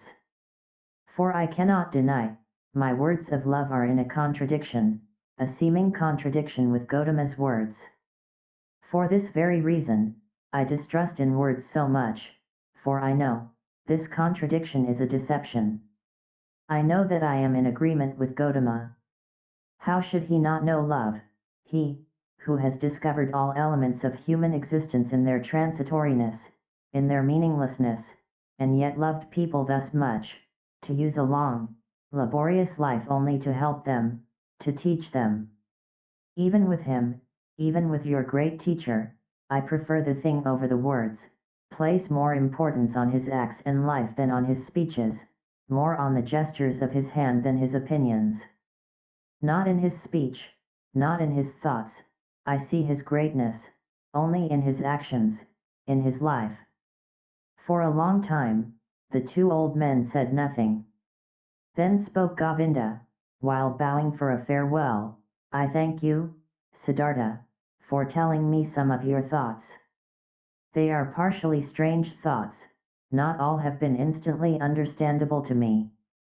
This being as it may, I thank you, and I wish you to have calm days. But secretly he thought to himself, this Siddhartha is a bizarre person, he expresses bizarre thoughts, his teachings sound foolish. So differently sound the Exalted One's pure teachings, clearer, purer, more comprehensible, nothing strange, foolish, or silly is contained in them. But different from his thoughts seemed to me Siddhartha's hands and feet, his eyes, his forehead, his breath, his smile, his greeting, his walk.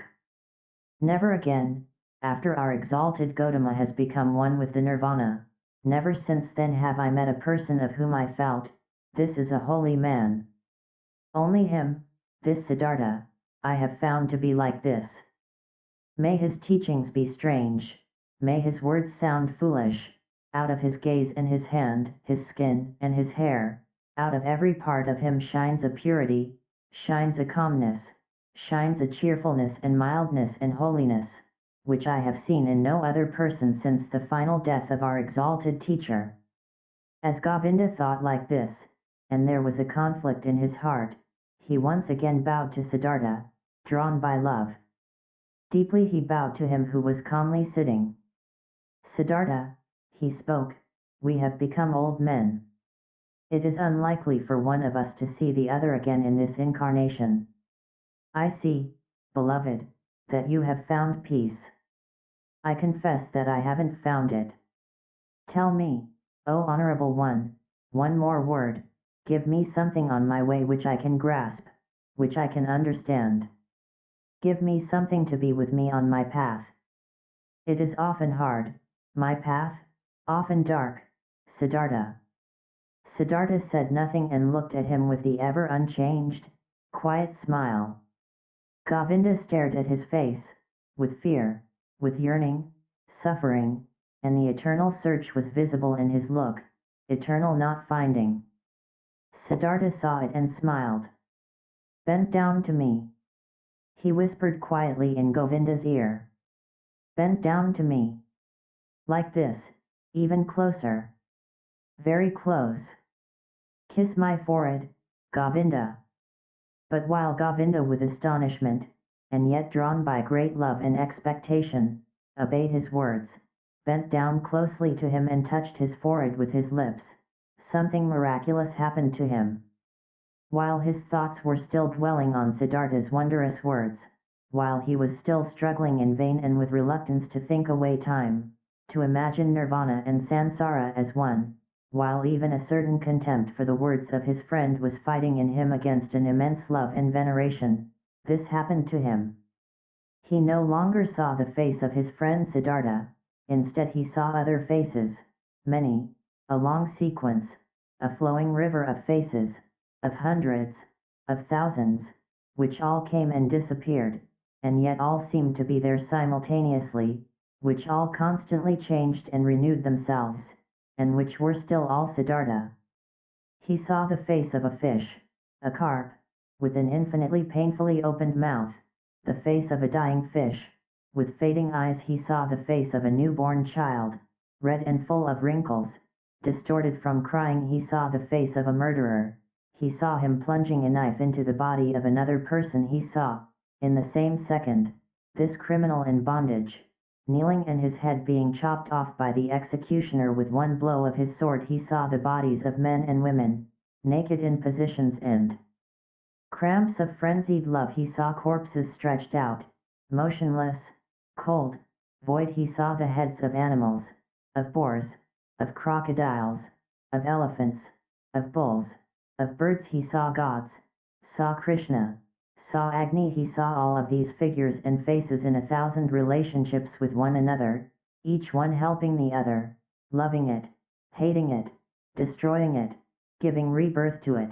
Each one was a will to die, a passionately painful confession of transitoriness, and yet none of them died, each one only transformed, was always reborn, received evermore a new face, without any time having passed between the one and the other face. And all of these figures and faces rested, flowed, generated themselves, floated along and merged with each other, and they were all constantly covered by something thin, without individuality of its own, but yet existing, like a thin glass or ice, like a transparent skin, a shell or mold or mask of water.